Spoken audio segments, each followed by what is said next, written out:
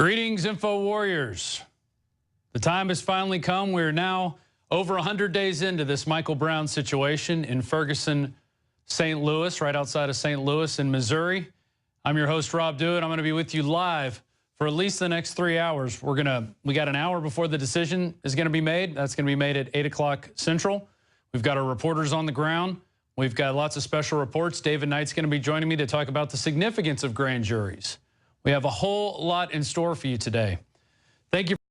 And if you are watching this on YouTube, we do appreciate it. We also have many other ways you can be watching us. You can join us at Infowars.com/show. That's a free stream. Also, we're streaming live on YouTube right now.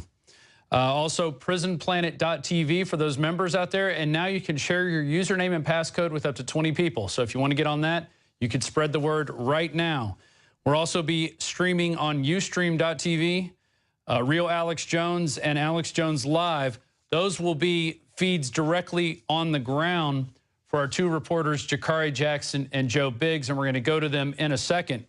And we do appreciate all of you out there who are prisonplanet.tv members. It's your support that helps us get the reporters out there, helps us pay for the crew back here, and especially doing these live presentations, which right now we are live. As I am speaking, it's going through the series of tubes that make up the internet out to you, wherever you may be, across the country, even across the world. And like I said, now we're over 100 days into this Michael Brown situation. What will the grand jury say? The announcement's going to be made. Earlier today, the governor came out and appealed for calm. And one thing that's very interesting, watching all the networks, CNN, Fox, they were all saying the same thing. This is very weird that they're waiting till 8 p.m. to make this announcement. It's already dark there now in Ferguson. In fact, why don't you guys cue up one of the live shots and just show people a preview of what is out there now. The people are gathering at the Ferguson police station. We have people gathering in all corners of the area. There's a shot of Joe Biggs. We're going to go to him in 1 second. If you look on the Drudge Report, there's a lot of articles today about what's going on in Ferguson. So the nation waits Ferguson decision, 8 p.m. tonight. Stores close ahead of announcement. Tensions are rising, and people are turning to churches for safe houses. There's a lot going on. Earlier today, Joe Biggs filed a report where they stopped at a Quick Trip. This is a quick 1-minute report, and we're going to be back right after this as soon as we go to this report. But just showing you that businesses are boarding up. They are expecting the worst, and we go now to that report. I'm Joe Biggs with Infowars.com, standing right outside of Ferguson, Missouri on North Hanley Road. Now, this Quick Trip right here, you can see they are starting to board the windows up. They are preparing for the worst. Just a couple hours ago, the grand jury came to the decision, and we're supposed to know at 8 p.m. tonight whether or not Officer Wilson will be indicted on the charges of killing Mike Brown. So continue watching our reports. We're going to be out here tonight live streaming as well. Make sure you're going to the Real Alex Jones Ustream and the Alex Jones Live Ustream. Jakari Jackson and I will be bringing you live updates. Go to the Twitter account, go to our Infowars.com website, and then make sure you check in with the nightly news as well. Once again, I'm Joe Biggs with Infowars.com in Ferguson, Missouri. All right, so businesses are boarding up, just as they said on the Drudge Report and other news outlets out there. And there you have it. Our reporters are out in the field. We've got all kinds of reports they've been filing. They've been there for over a week now. I'm sure they are exhausted from all the work they've put in. And we're going to go to Joe Biggs if he's ready, if he's there. I'm looking over to the side. If you're wondering, we actually have him on the giant screen right next to me where you can see, I think, is this our Ustream guys right here? Yeah, this is our Ustream, and we're using a really expensive piece of equipment called a Teradek to stream it out live to people. But now, Joe, can you hear me out there? Rob, dude, how are you doing tonight? I'm doing good. I'm sure you guys are cold out there. What is the mood? How is the crowd acting at this point? Tensions are high, as you could expect right now. You know, the governor came out earlier today, and basically the way he described everything was everyone's pretty much bracing for the worst. And like you saw earlier, I followed that report about the Quick Trip. That is only maybe 4 or 5 minutes outside of where the last one was burnt. Also, I spoke to an employee who worked at the Justice Center in downtown Clayton today. She was walking to work in regular attire with a bag with work clothes. She was told that they're not allowed to go into work with their uniforms on and or leave, and told to bring supplies because they could be locked up in there for the next few days. Yeah, pack your trail mix, folks. I mean, this is pretty much worst case scenario, I think, about to be realized. I'll go ahead and say it. I believe the grand jury is going to put down a no indictment call. I guess their decision will be. I mean, even on the local TV channels, I was just watching before we came out here, and we set up here at the Justice Center in Ferguson on South Florissant. You could see on the bottom tickers of the local news stations all the school closures in the area, none expected to open up again until Wednesday at the earliest. But then we also know Thanksgiving is Thursday, and a lot of people have off that Thursday and Friday as well. So you're looking at an entire week of school probably being missed here because of this entire investigation into Darren Wilson.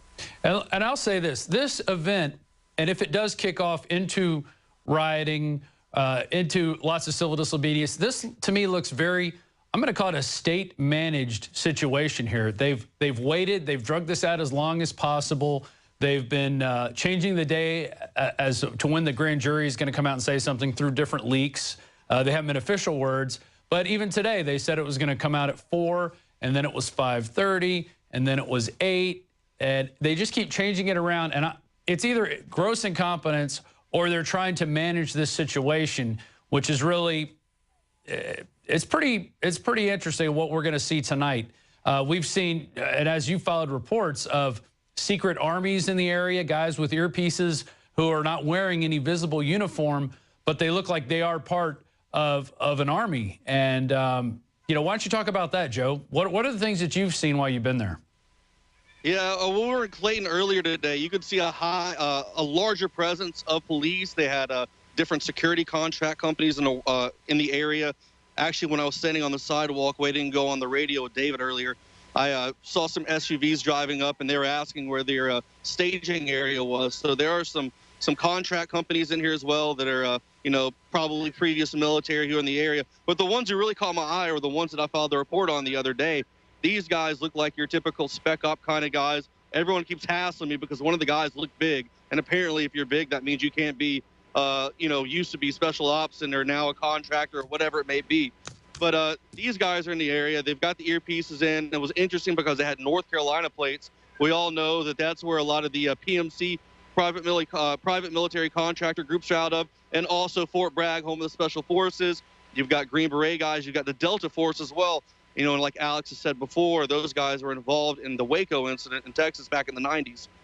And you're not speaking from no experience. You've driven these guys around countries in Afghanistan, Iraq. You've dealt with these guys before, taking them on secret missions, dropping them off, then picking them up. You're no spring chicken to this.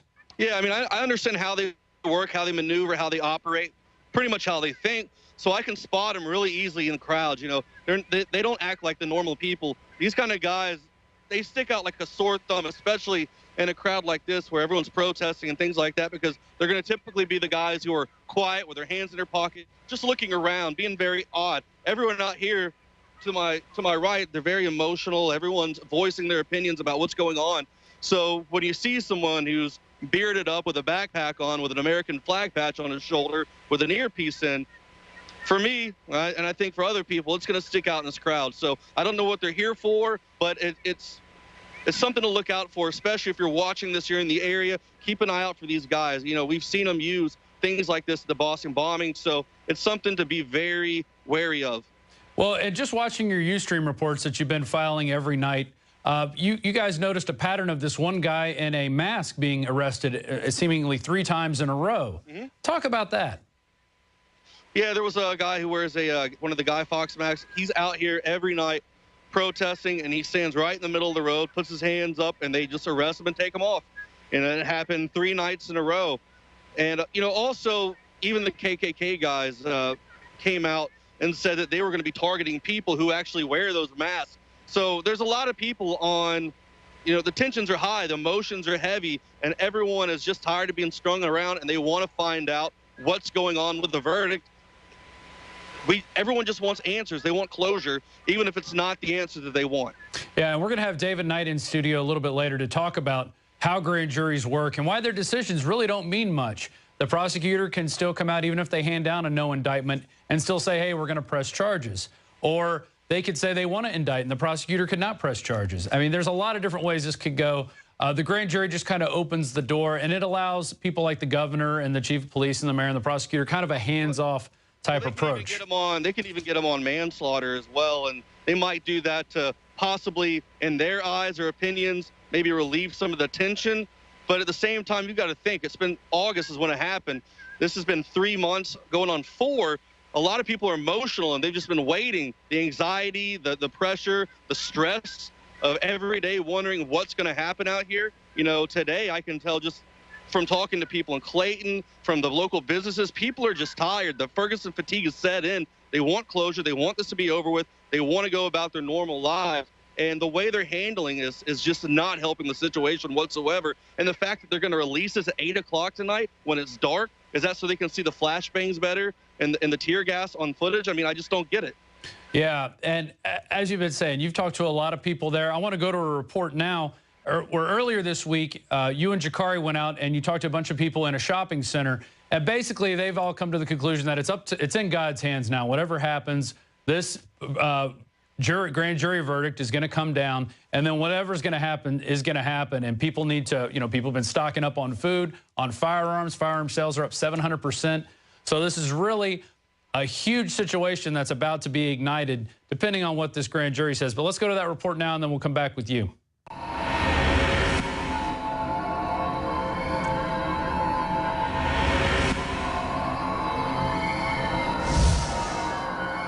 Jakari Jackson reporting for Infowars.com. We're once again in Ferguson, Missouri, and we want to talk to the locals and find out what they think about the coming verdict. What's going to happen with Officer Darren Wilson? Will he be indicted? Will he not be indicted? And what do they think is going to happen after that? We've seen a lot of talk, a lot of chatter about potential riots, looting, things of that nature.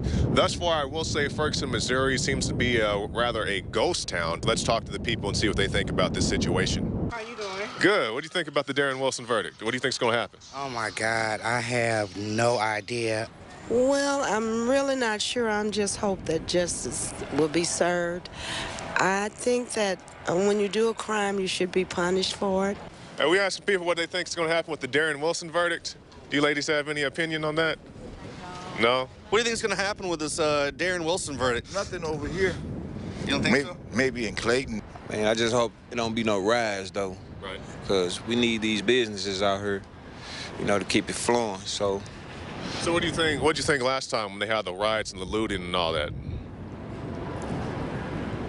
It was bad, man, because people couldn't even come outside, go to the stores or work or anything like that. So I just basically tell the young people, man, just fall back and let God take care of this, Not afraid of anything. We know people here, so we're all, pray to the good Lord, too, that everything turns out well. That's good. Yeah. I'm just praying God be with us and God be with St. Louis, you know what I'm saying? And we've seen a lot of stoking of racial division, and most recently the Klan has even threatened to come out here to the city of Ferguson, Missouri. Oh, my God. That is just too much. Are you kidding me? That's what they're saying. Okay, so we got to get geared up then. Overland is actually the Klan headquarters, for what I understand, for St. Louis, and that's not 10 minutes away from us down the highway. Basically, I worked in Westport where the Klan was passing out papers, asking people to join. I mean, to me, a white organization that's trying to recruit members is no different than a black organization trying to recruit members. If you got your beliefs, you hate this race for whatever reason, the black people over here hate that race for whatever reason. It's really a lot of ignorance in Missouri due to lack of education. We were separated. Blacks fear to go into West County, South County, and whites fear to go into North City, and everybody's divided already, and we already know. So basically, the Klan showing themselves is no different than what we're already dealing with anyway, with the separation we have in St. Louis. And we've seen an increase in firearm sales. Some local gun stores are reporting a 300% increase in sales. Nothing about that. I don't know nothing about that. I mean, yeah, everybody armed out here because they scared, and I don't blame them for doing it, because if I had a business or my house, I won't want nobody taking, taking my stuff. You know? So I feel, you know, I give all props to them peoples.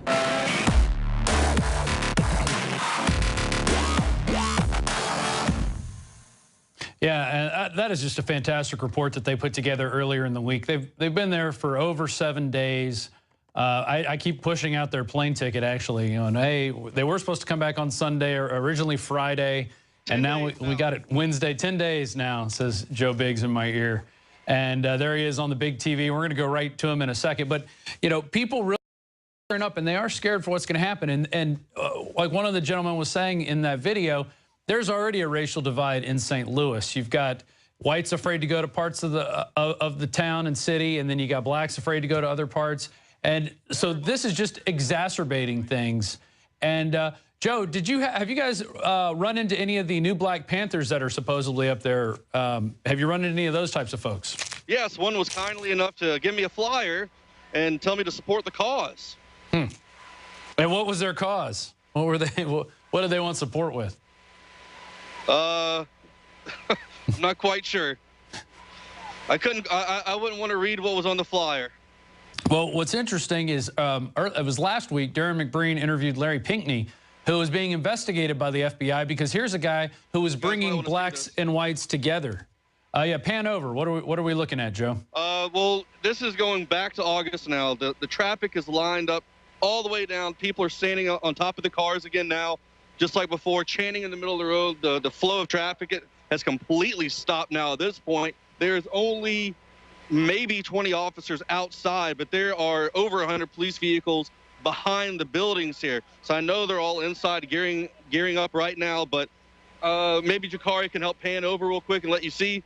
But everyone has completely got in the middle of the road. There are people riding in the vehicles, sitting on top of them, hanging out the windows, chanting. The flags in the background upside down. You know, everyone is out here in mass numbers now, and it just happened within minutes. Yeah, well, we're less than an hour away from this decision.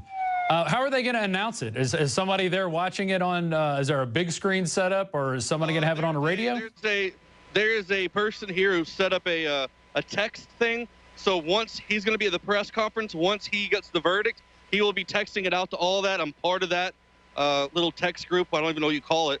But I will be getting text in my pocket. I'm sure hundreds of these people are also on it because there's over 10,000 people registered to receive that text. And we're going to go to it live when it happens. We're actually going to punch that up here in the studio so we could see exactly what happens in the press conference. So we may even get... Oh, there's a mob of people coming by right now.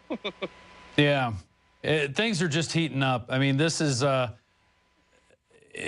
know, you guys last night, you were in a different part of town, weren't you, Joe?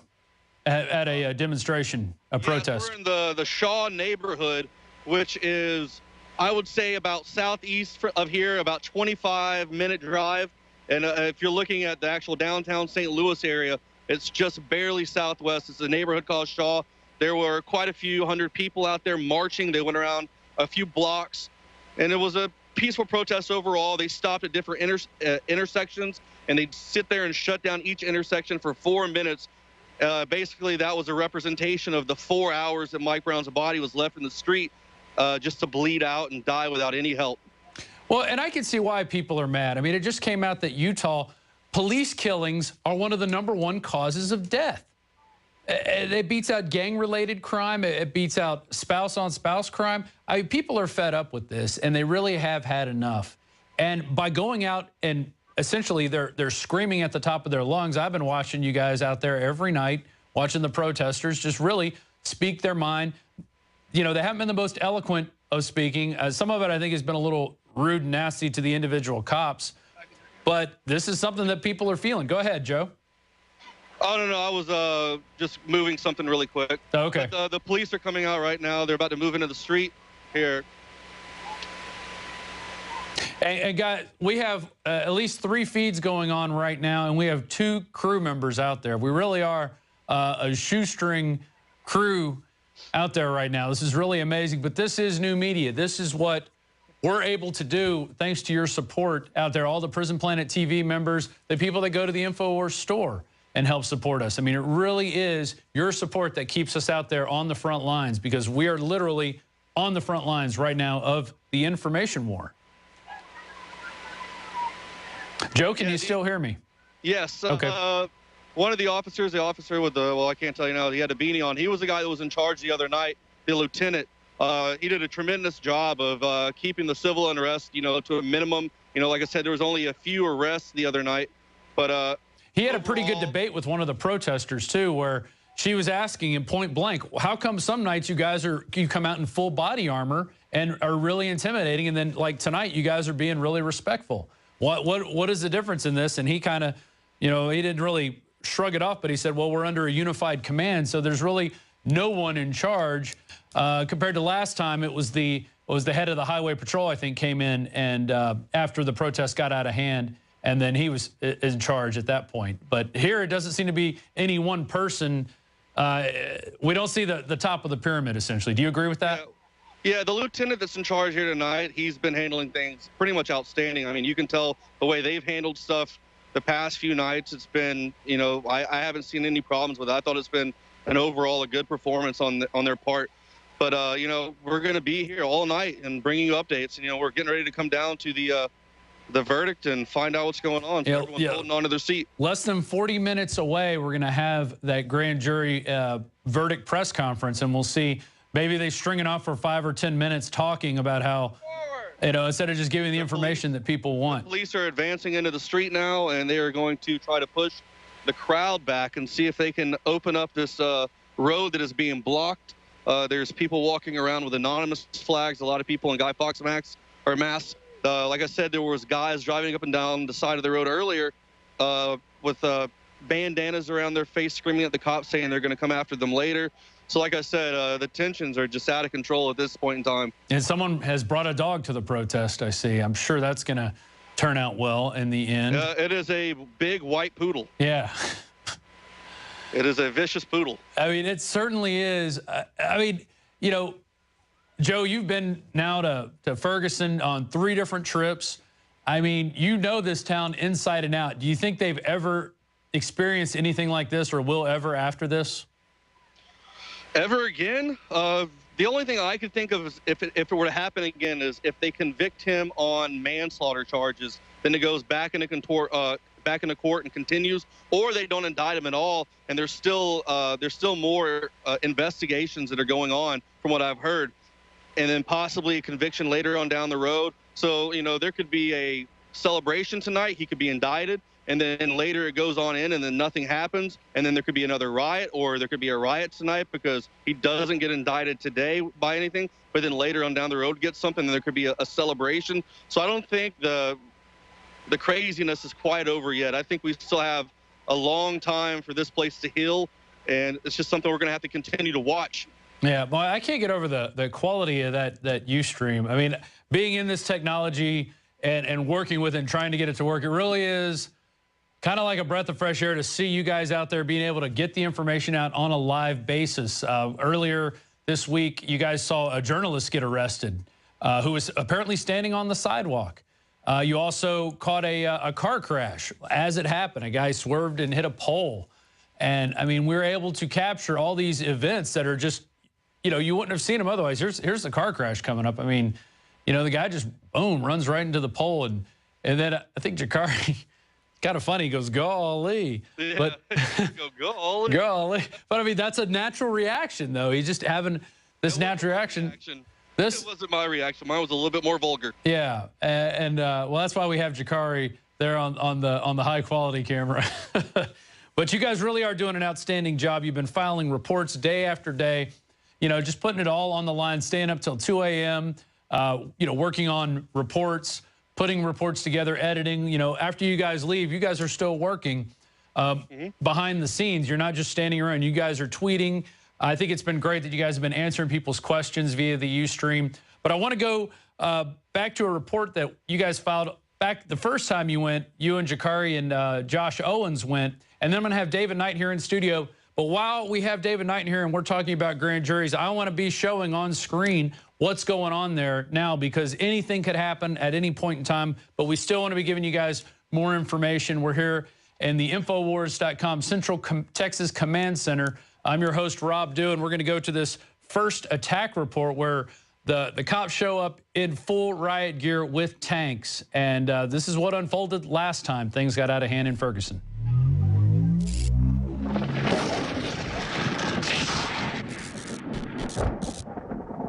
You are no longer peacefully assembling.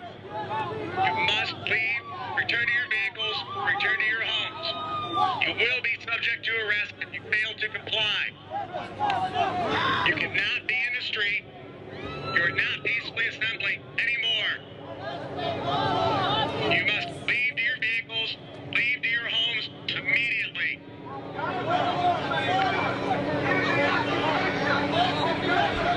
Please turn off your rural America. What did they say? I think they say please turn off your video. That's what it sounded like to me. Did they just tell us to turn off, stop filming? I think that's what they said, honestly. It sounded like this now they told us to turn off our recording. Trapping everybody in? They tried to. Front line of the Infowars, Joe Biggs, Jakari Jackson, Josh Owens, the front line as they advance on it. That is really hurting my ears though. Oh my God, they're coming at us right now. They're coming at us right now. All right, here we are. They're popping it off out here. Oh.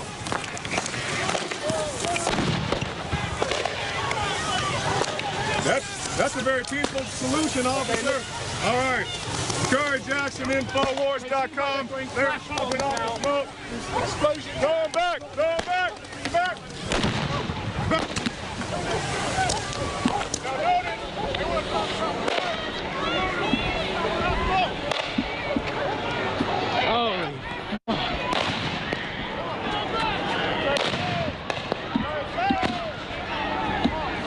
Now notice, they want to talk about the rioters and the looters, and they're popping off smoke. My God, man. Get cover. Everybody get some cover. Oh.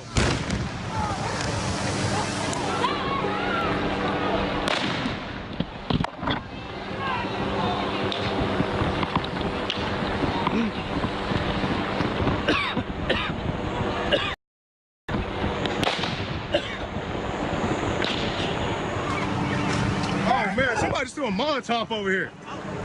I'm gonna get back from that. Bro, they're the ones burning it down. You ain't gotta do it for them.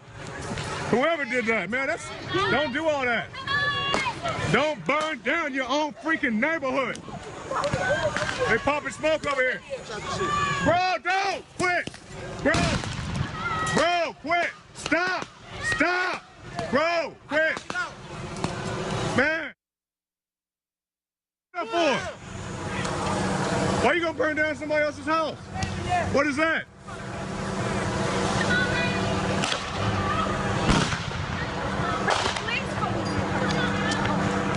Golly. I don't know if you can see off this. Thank you for putting that out, bro. All right, thank you. Hey, no other stupid. Golly. All right, so somebody lit a fire, but this dude put it out. Good look, bro. Good luck. Because I don't want us to get the wrong image. That's right. Because they burning it down. They don't want to pop in the flashbangs over here. Exactly. Hold up. Okay, once again, Jakari Jackson, Infowars.com. This will likely be my last broadcast of the night. My phone's about to die, and they're shooting stuff at us. Come on, baby. Come on. Come on. Infowars.com. The guys are coming in the trucks. They come in the flank.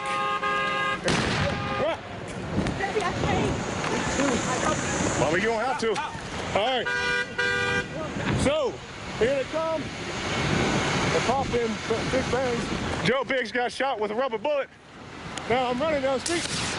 Man, quit shooting at me. Quit shooting at me. You see they shooting at us. You see that?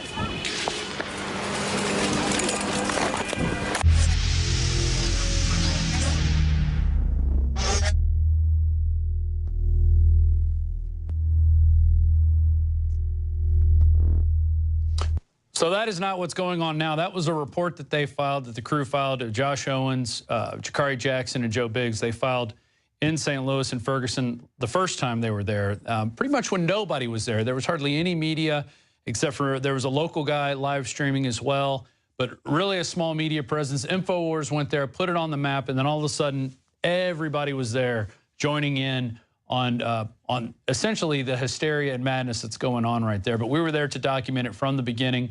We're there now. We have Joe Biggs live. I also have sitting next to me, David Knight has joined me in the studio. And earlier today, he was talking with Paul Joseph Watson about grand juries and how they work. And you've got a little more to add on this. I mean, does this grand jury decision really mean anything? Yeah, that's the point, Rob. Why do they even need to have a grand jury? Because the prosecutor doesn't need to have it. In half of the states, they don't use a grand jury system. In states where they do, they don't always call a grand jury. When the grand jury takes a look at the evidence, they can say that there's probable cause to move ahead with an indictment. But then again, even if they say that there isn't, the prosecutor still has the discretion where he can go ahead with it. You need to understand that this is not a real trial. And I think that's the most important thing, Rob, is that people need to understand not only about the guilt or innocence of this police officer, they need to be affirmed that this system is innocent, that this system is working, that this system is not rigged.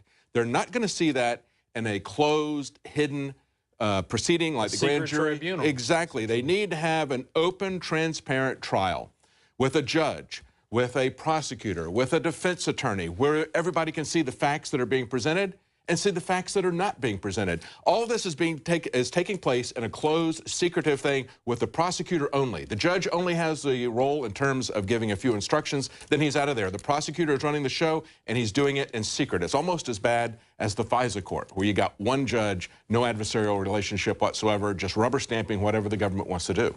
Yeah, and I mean, we've drawn it out so much. We've had so much media presence down there.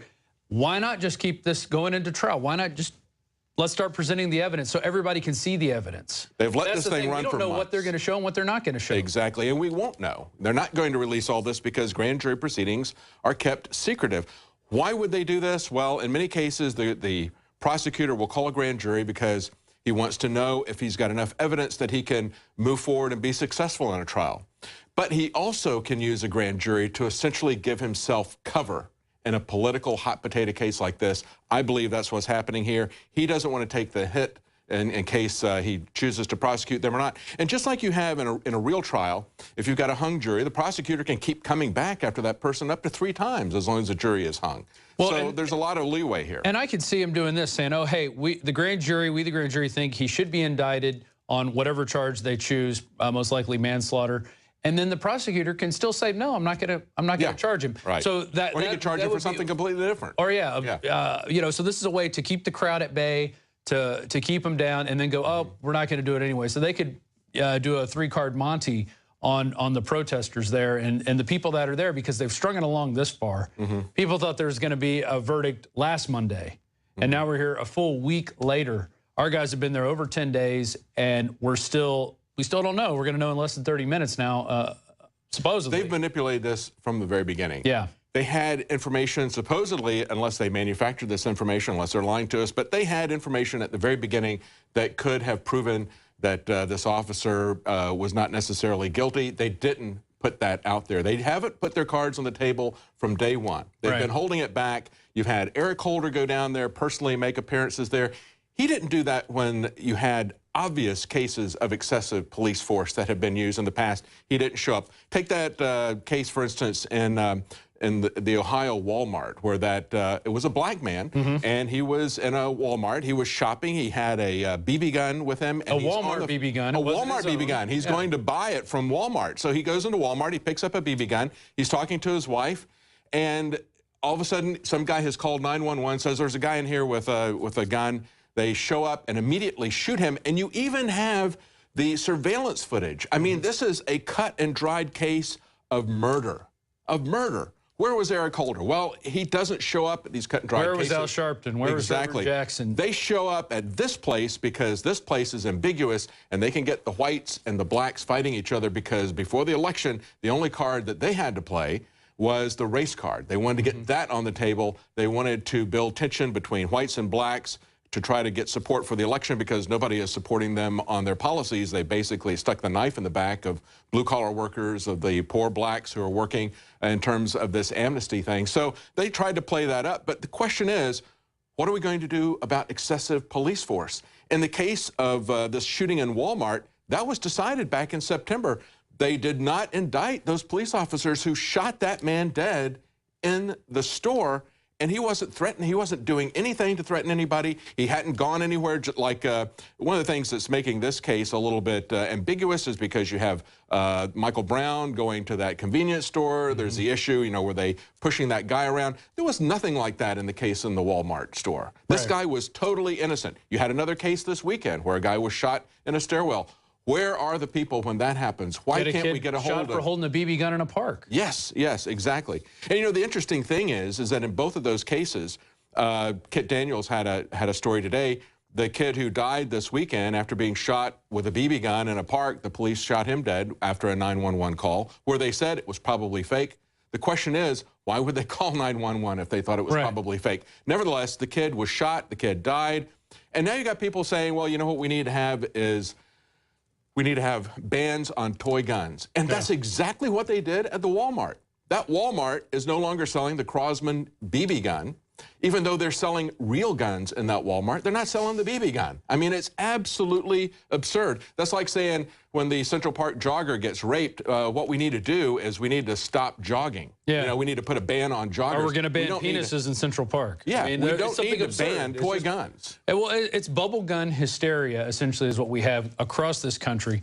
A kid does this. I was covering it last week. He went pew, pew, with a ray gun, a fake ray gun with his finger, and he gets suspended. He's in the lunch line messing around with some friends. Meanwhile, the police who are shooting people dead on the streets, who are shooting first, who are emptying their guns, they're not even doing what Frank Serpico said. He said in his day they would shoot twice, reassess the situation. If they thought that it was justified to shoot. Empty the clip. They empty the clip. They shoot first and they keep shooting until they're out of ammunition, and nothing happens to them. Meanwhile, like she said, if you just point a finger, a kid points a finger at somebody and goes bang, bang, he's in a lot of trouble. But the police never get in trouble, even when they're killing people. Yeah, or killing dogs. I mean, puppycide. That's now part of the vocabulary, puppycide. We got one officer in New York that by himself over a period of 3 years, has killed 25 dogs in Buffalo, not New York City. In Buffalo, he's killed 25. The department's killed over 90 dogs in that same period. It's absolutely out of control, and the question is, what are we going to do to get control of it? Of course,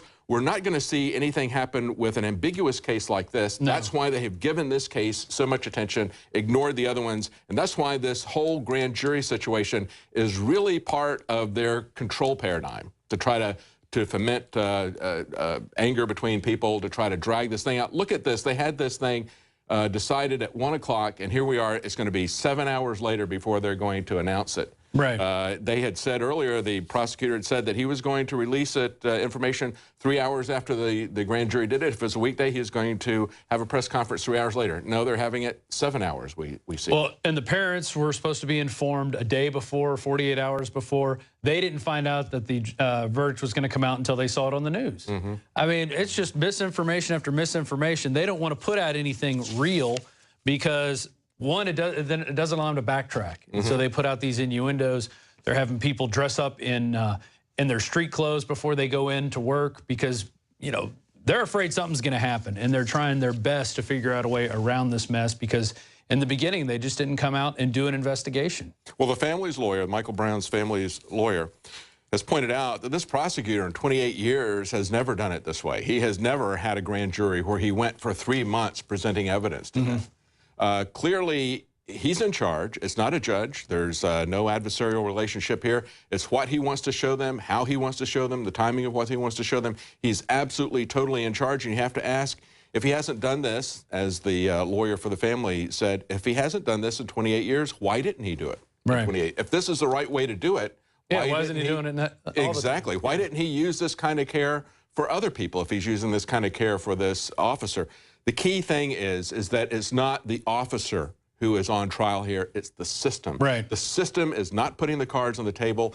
As we see with government at every level on every issue, they are closed, There's no transparency. There's no candidness. Everything is a secret. We're not allowed to know anything, and they manipulate us to the nth degree. And quite frankly, I'm sick of it. I know that the people there are sick of it. I know the black community is sick of it because they've been bearing the disproportional brunt of this kind of excessive police force, just like they've been bearing the brunt of the drug war for so long. I mean, it's affecting everybody, but it is disproportionately affecting the black community for sure. And we've got reports on these all coming up later tonight.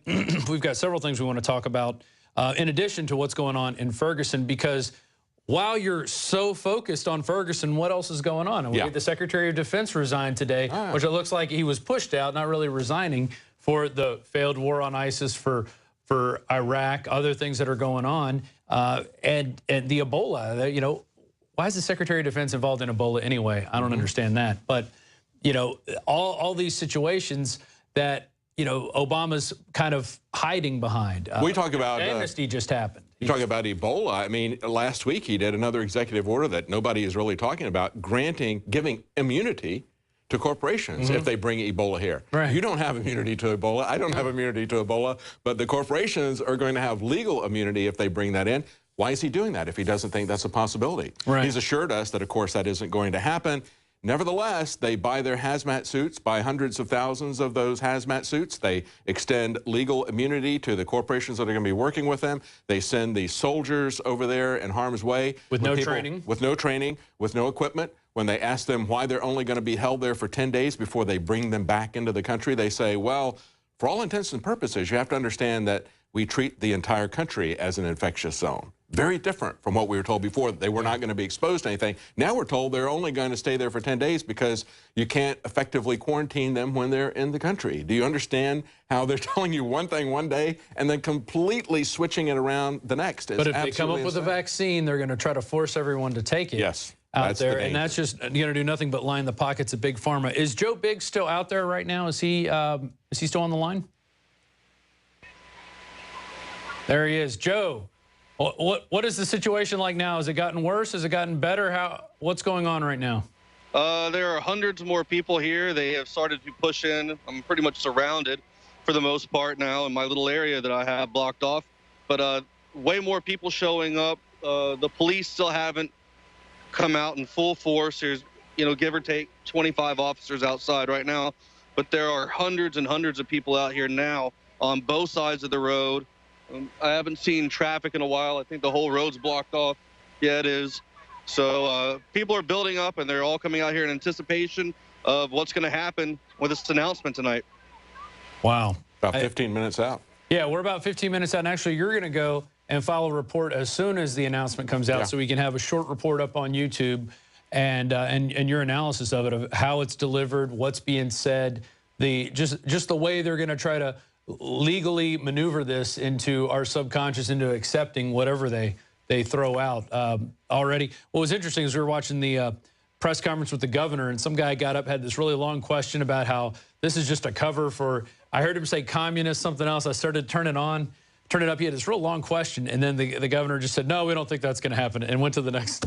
Just totally dismissed what this guy was bringing up. Yeah. Sort of like what happened when Dan Bidandi asked the governor of Massachusetts. No. Next question. Yeah. No. This is definitely not a false flag. All these people with black backpacks and contractor gear really weren't there. You know, we know who did it. It was these two Chechen brothers.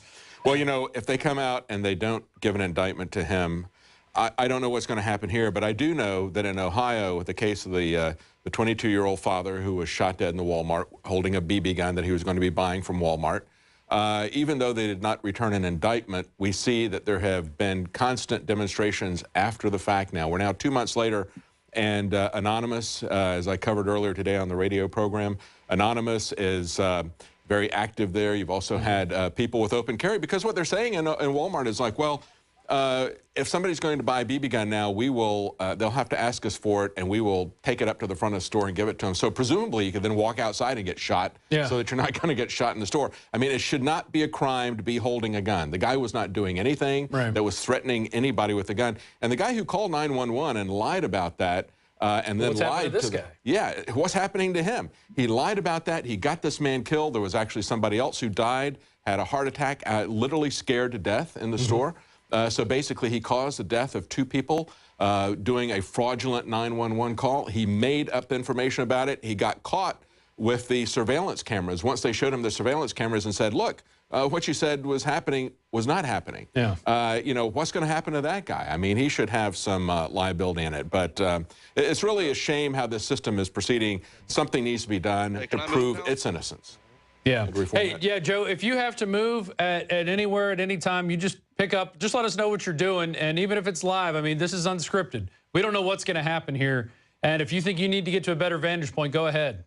Yeah, I'm going to move real quick and get to a spot where I can kind of see what's going on all around me. Okay. Sounds good. And in fact, I want to go to another report that we have, and you're going to go get set up in the reporter room. Yeah. And then you're going to come back in here, and whatever happens after the fallout, I want you back in here so we can analyze it and talk with the guys in the field out there.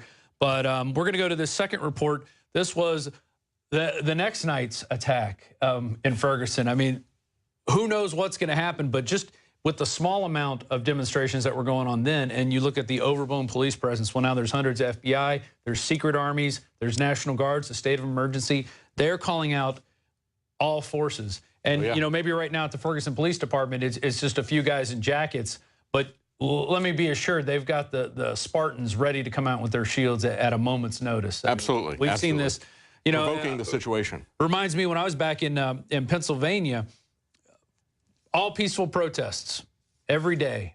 Nothing happened of any significance. G20, yeah. Yeah, G20.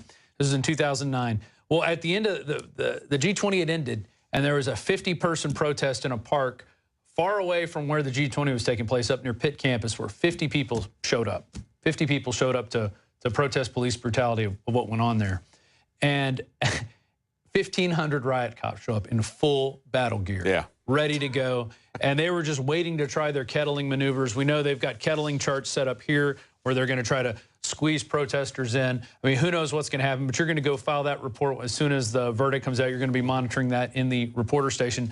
And let's go to that report now. This is, I guess, the second or third night of the action and the events, the first time the crew went into Ferguson.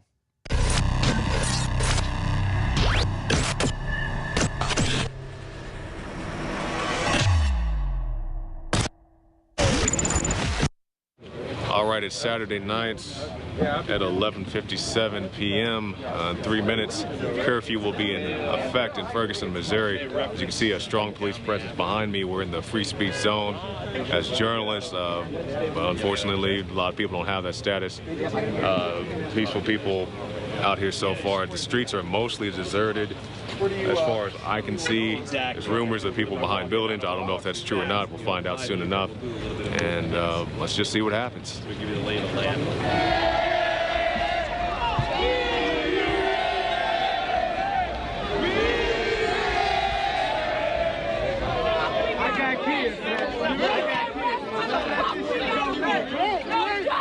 No curfew! No justice! No curfew! No justice! No curfew! No justice! No curfew! No justice! No curfew! No justice! No curfew! Jail right now. This is the police department. You are violating the state-imposed curfew. You must continue to disperse peacefully, or you will be subject to arrest and/or other actions.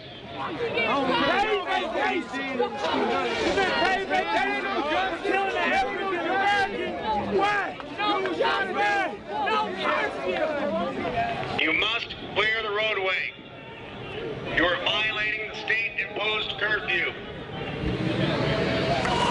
You must disperse the area immediately. You are in violation of the state-imposed curfew. You are subject to arrest and his continued actions. You must leave immediately. Oh, here we go. That's going down. Oh, that's going right on us. Watch out. Yes.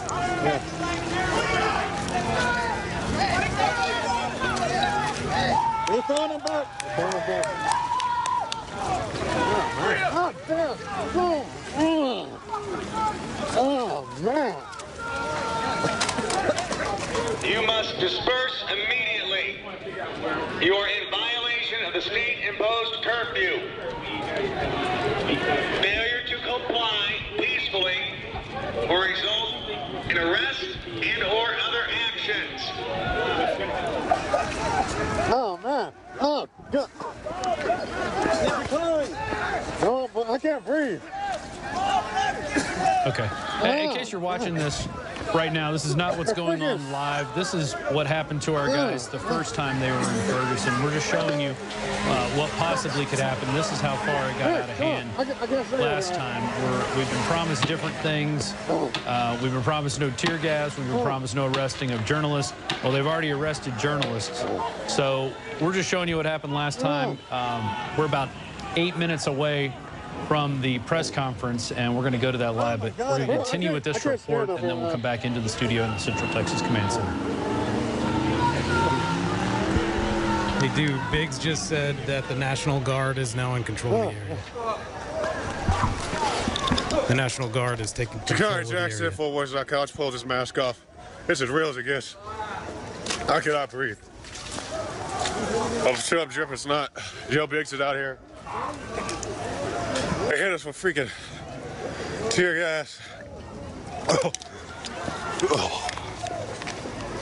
So there you see the effects of tear gas right there, what happened to somebody. And that's Sha'Carri Jackson, who wasn't doing anything, was acting as a journalist, was there as a journalist. And there you see what happens to, those are the effects of tear gas. I mean, that could happen again. Joe Biggs got shot with a rubber bullet last time. I think Kid Daniels got tear gassed. Josh Owens did. Josh Owens had to take refuge in a car with a Vice TV journalist, a Vice.com journalist, and literally they were surrounded by cops. And I don't know how they got out. Josh doesn't even know because he couldn't see. He was blinded. He really, he was totally blind. But we're going to go back to Joe Biggs. He's got some news on the National Guard. Joe, what's going on now? What's the situation like out there?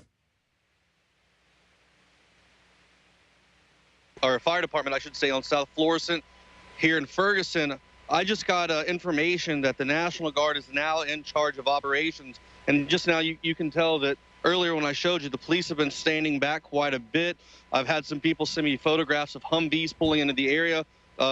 Over on West Florissant, they've got some set up as well. So it's only a matter of time before they move in this way. The word that we got that National Guard will be coming in and protecting or help protect the fire departments and police stations in the surrounding St. Louis area. So far, we haven't seen them show up here yet, but they could be here anytime. There's still helicopters flying overhead, and they're, as you can see behind me, I don't know how well you can see, there's still a lot of people. The whole road's blocked off completely.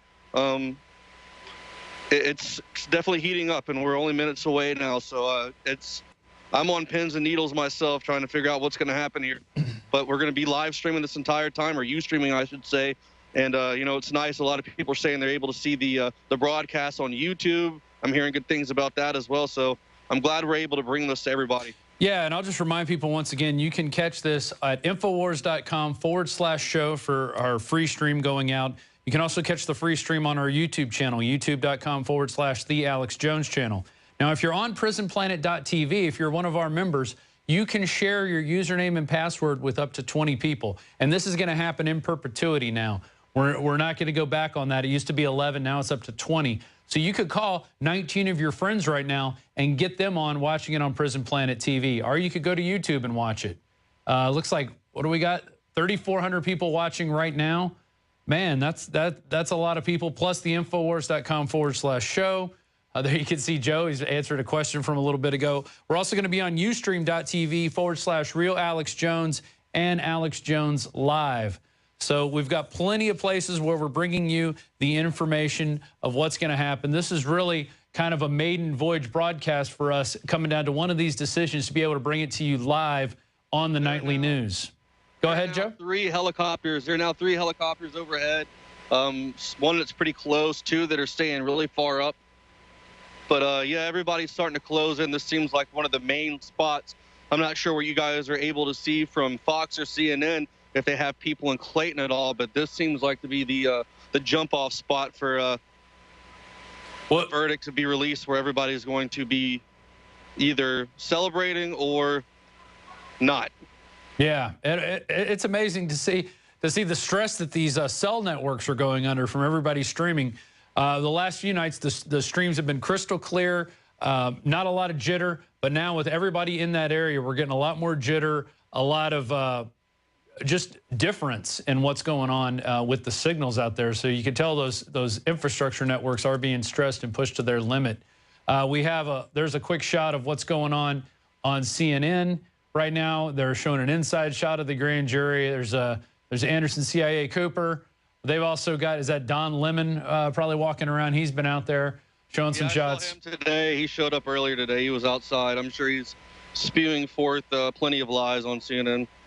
Well, that's their job. This is guaranteed you're going to see this as a state-managed situation, whether it becomes a riot. It's only a matter of time before we see another one of these stage actor police officers stage an event where they push Don Lemon or something, or maybe Anderson Cooper, big tappers out here as well. So maybe we'll see one of those staged events again like we did last time. Yeah, and we're about 3 minutes till. If you're looking for some of our older reports, you can go to the Alex Jones channel and watch some of those. We have a playlist of just what the crew has done this past 10 days. And then we've got further reports. If you just do a search on Ferguson and Infowars.com, it'll bring up lots of stuff that they've produced in the past. I mean, we really are out there on the front lines trying to get you guys the information. And we've got some amazing stuff we're going to play later once this verdict is announced. We've got 2 reports, one from John Bound, one from Leanne McAdoo. But I don't want to overshadow what's about to be happening. I think you're about to see a historic event where people are all at once in one large location about to receive some information that we haven't really seen since the was announced. I mean, a big case like this where so many people were out, and we saw what happened in those 90s riots. Darren McBreen actually lived through it, not in it, but he was around the area. He could see fires. He was driving down the interstate, and he goes, I remember I looked over and I saw a gas station on fire, and I thought that was funny. And then I saw the one next to it, and then I looked across the highway, and there was another gas station on fire. And that's when it really hit me that something was really going down big time. And it looks like we're at 7:58:30 right now. Thank you for joining us. If you're watching this on YouTube, Prison Planet or Infowars.com/show. We've got the crew in the back. Why don't you give a quick shot of the crew back there in the control room? We've got several of our guys back there. There's CJ, Joe, and Travis, and everyone. We've got Lewis working social media. There's Leanne McAdoo, John Bound, Nico, Marcos Morales, and there's Richard sporting the beard as well. And so we got the full crew in effect. We're here at 8 o'clock.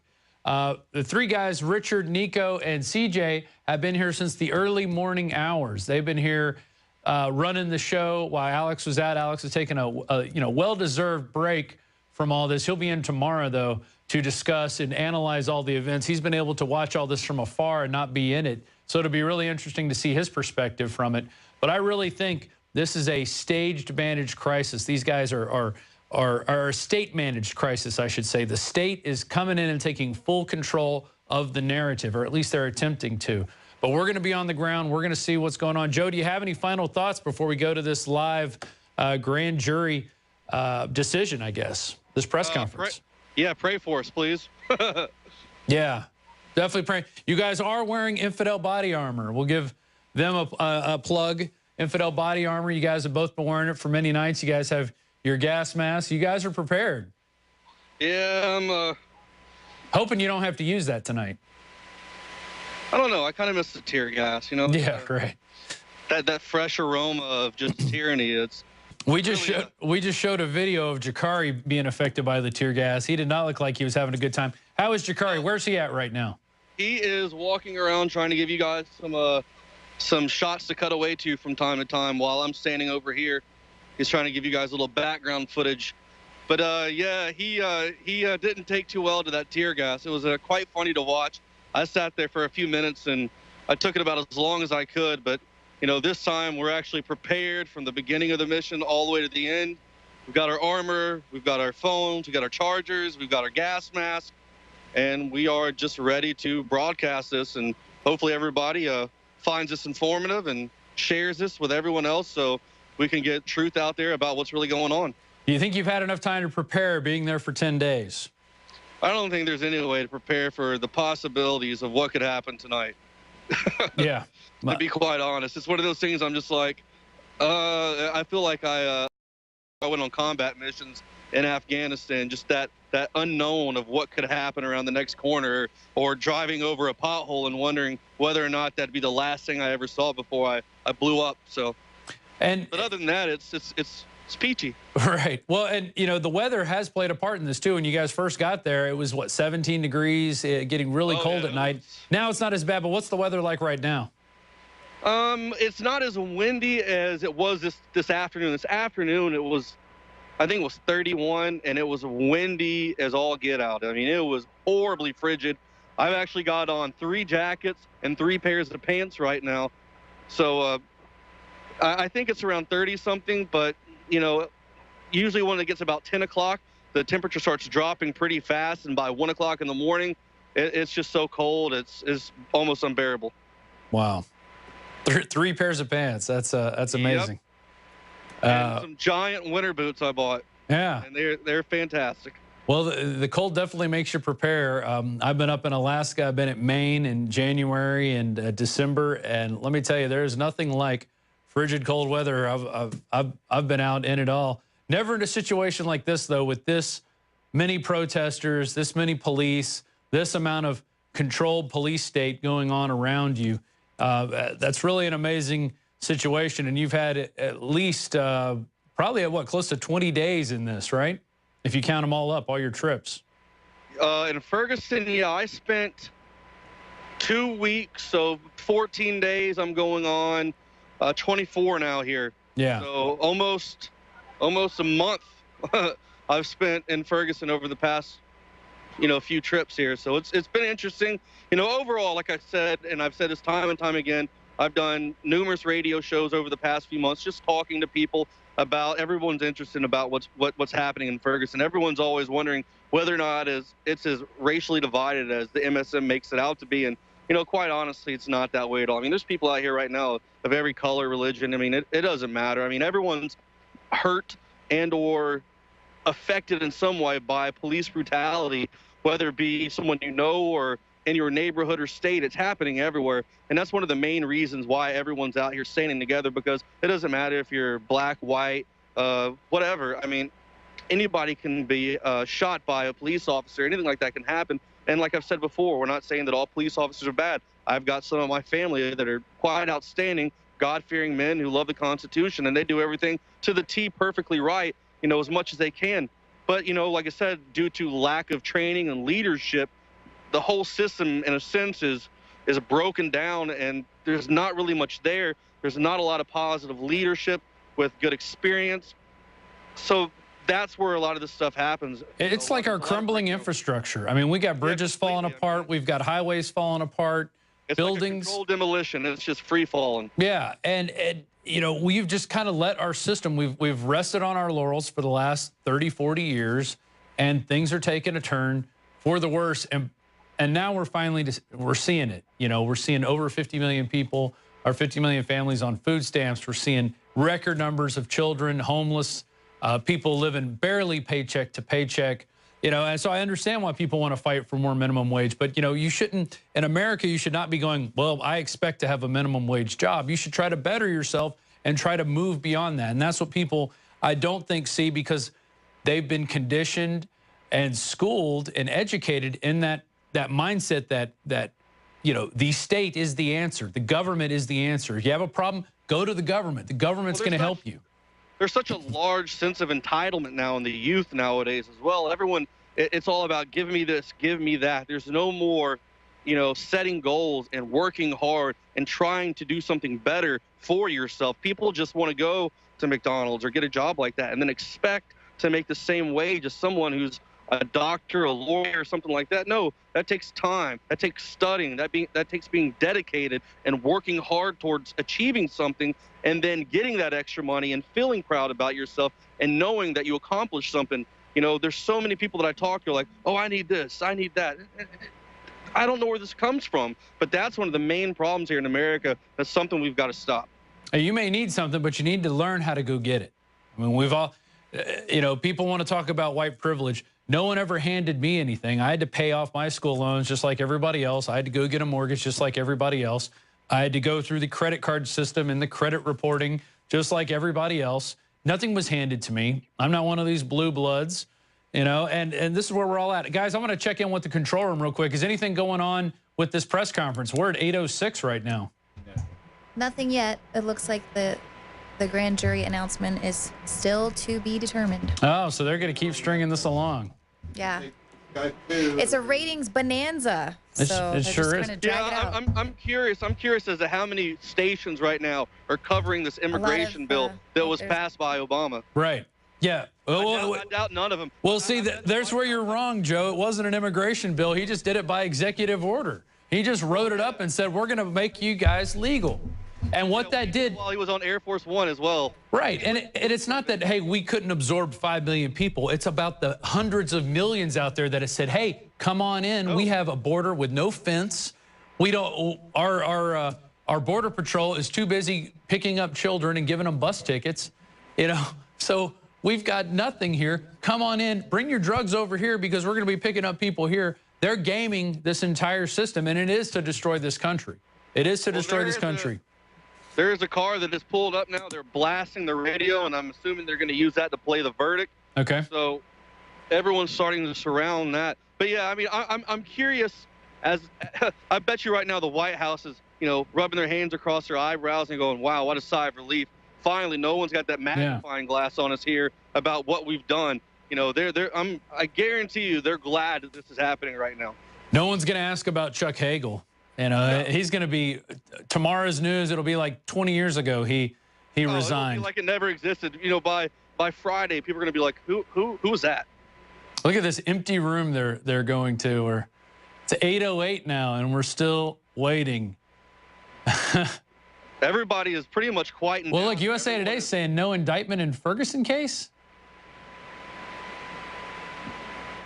Will not face charges. So USA Today has obviously gotten the message, but they're not going out and announcing that. Well, we're getting some, according to Brown's family, some people are sort of speculating because Darren Wilson wasn't, no call for him to turn himself in. Okay. But now this is breaking that according to the Brown family. So I guess they found out before the rest of the world, which seems like that would have been the appropriate thing to do. So well, and we knew this was going to leak out as soon as it was made to anybody. This is big news, and nobody's going to sit on it. They're going to tweet it. They're going to talk about it. Have you got the sense, Joe, that anybody's heard this? We just saw on USA Today. No, everyone is quiet right now. Everyone's got this car surrounded listening to a local station. There's no word thus far of the announcement.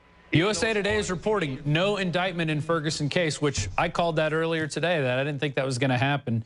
I said that back in August. Right. And even Paul Joseph Watson released a video, The Truth About the Michael Brown Case. He presented his, I think, very well laid out version, which probably has more evidence than what the grand jury has even seen. So that's very interesting. Could you guys print off that article and bring it in to me? That USA Today one, and I'll read it off the air, and I guess we're bringing it to you first before you're hearing it anywhere else, that there will be no grand jury indictment from that end. So the question is, one, how is this crowd going to react to it? I don't think they're going to be too favorable for this decision. And then two, will the prosecutor come back and say, well, we're going to go ahead and charge him anyway? The prosecutor doesn't look like he's doing that because there hasn't been a call for Brown to turn himself in. Or not Brown, Officer Darren Wilson, sorry. But it's very interesting on what's going on now. Joe, it looks like people are still quiet. They have not got the word yet. No, no one's gotten the word here yet, even though it's on TV apparently. Right now, everyone's standing around this car over here, and they're listening. They got the speaker up loud.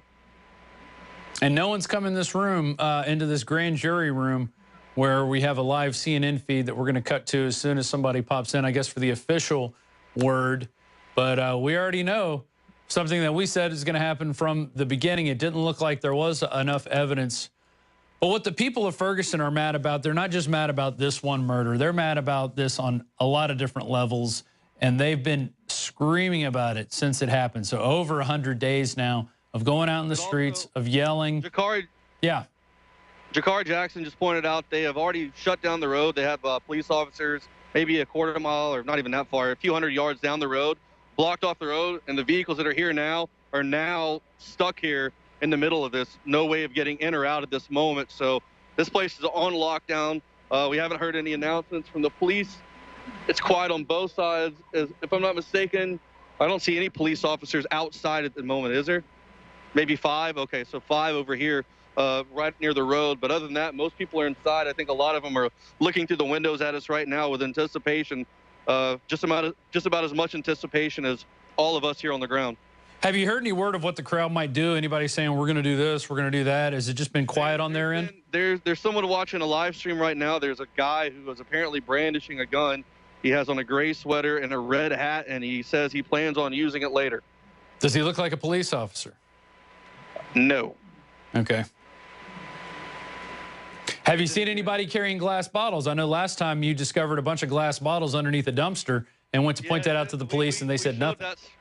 We showed that spot on the Ustream the other day, the other night. It was actually right before the car wreck happened. I was actually shooting down to the left with the camera, and you could actually see that same metal container, and I was pointing out that that's where we'd found those, or I had found those, and I walked over to the police officers and brought it to their attention. Nothing was done about it, and then eventually, yes, they were used.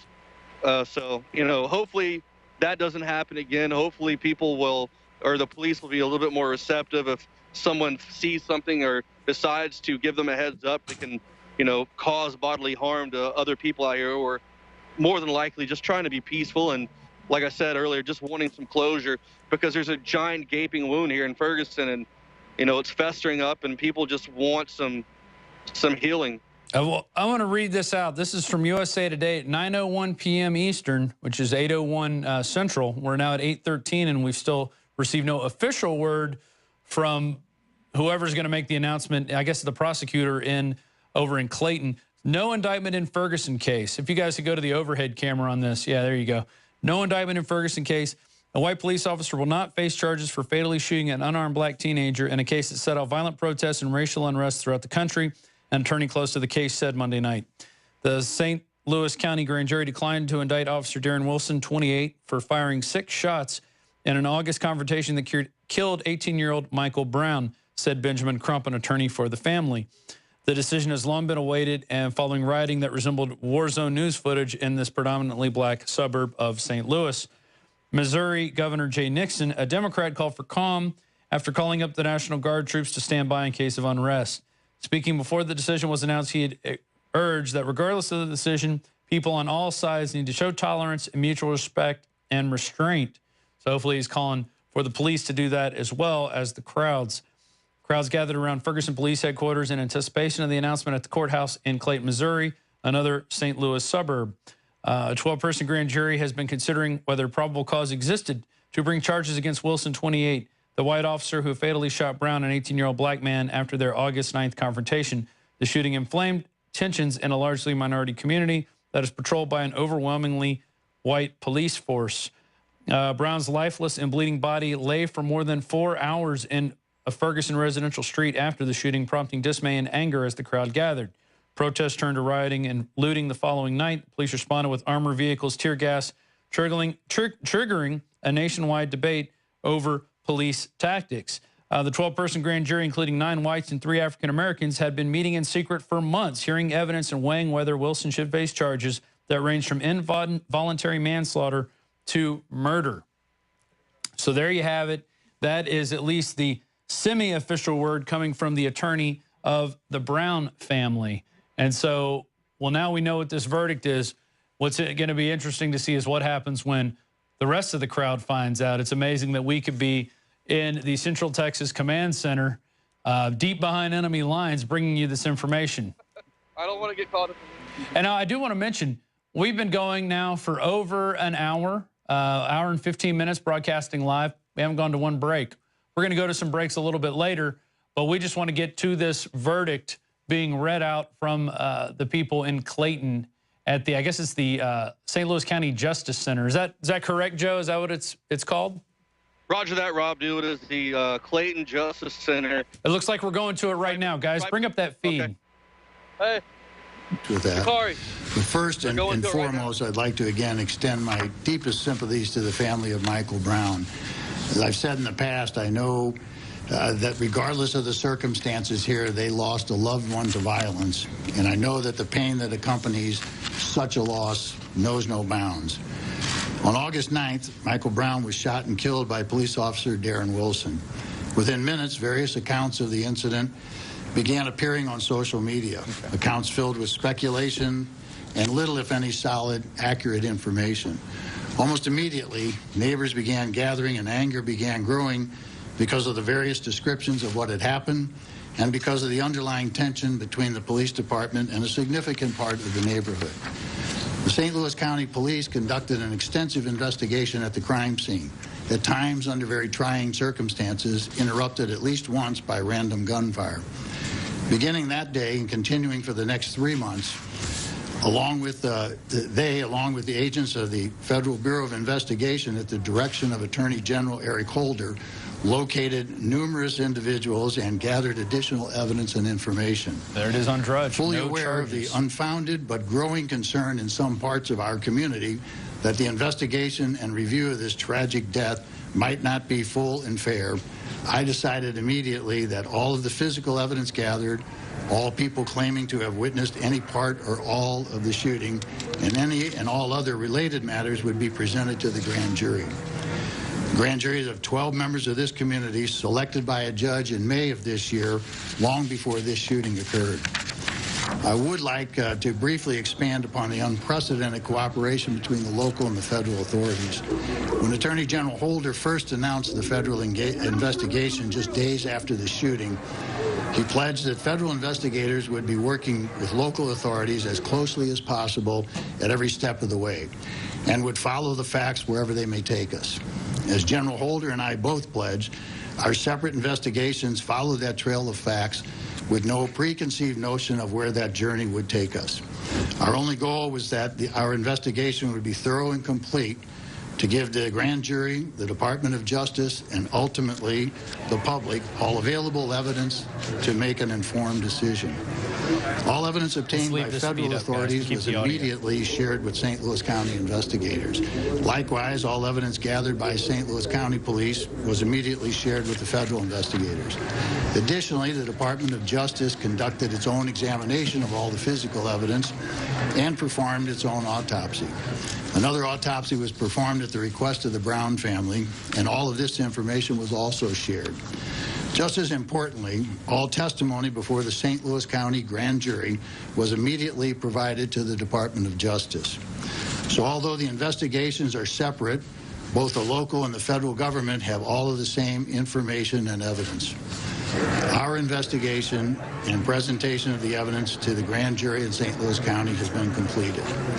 The most significant challenge encountered in this investigation has been the 24-hour news cycle and its insatiable appetite for something, for anything, to talk about, following closely behind with the nonstop rumors on social media. I recognize, of course, that the lack of accurate detail surrounding the shooting frustrates the media and the general public and helps breed suspicion among those already distrustful of the system. Yet those closely guarded details, especially about the physical evidence, give law enforcement a yardstick for measuring the truthfulness of witnesses. Eyewitness accounts must always be challenged and compared against the physical evidence. Many witnesses to the shooting of Michael Brown made statements inconsistent with other statements they made and also conflicting with the physical evidence. Some were completely refuted by the physical evidence.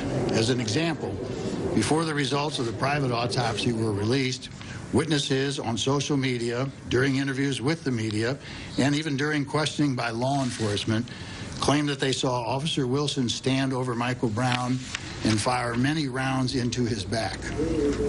Others claimed that Officer Wilson shot Mr. Brown in the back as Mr. Brown was running away. However, once the autopsy findings were released showing that Michael Brown had not sustained any wound to the back of his body, no additional witnesses made such a claim, and several witnesses adjusted their stories in subsequent statements. Some even admitted that they did not witness the event at all, but merely repeated what they heard in the neighborhood or others or assumed had happened. Fortunately for the integrity of our investigation, almost all initial witness interviews, including those of Officer Wilson, were recorded. The statements and the testimony of most of the witnesses were presented to the grand jury before the autopsy results were released by the media and before several media outlets published information and reports that they received from a D.C. government official. The jurors were therefore, prior to the time that information going public and what followed in the news cycle, the jurors were able to have already assessed the credibility of the witnesses, including those witnesses whose statements and testimony remained consistent throughout every interview and were consistent with the physical evidence in this case. My two assistants began presenting to the grand jury on August 20th. The evidence was presented in an organized and orderly manner. The jurors gave us a schedule of when they could meet.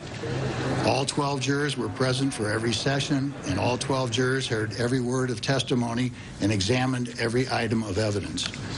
Beginning August 20th and continuing until today, the grand jury worked tirelessly to examine and re-examine all of the testimony of the witnesses and all of the physical evidence.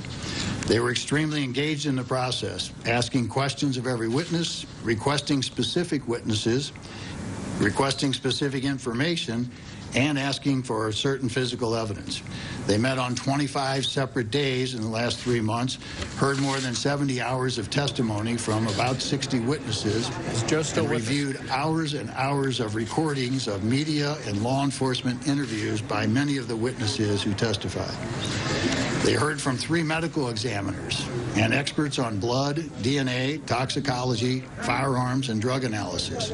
They examined hundreds of photographs, some of which they asked be taken. They examined various pieces of physical evidence. They were instructed on the law and presented with 5 indictments ranging from murder in the first degree to involuntary manslaughter. Their burden was to determine, based upon all of the evidence, if probable cause exists to believe that a crime was committed and that Darren Wilson is the person who committed that crime. There is no question, of course, that Darren Wilson caused the death of Michael Brown by shooting him, but the inquiry does not end there.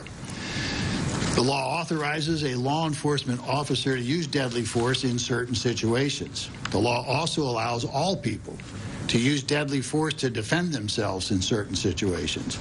So the grand jury considered whether Wilson was the initial aggressor in this case, or whether there was probable cause to believe that Darren Wilson was authorized as a law enforcement officer to use deadly force in this situation, or if he acted in self-defense. I detail this for 2 reasons. First, so that everyone will know that, as promised by me and Attorney General Holder, there was a full investigation and presentation of all evidence and appropriate instruction of law to the jury, to the grand jury. Second, as a caution to those in and out of the media who will pounce on a single sentence or a single witness and decide what should have happened in this case based on that tiny bit of information. The duty of the grand jury is to separate fact from fiction. After a full and impartial and critical examination of all the evidence in the law and decide if that evidence supported the filing of any criminal charges against Darren Wilson. They accepted and completed this monumental responsibility in a conscientious and expeditious manner. It is important to note here and say again that they are the only people who have heard and examined every witness and every piece of evidence. They discussed and debated the evidence among themselves before arriving at their collective decision. After their exhaustive review of the evidence, the grand jury deliberated over 2 days, making their final decision. They determined that no probable cause exists to file any charge against Officer Wilson and returned a no true bill on each of the 5 indictments. The physical and scientific evidence examined by the grand jury, combined with the witness statements supported and substantiated by that physical evidence, tells the accurate and tragic story of what happened. So a very general synopsis of the testimony and the on, physical evidence presented to the grand jury follows. Keep this up, guys. Please note that as I have promised, and then let's go to a shot. If y'all can put me in a split screen with one of our cameras. So the official word has been read out that there will be no indictment after a long explanation from Robert McCullough, who is the prosecutor. And he's given the word. It looks like people are starting to file out. Joe, can you hear me? What's the mood like right now? It looks like people are moving away quickly. Yeah, people are running all over the place. Have you heard any yells or screaming or chanting or anything? Everybody just screamed. Everybody just screamed, and bottles just started flying. Wow. Cars are trying to get out of the area. What's Jakari's? People are screaming and cussing right now, and it's not looking good. Right. And where's Jakari in all this? He's standing right in front of me. Okay. Oh, that's him. Okay.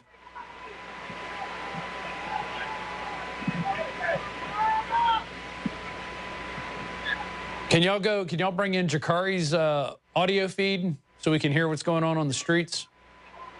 It's probably not good for him to get close to anything right now. Okay. He's just got the better audio.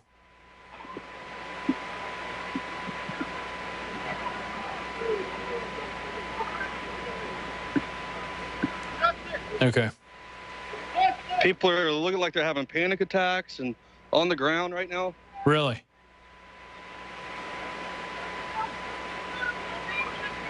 Well, this is live news as it's unfolding. We have our two reporters on the ground there, Jakari Jackson and Joe Biggs. And, cars are speeding off with people hanging out the side. And drove west. There's been, on the police scanner, there's people talking about people in vehicles driving up and down the road with the guns hanging out the side. You can hear glass bottles breaking everywhere right now.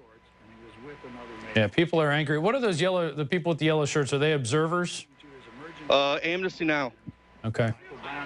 Yeah, so those are observers. We saw them last time you guys were there when all the events took place. Have you seen any police presence at this point? Very light, very few. Most of them are staying inside. I saw one guy in full riot gear peek his head out, and then he looked and saw the crowd, and then that didn't last too long. Now people are running towards the police station. Okay, let's pan over and see if we can see what's going on there. Does it look like they're about to vandalize the police station, or? It doesn't look good at all. All the riot police are running up now. Okay. They were standing far back. I couldn't see them. Whoever's got the clearer shot, go to that one. What's Jakari's shot look like? And if y'all could get audio on Jakari, go ahead and try to feed audio into his. Did he get disconnected? Who? Jakari's shot. Ah, okay. People are running up screaming to the police station right now. Well, can you get a little closer without getting in any danger? Officer Wilson. I'll try. At an angle, blocking their path and blocking the flow of traffic. Okay. Y'all can kill the prosecutor's testimony. I think we're done with CNN. So what right now? So we're looking at cop block. Okay, and then where's Biggs at? Looks like he's upside down now. I shouldn't be. No, not you. The other guy. Is anything going on? Are the cops standing out front? Is that what's going on? Tell us what you see, Jeff. Yeah, there's tons of them out there now. Hey, Jakari's recording this on video, right? I'm pretty sure. Make sure he's recording. You never know, in the heat of the moment, he might have forgotten. I don't know where he went. He took off as soon as everybody started running towards the police station. Okay. Well, hey, as soon as Jakari's line comes back, you guys sync back into him as well. Or maybe somebody text him, see if he can restart it. Sometimes it takes that. I'm sure there's a lot of tweets going out now. Hey, we're trying to get Jakari's feed back up. We haven't been able to establish a good connection just yet. Okay. Do we But have I'm sure. We have another, we also have the iPhone Ustreams. Joe, you're still with us on Skype. Do you also have Ustream going, or are you just on your Skype? I just have this one phone. Okay. Here's your car. Somebody just kicked in a window to a business, apparently. Is that what they said? Which one? Someone just kicked in the glass to the Jackson Hewitt Tax Service. It's the, hold on. This phone keeps sliding off. See that white sign right here? Right. That's Jackson Hewitt Tax Service. The window has just been knocked out. Okay.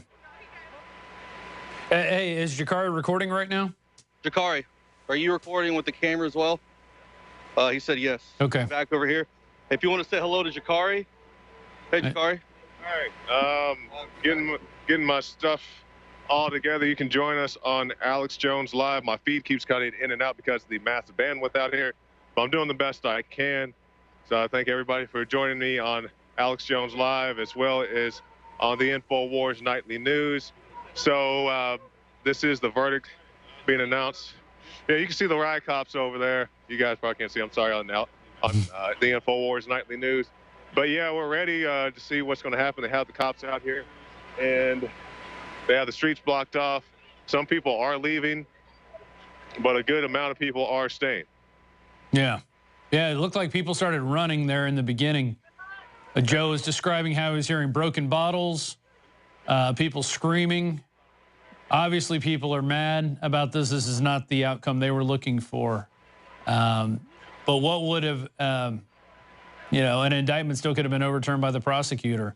He also still has the ability to prosecute if he feels like it, although I think he's going to use the anonymous secret tribunal grand jury as his cover not to go after Officer Darren Wilson.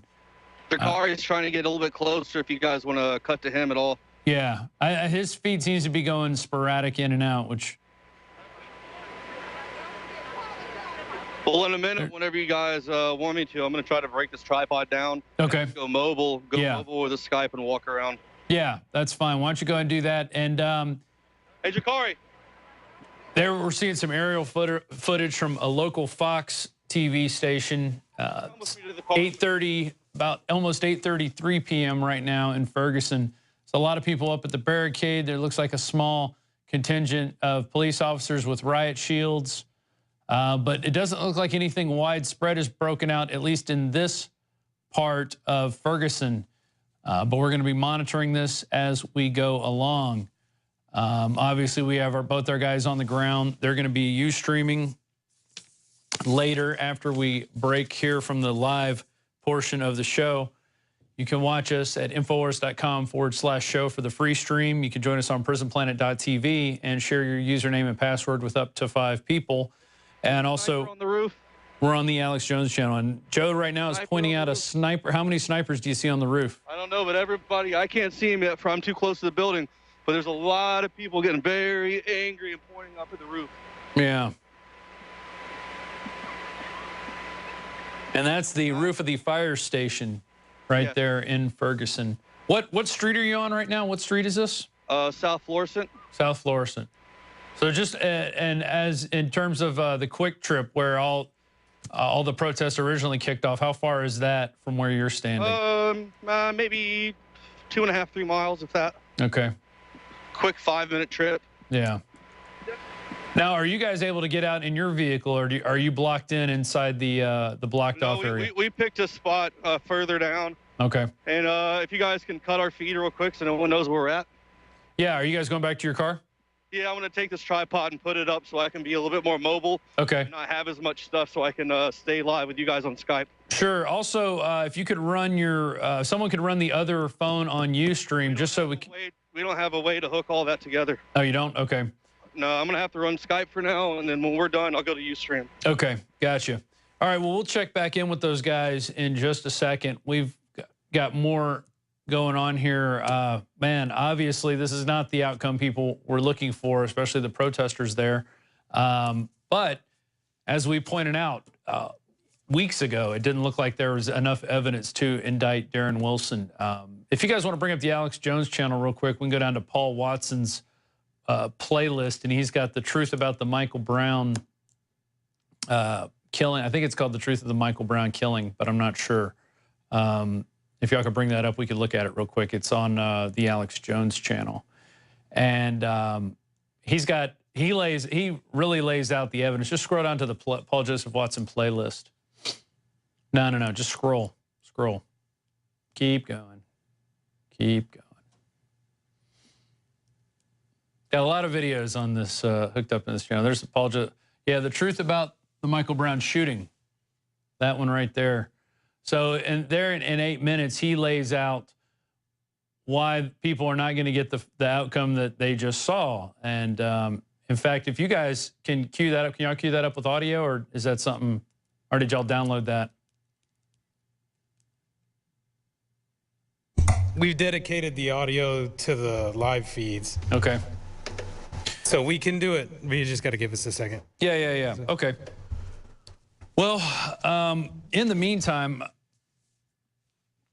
going back to this discontent between people, the different races, and we saw that in the report earlier, where the gentleman was saying the people in the north and east parts of town don't go into the south and west parts of town. The black people don't go down there, and the white people don't come up into their areas. This is a segregated area, but as Joe's pointed out, he's been there almost a month, and he's never felt in danger for his life. In fact, he's become friends with a lot of the residents in the area. So and I think this is a lot of this is tribalism. People distrust one another from a different tribe, so you get that. And it's only when you realize, hey, we drink water, we eat food, we like music, that those barriers start to break down.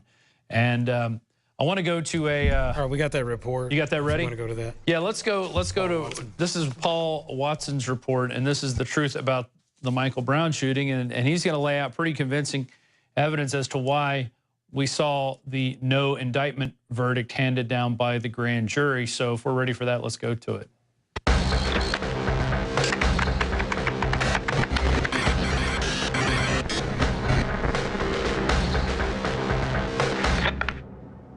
Who are the real racists to emerge out of Ferguson, Missouri, the tragic shooting death of Michael Brown and the subsequent riots? And why is this whole issue being hijacked and steered by the Obama administration and black political leaders? First of all, an apology. I'm not going to check my white privilege. Despite the myriad of glittering opportunities that were afforded to me as a result of my skin colour growing up on a council estate in Northern England, I don't believe that free speech on certain issues should be denied, limited or qualified based on race. Unlike the people who scream white privilege, I'm not a racist. Like Martin Luther King, I believe a person should be judged on the content of their character, not their background or skin colour. What I would point out is the number of articles I have written decrying genuine examples of police brutality being targeted against black people. Now let's get to it.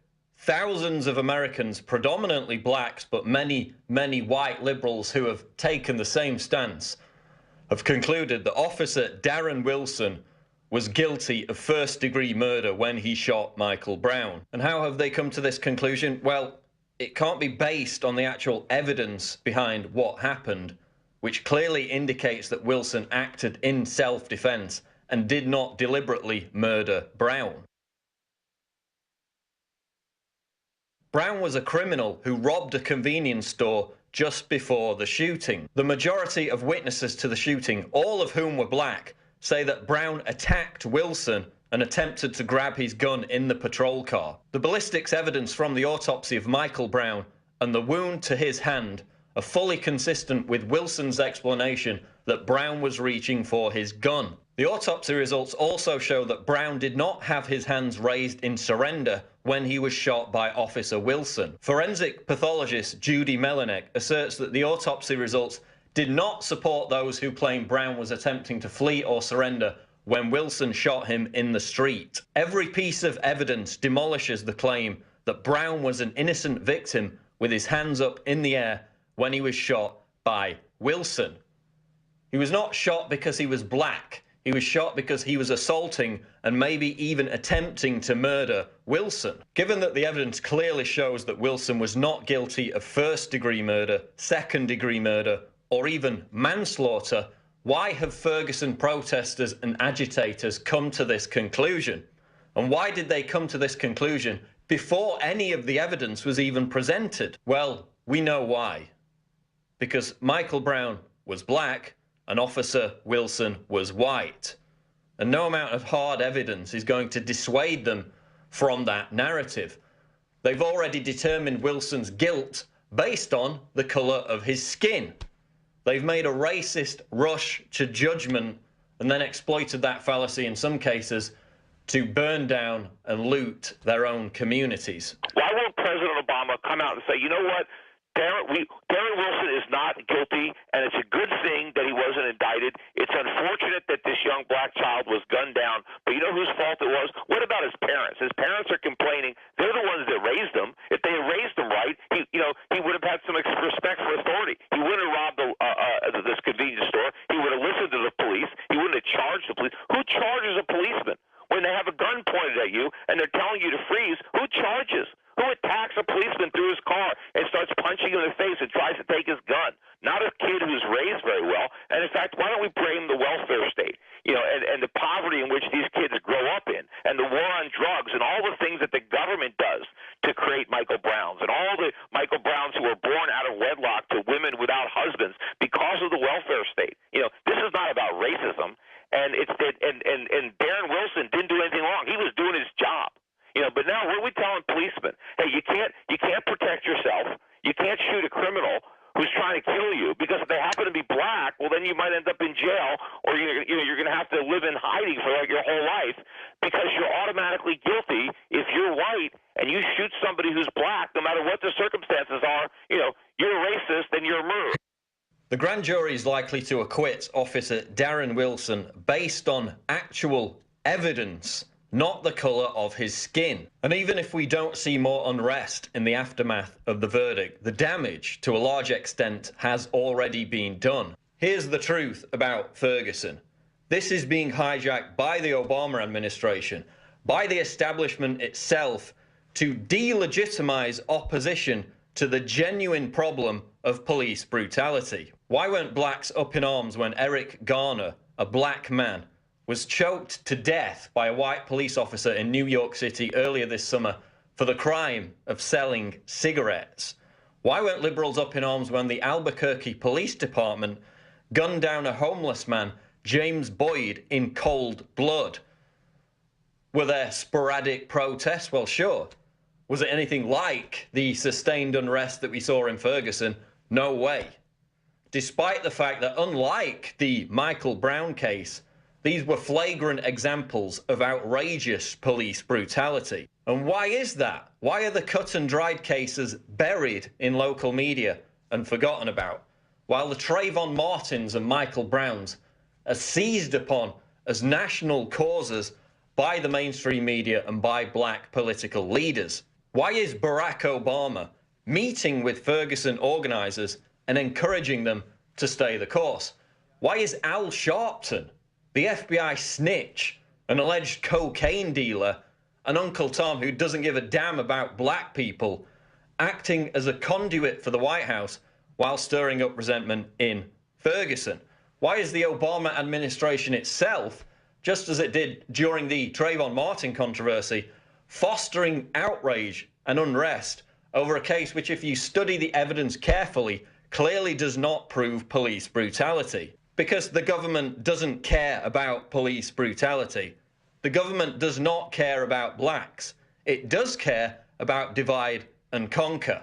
By making the whole issue about police violence only being targeted against blacks, and in the case of Michael Brown, justifiably so, half of America is convinced to shut up about police brutality, turn a blind eye, and even support a more militarized and aggressive police force. Police brutality is a real issue. People from all colors and creeds are being assaulted by cops, thrown in prison for videotaping, and murdered on a regular basis. Cops have killed 5,000 Americans since 9/11. Americans are 8 times more likely to be killed by a police officer than a terrorist. Police departments across the country are being militarized with the aid of Homeland Security grants. The government supports the police state, no matter what president or political party is in office. So when the likes of Barack Obama and Al Sharpton jump on the bandwagon of this cause célèbre, you know that something's amiss. You know that Ferguson is being used to delegitimize and dilute opposition to the genuine problem of police brutality. And that's the truth about Ferguson. Let me know what you think in the comments below. Subscribe to the channel. I'm Paul Joseph Watson reporting for Infowars.com. A pretty powerful report. It's got a lot of stuff in there I don't think a lot of people are going to agree with, but I think a lot of people are going to agree with it. And some other parts, especially the end where he talks about police brutality and that this is sort of dividing people into not caring about police brutality. So thank you for joining us. We are now 2 hours and 15 minutes into our live broadcast here in the Central Texas Command Center. I'm your host, Rob Dew. And earlier we had David Knight. We've got Joe Biggs and Jakari Jackson out in the field. Leanne McAdoo's back in the control room. And basically we've had the grand jury verdict. It's no indictment. We kind of expected that for a variety of reasons. And now it looks like Joe's back with us. So we're going to go to him in a second to see what the general mood is out on the street. But yeah, people are from right when he said right when the announcement was made, you could hear people yelling, bottles were being thrown. He got a sense that some stuff was about to kick off. People ran to the police station. The police came out and were standing behind a barricade. Joe, can you hear me now? Are you still there? Roger that. Yeah. So what's going on now? Everybody's pushed up against these barricades. There's some people talking in the crowd, screaming back and forth. The police are out here, as you can see, in their full gear with the shields, face shields on. Maybe 35, 40 officers now that I can see from this angle. There's a squad car pulled up that they'll use more than likely as a bullhorn. There's another large group of police officers down around the side under the season's greetings. So for everyone watching right now, happy holidays from Ferguson. Yeah. It's a ye old time. It's not going to be a good Thanksgiving there. The people there are definitely mad. And I think they have reason to be mad, not just for this one particular case. I think in general, they're mad because, one, he was left, Michael Brown was left on the ground for 4 hours. And that's one of the main parts of their protest is to block intersections for 4 minutes because they are, you know, they don't like the way they're being treated. They feel this police officer, these officers here, it's disproportionate to the community. Here's some of the contract-looking guys. See? Yeah. They do not. So it looks like we have some contract guys. Do you see any earpieces? I'm looking. I saw the guy in the black jacket in front of me earlier in Clayton. Yeah, we know there's going to be plainclothes cops in there, and they're out. They're looking for the agent provocateur troublemakers, or maybe even these guys could be agent provocateurs. If these guys start throwing bottles or pushing people, then you know they're out there to cause this so the cops could come in with a heavier presence. But right now it looks like both sides seem to be showing great restraint, which is, did you think it was going to be like this when the verdict came out? I mean, it doesn't look like people are fighting with each other. It doesn't look like there's a lot going on other than the broken window you reported earlier. That's how it was in August too. But then one person throws something and then towards the police, and then that's when everything hits the fan. Yeah. Now, where's mistake? Do what? Go ahead. What were you going to say? And I was going to say it should say peaceful up until the point where you do get one of those provocateurs that decide to throw something, and then it's just going to be not good. I bet those guys don't like being on camera, the guys in front of you. Yeah, he covered his face up. Yeah. Wow. It's a pretty incredible scene, though. It's not, you know, people did not immediately go crazy. It looked like they're still there and they're still angry. That's Jakari Jackson's feed right there, which of course, now we seem to be having trouble with our expensive streaming equipment, which only seems to work when there's 2 cell phones in the area. You get 3 cell phones in the area, it clouds up the network. There's a shot of Jakari Jackson right there. And say hello, Jakari. Stay warm. And so does he have the... I hear you guys, but if you guys are just now joining us, I'm on the Alex Jones live stream on Ustream, so you guys can watch this simulcast on Ustream. This is the raw feed. What you guys are seeing is the Infowars Nightly News. If you want to see the live stream, the raw, you can go to the Alex Jones Live. I'm paying very close attention to what the officers are doing over here to my right. There's also, you guys probably didn't see, but if you look on my live stream, the last one I had up, on that corner right up there, Joe Biggs, there was a spotter on that corner. I'm sure you guys can't see him with the iPhone. I'm sure he's still up there. But he was looking down with his binoculars into the crowd. Many people out here. A few people left immediately after the Darren Wilson verdict, but there are people that remain. So we have a good amount of riot police in the area. And, yeah. So that's the situation right now. Everybody's been pretty peaceful. Immediately after the verdict was announced, there was a guy who threw a bottle at the firehouse over here. So there's a lot of things going on. What's your number of people out there now? How many people do you think are out there, protesters and police? All right, so, yeah, everybody's pointing out the helicopters, all the other things going on. Once again, I'm streaming onto this camera as well. 500 people? Okay. Yeah. I would say there's maybe 500-600 people standing out here in the streets, and then you've got 35-40 officers now. I know they have way more than that because there's at least 100 vehicles in the back parked. Yeah, and you guys were showing this from earlier reports from your Ustreams where there'd be 20 or so police officers out front, and then all of a sudden they would get reinforced by a larger contingent, or they would go back and get replaced by another group. These guys are working on shifts, and they are getting paid with taxpayer money right now. So this is all being, one way or another, the New World Order is, paying people to be out there and control. Well, they're all inside right now, the fire department. They just peeked their head out, and people started cursing at the door. So they're all sitting in there right now watching. I know they have a lot of their computer screens up watching all of our live feeds. A police officer the other day recognized me from watching the feed and said, "Oh, I watch you." I was like, oh, okay. I'm watching you, Joe Biggs, literally. Yeah, that's what they do. Are there any other spots that you think might kick off tonight with any other protests? I'm sure there could be stuff on West Florissant in the area. From back in August, it's become quite a famous area. Possibly the Clayton area as well. That might not be till tomorrow, though. A lot of these people are going to go back and... Oh, hold on. What are they saying right now? The police just came over the thing. They said anybody in the road is now part of unlawful assembly. Oh, there's gunshots. What? People are shooting. People shooting in the parking lot right now. Everyone's running. Well, there's gunshots everywhere. All right, well, you guys stay low. All right, guys, we've had gunshots reported on Florissant Street right in front of the police headquarters. Everyone's screaming and running. I heard about 3 or 4 shots. We are right on the front lines of the Infowar now. We got Jakari Jackson and Joe Biggs.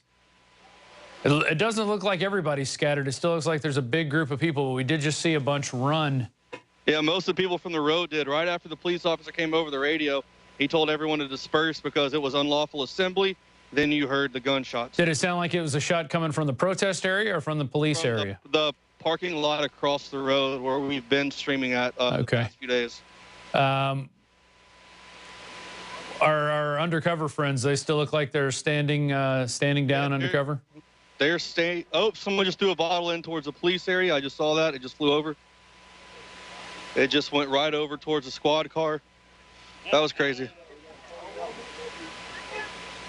But we're getting it live as it happens, folks. We're now 2 hours into this almost, and we still haven't taken a break. We might take a break here in a little bit. We have a couple special reports. Leanne McAdoo did one today talking about what's going on with the drug culture and the gangster rap culture and how they're intertwined with the prison industrial complex and how they're intertwined with big media and how a lot of the media companies are also invested in the prison industrial complex. So they need to get more people into that system.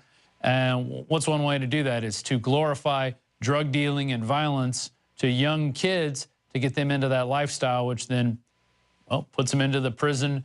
The gangster rap to prison pipeline, as Rick Ross stated.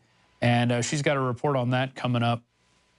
Interestingly enough, guys, I have on my sheet there a link. I just want to bring this up real quick. There's a channel called, I can't even see the name of it. It's Underground World. It's WSHH. What is that, World? Does anybody know what website that is? World Star Hip Hop, yeah. They posted our Rick Ross piece that we put together. Over the fence into the police officer side right now. All right, well, it looks like it's kicking off again. Why don't y'all put me back on split screen and go back to Joe. So you're seeing more bottles being thrown at the police? Yeah, I didn't hear anything break, so more than likely it's just going to be a regular water Plastic water bottles, yeah. Yeah. But everyone's kind of moving around quickly, trying to find out what's going on. It's like a tense standoff going on at this point. But we don't see the tanks. We don't see any tear gas at this point, which is good. I think the cops are doing the right thing by showing restraint. Don't jinx us. Yeah, well, at least you have gas masks this time. It looks like a bunch of the police officers are falling back for some reason and going back further. I don't know what's going to happen now. There's still a line being held, but quite a bit just went into the back parking lot area and left. I don't know where they're going.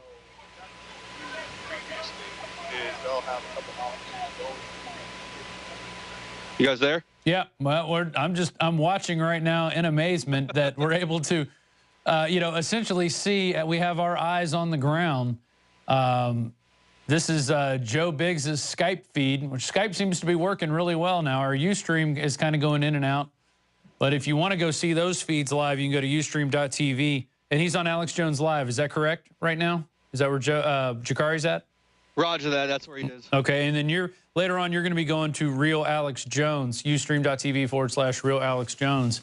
It's really interesting. I've been watching the feeds, especially when you guys go at the same time, and I'll just turn up the volume on either one and listen and watch what's going on. They've been following these protests since they got there last Friday. So, God, you guys have been there a week and a weekend, and now you're going into the next week, and you guys are doing a great job out there. I know it's been hard. I know it's been cold, but do you think it's been worth it being out there showing people what's going on? Well, of course. I mean, we all know how the mainstream media flips stuff and, essentially lies about a lot of the things that are going on. So I think a lot of people appreciate the fact that they can get some unbiased coverage on something and just basically let this live feed speak for itself. That way no one's really hammering down an opinion down your throat. You can just watch this live and pretty much come to a conclusion, yourself. Yeah. Right now, the helicopter spotlighting the crowd. You can see. Is this the Cop Watch feed we're on right now? Or is this one of ours? I'm showing the helicopter. Yeah, we're going to different feeds. I think the guys in the control room are just finding every feed out there, and they keep throwing to them. This is Aaron Cop Watch Ferguson. Aaron Cop Watch Ferguson. Okay. There was a Cop Watch streamer arrested earlier today in Clayton. They targeted him and already just been looking for the guy. Really? As soon as they saw him show up, they grabbed him. Well, and we saw you guys documented one earlier. We have that B-roll from it was 2 days ago, I guess, right in front of the police station there. The guy was standing on the sidewalk, and then all of a sudden he's being arrested, and he was throwing out the name of the news agency he works for. Yeah, News to Share out of News to Share, yeah. NEWS2 with the number 2 share. Now, have you seen that guy out there? I haven't seen him today, but there's way more people out here tonight, versus what there has been the past week and a half. But yeah, his name was Tyler Yinkst, I believe, and I was actually speaking to his organization until about 3 in the morning after that arrest because we had captured the footage of that, so that helped him out a lot to get out of custody. So they let him out that night? Yeah, around 2:30, 3 in the morning. All right, there's another Ustream broadcaster going off. And so why are our Ustream feeds not looking this good? I don't understand. This guy is looking pretty. There's Aaron at Cop Watch. They might have T-Mobile service because that is the #1 service here. Our phones have Verizon, I believe. Uh-huh. And that's one of the worst coverages here.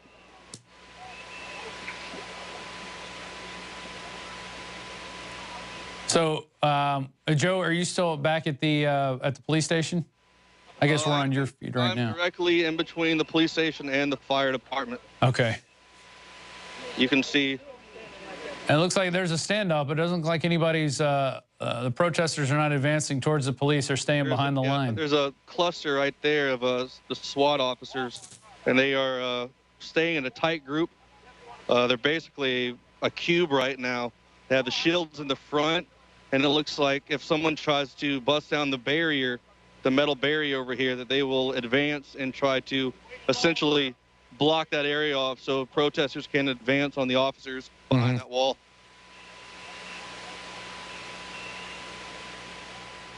There's it. Now we're at an aerial shot from the Fox Live. The streets don't. I mean, it looks like there's a group under the Season's Greetings sign, and then a group a little farther away. Now that they've declared the area in the street as an unlawful assembly, Joe, do you think they're going to come out with anything to push the people out? Starting to chant. It says boycott everything, holding a sign that says boycott everything. Well, you know, part of the problem is everybody's grown up believing in this system, and they've grown up believing that, you know, by buying into the system, you become part of it. And as we can see, the system, you know, doesn't care about its citizens. You know, they're more concerned with foreign wars of aggression. They're more concerned with letting corporations run rimshot over us. They're more concerned with letting Monsanto do what it wants, and vaccine companies injecting our children with stuff and taking industrial waste and putting it in our water. And those are the things that we're fighting for, and that we fight for here at Infowars. And we're not seeing the system come and aid us in those areas. So it looks like some people are jumping on a car now. It looks like somebody's bad. Is that a police? It looks like, is that a police car? There's no police cars out here in the... It's a security car. It looks like some protesters have smashed the front windows. Can you hear that going on? Yeah, people are screaming and now running forward. Nope, more gunshots. Now people are running again. Wow. That is just an amazing scene that is unfolding. They're running right now. Are they retreating? Oh, what is going on? I don't know, but everybody's running right now. The cops just ran back. I don't know what's going on, but everybody is running right now, and the cops are hiding behind the car. Huh. Oh my God. You can see they've all gotten behind the cars. Yeah, it looks like, okay, now we're seeing something from CNN. There's a security car that has been, the windshields, headlights have been broken out. We can see a shot of the cops now. They're down, they're in a crouched position. Get your ass down. Hey, pull your head out of your ass. Fat boy, you better get down. You're a big target. You better get your fat ass down. You're a big target. Fat ass down. You know what that is, don't you? You better get down, fat boy. You better get down, fat boy. Somebody's yelling at a large man, telling him, you better get down, fat boy. I don't know if you guys can hear that going through. Is that coming off your mic, Joe? Roger that. He's standing right beside me. Okay. Don't go shoot no babies. Don't go shoot no babies, huh? But if you do. So pan over to this guy. Let me see. I want to see. He seems to be, he seems like an older gentleman. Pull that trigger. Pull that trigger. We shooting back. Oh, he's kind of, it sounds like he was daring the cop to pull that trigger.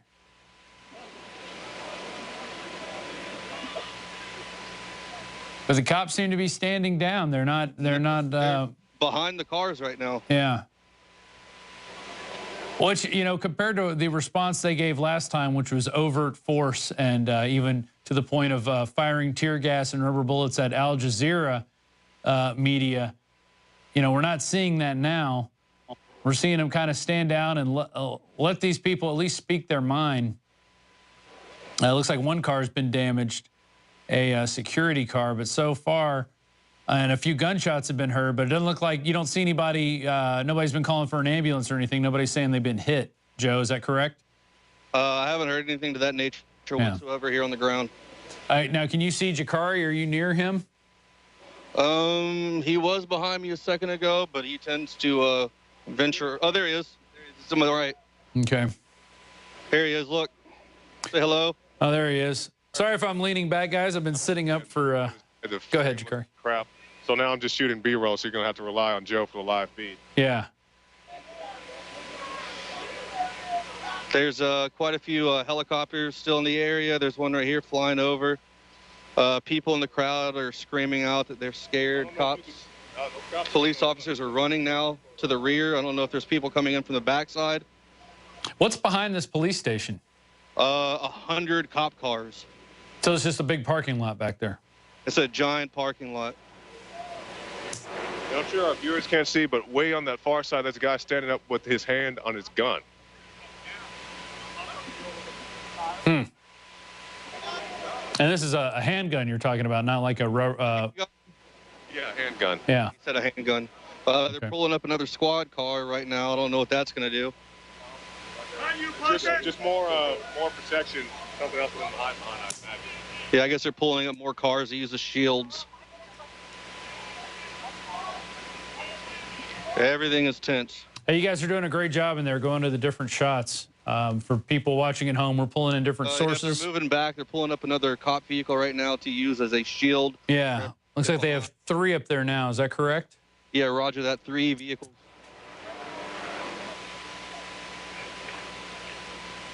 Very tense situation right now. Neither side has made it seems to be an overtly aggressive move. We saw some protesters in the car earlier. Infowars.com. Yeah.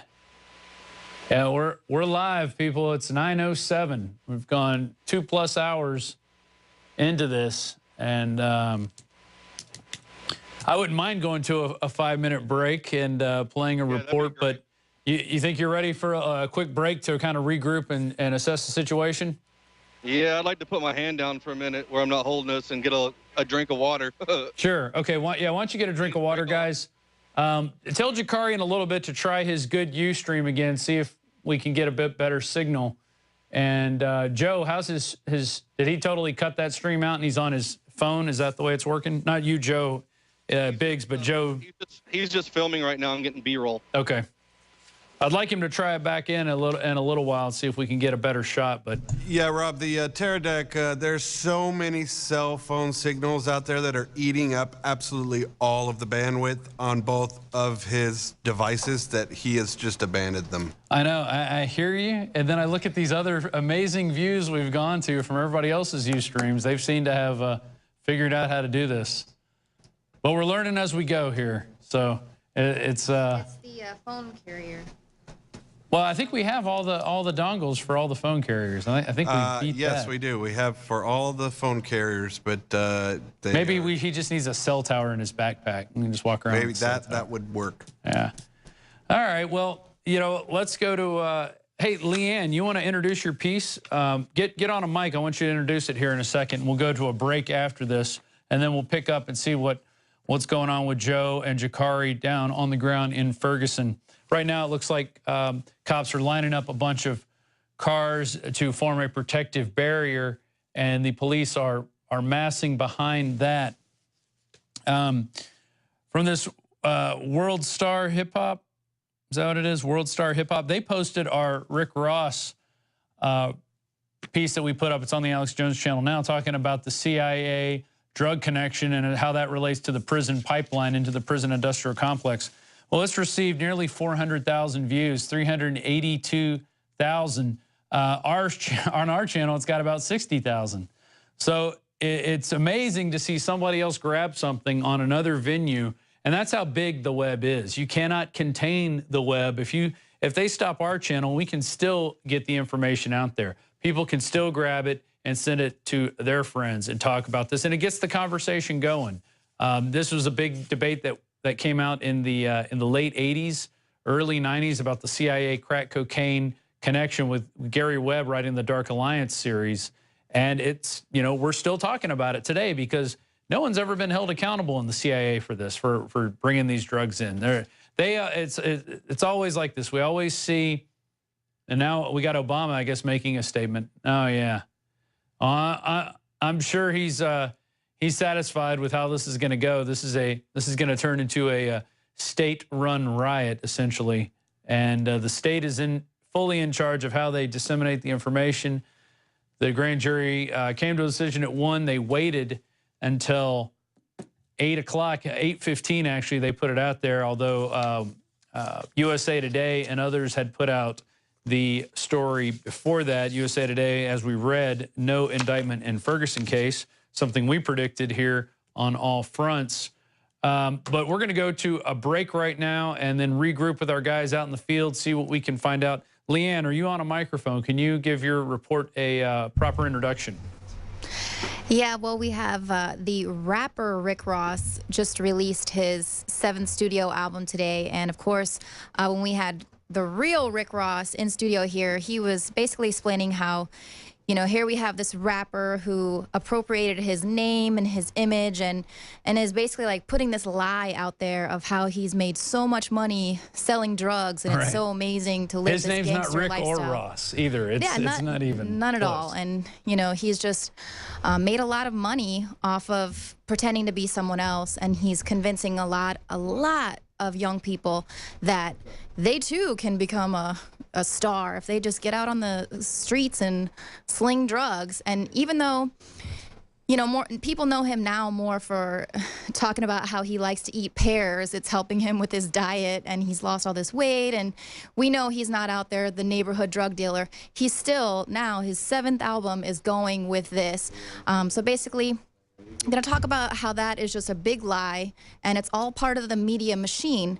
And rap and hip-hop music is used to continue to funnel in young people into the system, because you have media companies. There's just, you know, the 6 big ones are heavily invested in the prison industrial complex. So how are they going to keep funneling money into their prisons so they can keep their business booming? Well, they've got to continue convincing young black males and you know, Hispanic males disproportionately there imprisoned. It's really got to sell that lifestyle to them. And there's plenty of white people dealing drugs too. This is not, you know, they're all sides are dealing. Everybody's dealing drugs, including the very white CIA. Yes, is bringing in a lot of drugs and via black operations in Afghanistan and down in South and Central America. And we're even working with the Mexican gangs and drug dealers there. We're giving them guns. Hey, Rob, I hate to interrupt you guys, but Joe Biggs has got some important stuff going on right now. If we could go to a shot of him. Yeah, go to it. Out here, I can hear the loudspeakers. Yeah, the big vehicles are here now. You can hear them saying stop throwing objects or they're going to start arresting people. They're getting loud. So just when you thought you could go on a break, it picked up again, right, Joe? Oh, yeah. They got the vehicles out here. It's back to August again. You're going to have your arm in a cast by the end of this. Stop throwing objects at the police immediately, or you will be subject to arrest. Oh, and you've got a good sound control mic, and that came through perfectly, so that's got to be really loud. About 200. Oh, I just heard gunshots again. You can hear. Stop throwing rocks at the police immediately, or you will be subject to arrest. Have you seen any rocks thrown? They're throwing stuff at the I Love Ferguson store because apparently that is a Darren Wilson supporter store. Oh, yeah. And we'll leave it at that. They're not going to get much love today.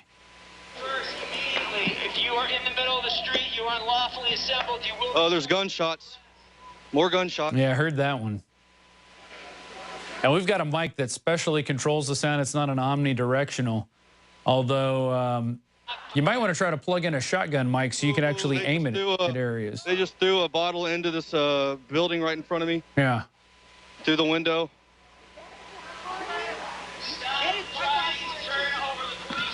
More gunshots. Oh, they're starting to shoot gas. Oh, everyone's running now. All right. Everyone's running. Get your gas mask ready. My God. Everybody's running. You can see the tear gas? Yeah, I can see it there. Wait a second, I got to put my mask on, all right? Yeah, go ahead. Just put the phone down if you need to, and you guys can come to a shot of me. Go to somebody else's shot out there. People, it looks like they're throwing the gas back at the cops, or the cops are throwing it into the crowd. Hey, where the rocks at?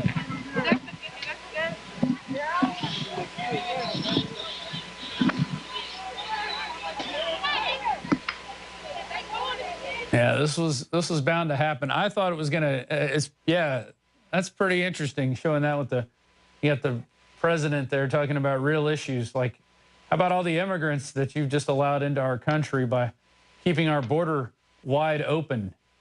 How about all the guns you've been giving to the Mexican cartel so they can deal drugs? There's a brave soul just picked up that tear gas canister and threw it back. Tear gas is here now. It's everywhere. They're shooting all around us. Joe, can you still hear me? Yes. Okay. These masks are awesome. Oh my God, the stuff in front of me is on fire. Everything's on fire. Get a shot of that. Yeah. You know, this tear gas is flammable. People don't realize that. This is how they killed the people in Waco, pumping tear gas in and then shooting flames inside to burn those people alive. This is a favorite tactic of the government, is to, and they'll probably blame this on the protesters, even though it was done by tear gas. I'm glad you're able to remain calm right now. Woo! Well, I'm several hundred miles away. I'm just watching it on TV. Joe, it's pretty surreal watching this. I'm completely engulfed in tear gas right now. I'd like to thank you guys for purchasing this tear gas The masks, yeah, those are Israeli gas masks. I think one thing the Israelis do really well is make really good tear gas gas masks in general. So there are a little fires kicked off. Amazing after all this rain. And you still have a fire burning up grass. Is that what that is? Grass out in front right there? Yeah. Yeah. You can hear they're advancing right now. The military vehicles are advancing. It looks like 3 MRAPs.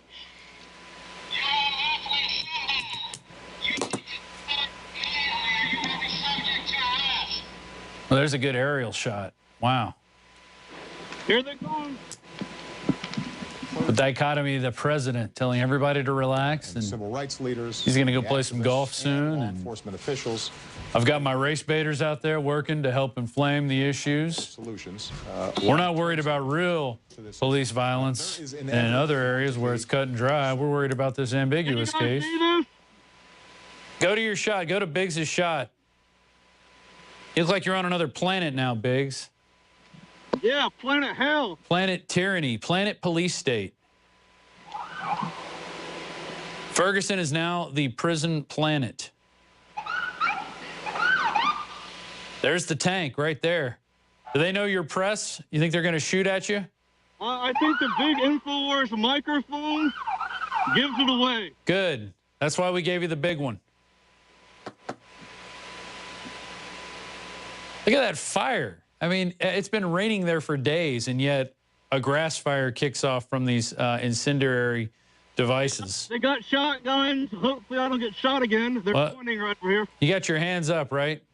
Yeah.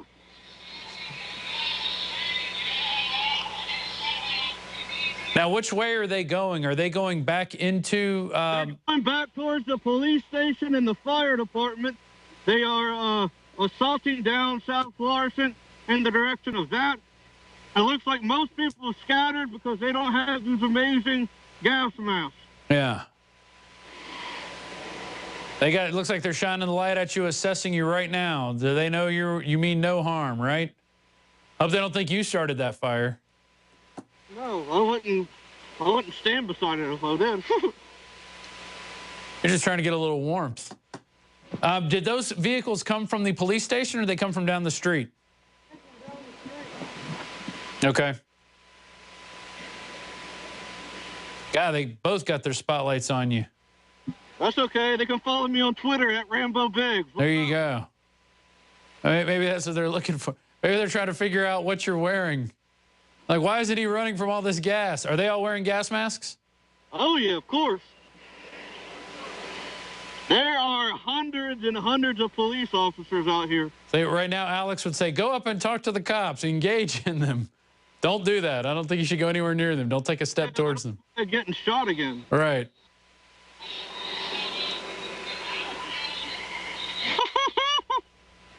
I'm actually anxious to see what Alex is going to think about all this tomorrow. He'll be back live 11 a.m. to 2 p.m. Central. You're watching, this is the Infowars Nightly News Extended Edition. We're 2 hours and 20 minutes in, have yet to take a break. We played a couple special reports, but we're still going live right now, and now the situation has heated up. Once again, looks like there's a guy standing out in front of the cop cars. Do you see that, Joe? Oh, no. Looks like there's a couple people standing right in front of those tanks. They're shooting rubber bullets. You can hear them. Yeah. You can still see, yeah, from the aerial shot. Guys, leave this aerial shot on in case they start shooting this guy. I guess they're cutting cameras on the Fox station, so you can only take what they get. But yeah, there's hundreds and hundreds of officers out here right now. Roger that. What are they telling you to do? Back up or we're going to get shot. Yeah. Well, it looks like a group now has moved in front of their, Joe, it looks like about 100 yards away from the tanks where they're at. There is a group of people kneeling on the ground. Are you able to make your way towards them? They're in front of the... Yeah, that's where we're going right now. Okay. That looks like there's going to be an intense standoff. Yeah, but these people are going to be shooting back. I don't want to be in between that standoff. No, I would say off to the side. You don't want to be, you want to have a car or something in between you. There they are right now. People standing in defiance of the police state. And they look like they are, some of them have little painter masks, but there's a couple of the gas masks. But these people are definitely, you know, it takes courage to stand up to a police state. And there's many ways to do it. And these guys are definitely asserting themselves. They don't look violent at this point. Everybody's in the road waving the flag, dancing, singing, playing the drums, laughing, taunting, telling the police to go back home. Yeah. There's a shot of a broken window. You guys are going to be in for a long night, I have a feeling, Joe Biggs. Yeah. Everyone's screaming, F the police. They are advancing fastly. The police are advancing? Both crowds are advancing right now at each other. All right, yeah. Oh, yeah, they are. Man, this is going to get ugly. Literally, the whole world is watching now. Everybody, anybody in the media industry is now... They shot a thing right into the crowd. It hit someone's face and went off. Wow. Oh, they're throwing the gas back at the police? Yeah.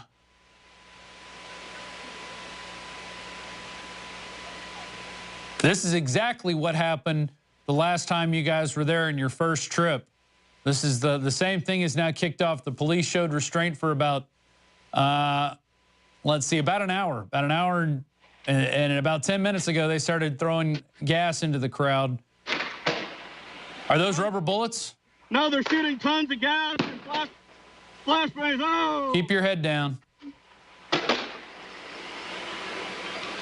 Joe, if at any time you feel that it's too dangerous, you know, you do not need to, I do not want you getting in harm's way.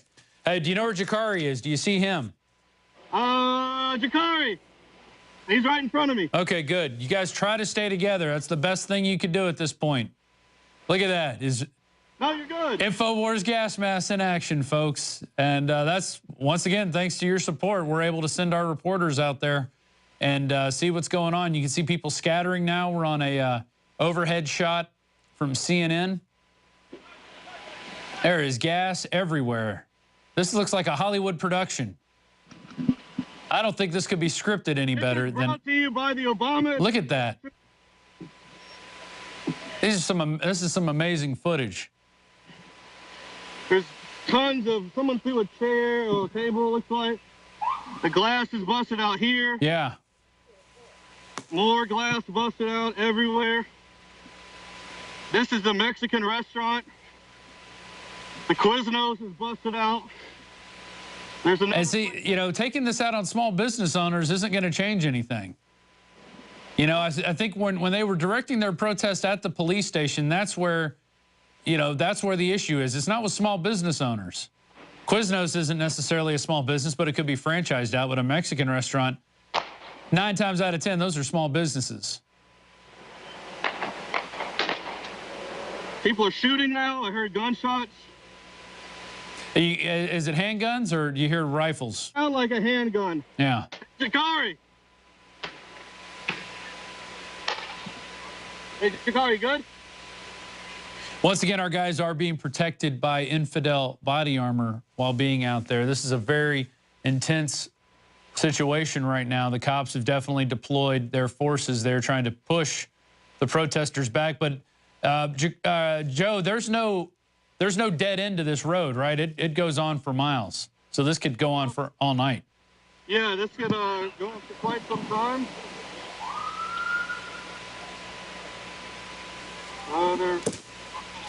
Control room, how are you guys feeling in there? Y'all ready to go to at least 10 o'clock, right? Yeah, we all feel excellent. Yeah, we're here as long as they're there. Oh, we're going. There's a medic walking down the sidewalk asking if we're okay.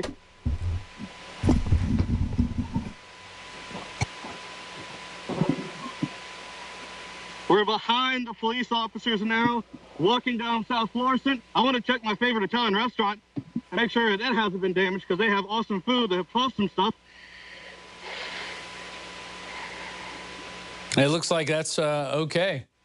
So you're behind the police line now? They let you behind the police line? Yeah, we're behind it now. We're walking up on the right side of the road. Infowars.com, Joe Biggs, Shikari Jackson. We're doing the stuff that a lot of reporters are too scared to do.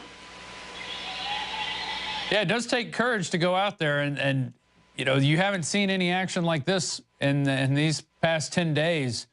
You've seen a little bit, the cops are arresting some people, but now they've finally started deploying tear gas. You saw someone get hit in the face by a gas canister? Is that correct? Yeah, so I saw it go right at their face. They ran off and screamed. It didn't look like that felt too good. I'm sure it doesn't. What are they saying over the speakers right now?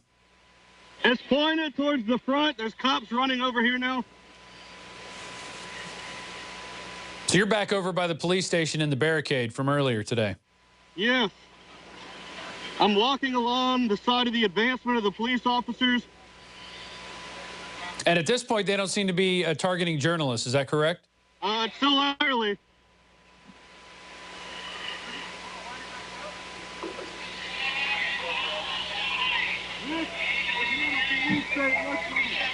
Is there still gas in the air?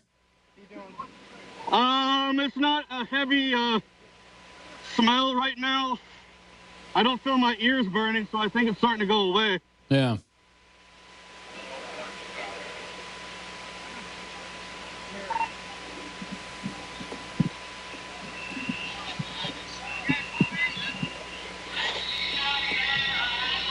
Let's see if our vehicle's good. Wow. Joey, is that just on YouTube? Yes, that's just on YouTube. All right, so we got over 10,000 people watching us just on YouTube. Our Ustream seem to be down at the moment, and how many are watching? Do we know how many are watching on /show? Is that something our audio We're guy? tabulating that right now. Okay, our CJ.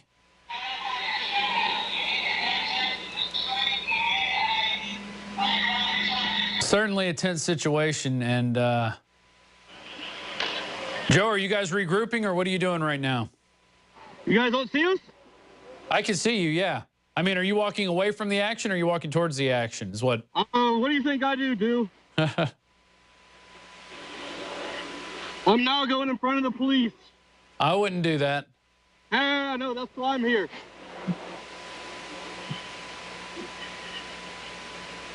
I've got 3 kids at home, and there's no way I want to be a victim of the New World Order and their police state.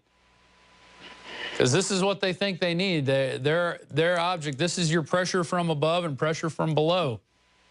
You get people incited into something, And then you've got the giant. What democracy's like in the future, imagine a boot on your head. Yeah, this is what it's going to be. We're only going to see more events like this play out as people start getting fed up. And this is, I guess this is part of a fallout of social media. Social media is able to spread this stuff a lot quicker. People are able to communicate a lot better. There's a shot of Rambo Biggs with his gas mask on. And just info warrior to the fullest. And, well, he hasn't even been with us a year yet, have you, Joe? How long have you been with us? Since April. April, yeah. So you've seen a lot in a short time. Oh, yeah. So this is what you were fighting for. Yeah, that sucks, doesn't it? Yeah, this is the freedoms that that you were fighting for in Afghanistan and Iraq that, you know, George Bush tried to eloquently put it. And well, we're deep in the midst of it now. Joe, what do you think? You think we should go to a break for a little bit? You could regroup and catch your breath, get some water? Yeah, that sounds pretty good. And we'll check in with you. Is Jakari still with you? He's right in front of me. Okay, good. All right, well, you guys take a quick break. We're going to go to a report from Leanne McAdoo and then go to a quick break from what's going on. Obviously, if anything happens, we'll cut in and start showing you the footage. But I'm your host, Rob Dew. We are now over 2 hours and 32 minutes into our live broadcast. I've been sitting here in the Central Texas Command Center. If you guys get the wide shot, and it is only me in here. There's no teleprompter. There are 3 TVs in front of me, but they just show feeds. We've got the big feed on the wall here from Biggs' camera. As you can see, the cops are still in their full riot gear. We've seen some people, it looks like now people have their gas masks off. But we're going to go to a quick break, and we will be back. And we're going to go to at least 10 o'clock, maybe even longer. We'll see how the situation plays out. But you're watching this, and it's your support that helped put this all together. You're being the PrisonPlanet.tv members, going to the stores. And I want to remind you, right now, if you're watching this, go to Infowars.com and sign up for our newsletter. We're going to have 3 specials coming out Wednesday, Thursday, and Friday of this week, which are going to have some amazing deals, stuff we've never put out, some amazing deals with health products, some preparedness products, some informational products, stuff you've already seen, but never at these prices. So you need to go sign up for the Infowars Insider, and we will put out the days. You'll get a 24-hour advance notice, so you can get in. You know, right now we have the Silver Bullet, which is running low on stock. Once again, we got a bunch in, but as people want to get prepared and get prepared for themselves and not wait for the government to take care of them, you see these items like this, we just can't get them in the door fast enough. So we're going to go to this report from Leanne McAdoo. We were talking about it earlier, and then we jump back into Rambo Biggs getting fired upon with tear gas. We saw that standoff between the protesters and police and the tanks, and we thank you for joining us. I'm your host, Rob Dew, and we'll be right back after this break.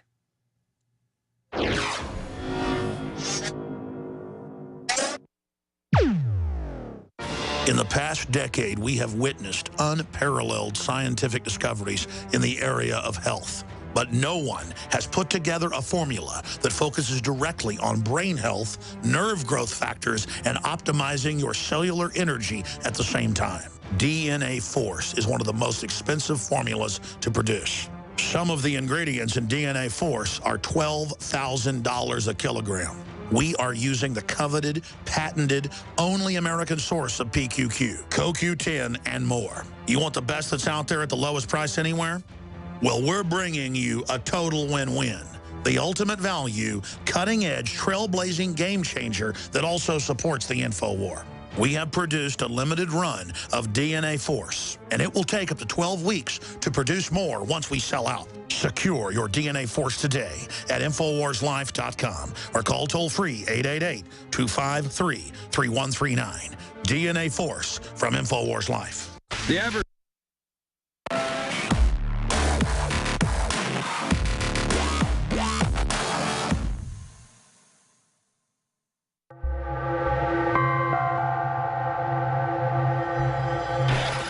Self-proclaimed hood billionaire Rick Ross dropped his 7th studio album today. I'm your neighborhood drug dealer.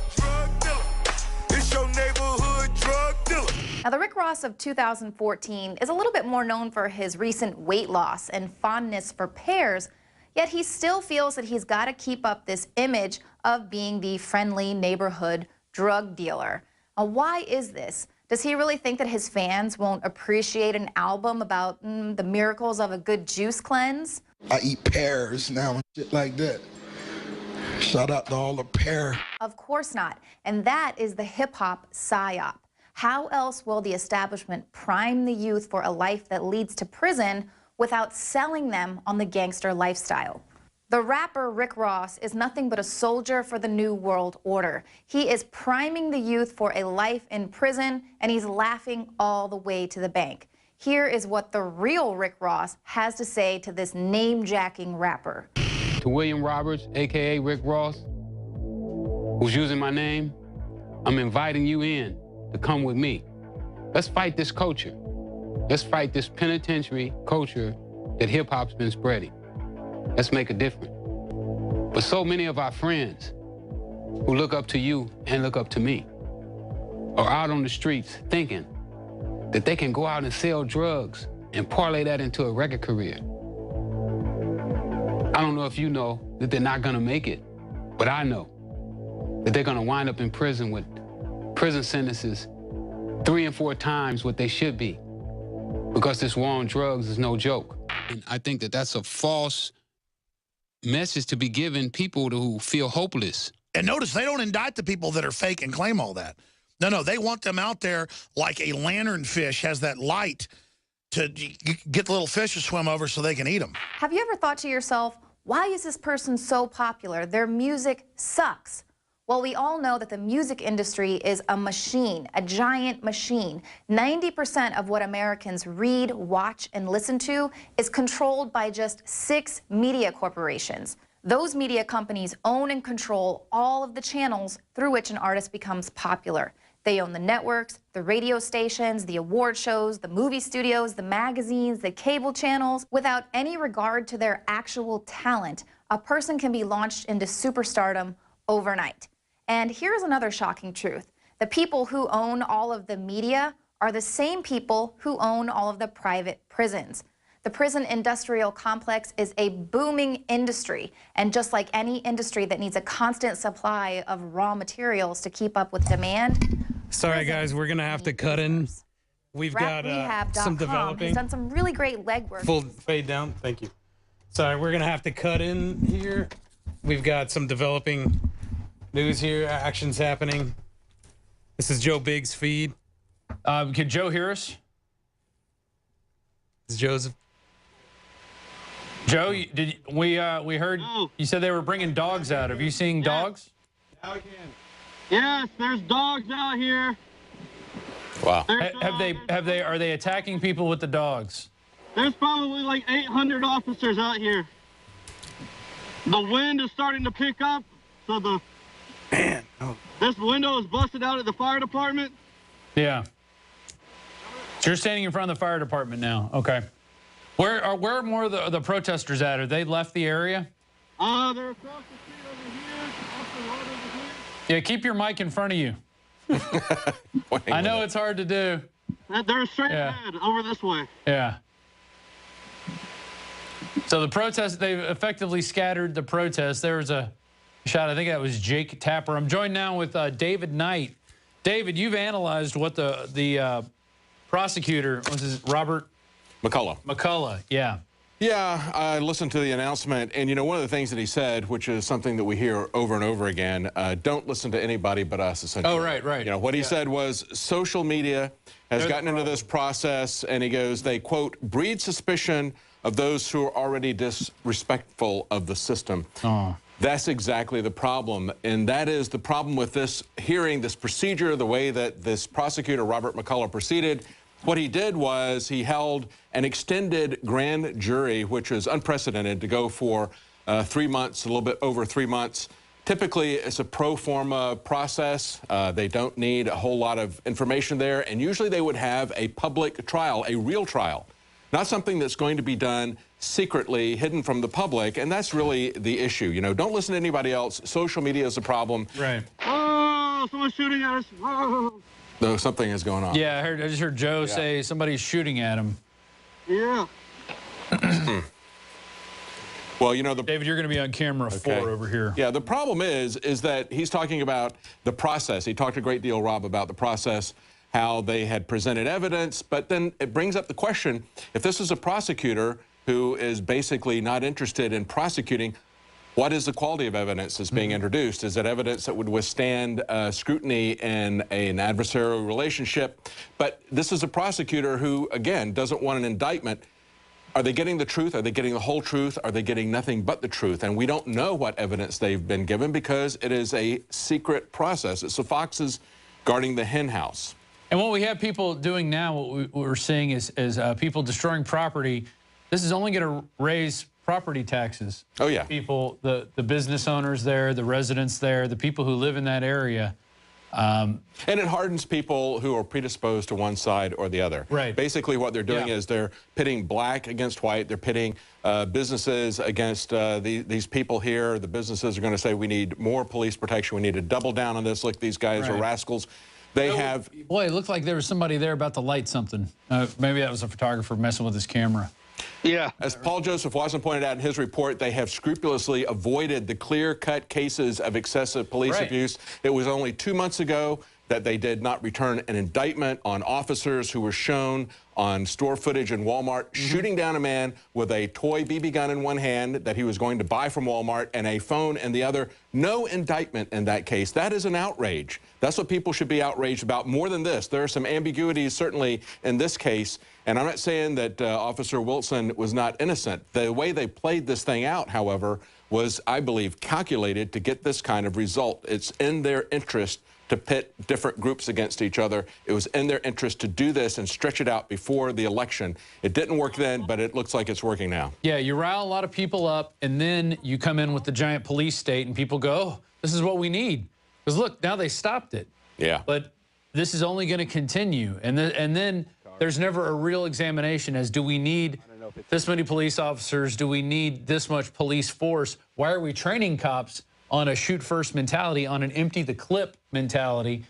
You've done. And let's say that, yeah, this shoot-first mentality. Kill. Absolutely. The shoot-first mentality is not something that we're coming up with. That's what a police instructor at the New Mexico Police Academy said. He said in this new curriculum that they were putting in earlier this year, he said, this is a shoot-first curriculum. I will not teach it. They said, fine, go.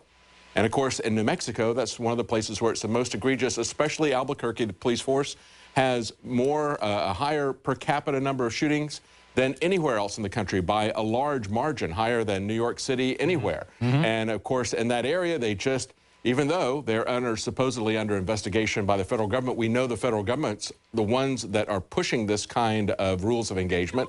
Supposedly they're investigating them. At the same time, they've just came up with a new curriculum that they're going to offer to the Albuquerque Police Department called Killology. How to survive before, after, and during. That sounds loving. Exactly. Yeah. And talking about how encouraging officers to see themselves perpetually in a war zone. And this is what we're seeing right here. They train for this. This is what they're going to move to. And we're the terrorists. We're the insurgents. We're the people that they need to be afraid of. You guys are doing some editing magic in there. Are we back on, is this Joe's feed on the on Skype? Okay. Have we been able to get Jakari's feedback? No, I heard the saying they're including. We still haven't gotten Jakari's feedback up. Okay. We're trying to get the phone to turn on. Yeah. But yeah, I know you're under fire. I know you guys are under duress right now, and it's not the easiest situation. But you guys are doing a great job, and we appreciate you being out there. I know you guys got a lot of fans throughout the country, throughout the world now, who are watching this stuff and learning as you go. You know, you guys even talked about earlier, nobody put out this report. We were the only ones to do this report, Army Special Forces in Ferguson for verdict, and we put out the video.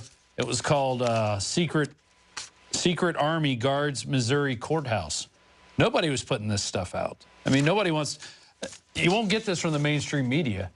You know, they would run cover for any group like this going, oh, don't pay attention to them. There's no contractors in the area. Why would we have contractors? You know, but we're a group that puts this information out, and we'll gladly put it out because people need to know. People need to know that every once in a while, cops do go out there and provocateur stuff like this. But of course, as we hear from the prosecutor, they were the only ones who had the facts. They were the only ones who had the evidence. Anybody in social media is essentially dangerous because they're feeding a narrative out there that causes people to distrust the police. The procedures that they did, doing this in secret, is what's causing people to distrust the police. Changing their story constantly is causing people to distrust them. Right here where the fire department is, you can see that there's been damage to the building. Also, people are running up the road away from the police now, but people have started mobilizing, getting in their cars and moving to different areas. That's why you can hear the police officers saying that there's buildings being broken into and things like that. So we're just keeping an eye on what's going on right now and bringing you guys updates as they happen. Once again, I'm Joe Biggs with Infowars.com. I think Joe just filed a report. I think Joe is just filing a report. There you go. Hey, Joe, what happened with those people that got down in front of the police, Tiananmen Square style? What happened to that? Could you see? To who now? There were some people that were kneeling down in front of the police vehicles, kind of Tiananmen Square style. Scattered. If you can see right up here, there's another large fire back here. Is that on the car? Or is that a different place? Where I was at earlier, yeah. There's another fire over that way right now, and it's much bigger. Hopefully it's not a building. They just started screaming at... I just heard a firecracker or a gunshot. Okay, don't let us get behind your armored vehicles. That's a good idea, guy. Point your sniper rifle at somebody. I just saw the cop shoot something out into those buildings. Bottles back. It's about to get nasty again. Yeah. And it sucks right now too because they're shooting gas, but the wind from time to time gusts right in our direction. Yeah. And you know, the first couple fires that were started, they were definitely started by that tear gas. And yeah, exactly. So who knows what? Maybe this car was started by that. The buildings, when they shoot them inside a building to get rid of somebody, you know, a fire could start. But there are so many cops out here. I mean, it is mind-blowing. I've never seen this many. This far surpasses August. Yeah. Well, they've been gearing up for a long time for this. They yell at anybody who approaches them. I think it was Saturday Night Live that came on and said, well, we're all awaiting the verdict in Ferguson, but spoiler alert, there's 1,000 cops here. Yeah. You know, it's kind of a foregone conclusion with the military buildup, what they were going to do. They very well knew it. And 100 FBI agents have been sent here as well. Mm-hmm. And then I can't remember how many National Guard they said they were sending. You guys recall? No. I think I heard hundreds of National Guard vehicles and that the National Guard was being activated. Well, it looks like there's a shot from what? Is that Times Square now, it looks like? What's going on there? It looks like people are massing in different areas. If you guys in the control room, if somebody wants to get on the mic and kind of explain, it looks like they're showing somebody with a cut on their head. Probably somebody got hit with a bottle or some other object. But that looks like New York City in Times Square. Hey, Rob, this is Nico. Yeah. Leanne was here earlier, and she mentioned that she was getting a lot of tweets from people saying that people were massing in Chicago and New York and other major cities around the country. Oh, I see Leanne back there now. She doesn't want to get on camera. In New York? She's done for the night. Negative. If we're still going, she's still going. Nobody gets rest. Well, all I can say is I wish this was one of the clear-cut cases that people were rallying behind. What's that, David? I said I wish this was one of the clear-cut cases. For example, the one in the Walmart in Ohio. That fellow's name was John Crawford, a 22-year-old father who was not engaged in anything criminal. And, of course, we had someone killed just this weekend in a stairwell in a project in New York. And the police commissioner has already come out, said he was not carrying a weapon. He was not doing anything illegal. They just shot him in the chest and did not even call an ambulance. Mm-hmm. I don't know why we can't get people to scream for 100 days in front of the Federal Reserve. Yeah. That, you know, that's something that is tearing us apart. And it's bigger than any police shooting event. It's bigger because all these police are being controlled from above. Yeah. They're being trained into this. They're picking out police officers. But the standards that they pick police now have fallen to historic lows. And so instead of looking at that and going, you know, these are the people printing the money, literally printing the money that the tax-free foundations are taking and doing what they want with. And well, that's guide policy. No, we're worried about this one small incident. And well, that's a very they've got to connect a lot of dots in order to see that. So I cannot understand that they look at something like this. This has a visceral reaction on people when they see people gunned down, left on the street to bleed out. I think that's a big part of this, that he was left there in the street for 4.5 hours. Guilty or innocent, that's the wrong thing. Exactly. I mean, and that's the other part of it. I mean, I don't think it was a first-degree murder, but I don't think it was also something where he should have gotten off scot-free. And let's understand that the officers who shot this fellow John Crawford in Ohio, in the Ohio Walmart, those guys, nothing happened to them. They're still on the police force. They're still armed. Yeah. And they've seen that they could get away with that. They're letting vehicles drive up this way. Really? They're letting vehicles pass into the area? Yeah, they don't have the road blocked off anymore. That's crazy. I just now had a chance to actually take my eyes away from the main action and look back here. They have removed the police cars from blocking this road off, and essentially vehicles, if someone wanted to get in here and just drive straight into here and do something, I mean, it's a free-for-all. I mean, they could do whatever they want. The road's wide open.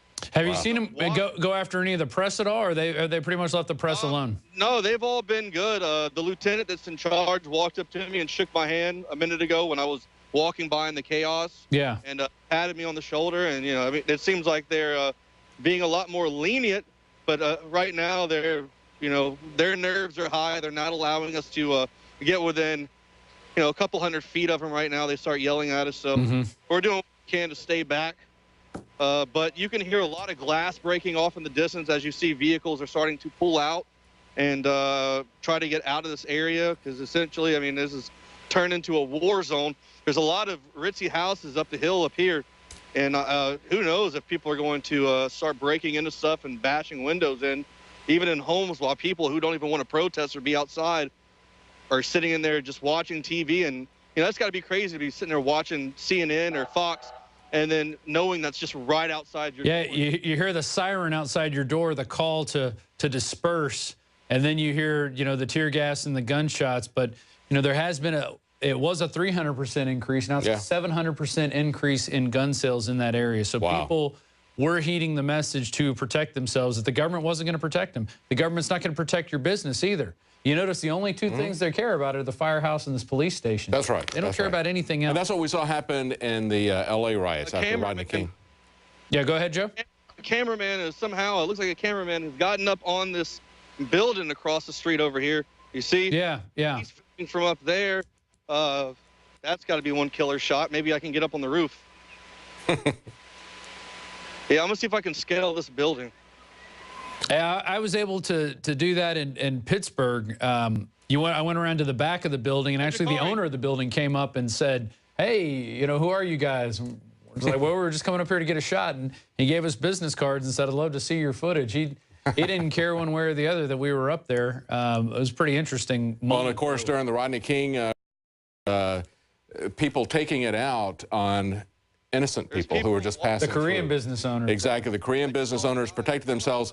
And it was interesting that at that time, Daryl Gates, who is the police commissioner in Los Angeles, he's the one who really pioneered SWAT teams. He created SWAT teams. What did they do with the SWAT teams during the Rodney King riots? They circled their facilities, the police station, City Hall. They did nothing to protect the people. And we were told earlier last week, we saw cops saying, get guns and protect yourself. So that's a mobile store? It looks like it's been cleaned out. There's nothing in... Mobile has been completely, and Jakari is deciding to walk in there. Wow. So be careful. Yeah, be careful about that. Yeah, they mistake you for a looter. They are... No one bothered Salon Ambience. I guess those people got a pass. Subway has gotten a pass. People got to eat. Everyone likes to eat fresh. They didn't want any of that. Eat their fresh gluten bread. They would take a pass on Subway. I got bad word. The Jackson Hewitt Tax Service, there's no broken windows here and nothing else down here. So it looks like the people who got hit were the Boost Mobile thus far. You didn't buy your dongles from them, did you? Hey, these people are mad their dongles didn't work. Obama phone. Yeah. They're getting their Obama phones. Place. It says, we all need your prayers. Well, some of these people need windows now. Wow, now they're showing Ferguson Market and liquor. I can't tell if people are, it looks like people are coming out with items. Yeah, it looks like the looting is beginning over there on, they're hitting the liquor store right now. Ferguson. So that's about a 4 to 5 minute drive. I don't foresee us getting in a vehicle and being able to get out of here at this time, but I'm gonna try to get on this roof. Yeah. So we can get some really awesome footage. See if you can survey it. Maybe Looks like, Jakari can get a good Ustream signal up there. Looks like Black Friday started early. Yeah. People getting 5-finger discounts I got there. so many pants on, I can barely move my leg. So, you know, Joe, they make these things called thermal underwear that you wear underneath your pants. Can you guys see that? Hold on. Yeah. I gotta put the phone away for a second. Yeah, climb up. It looks like you're almost up there.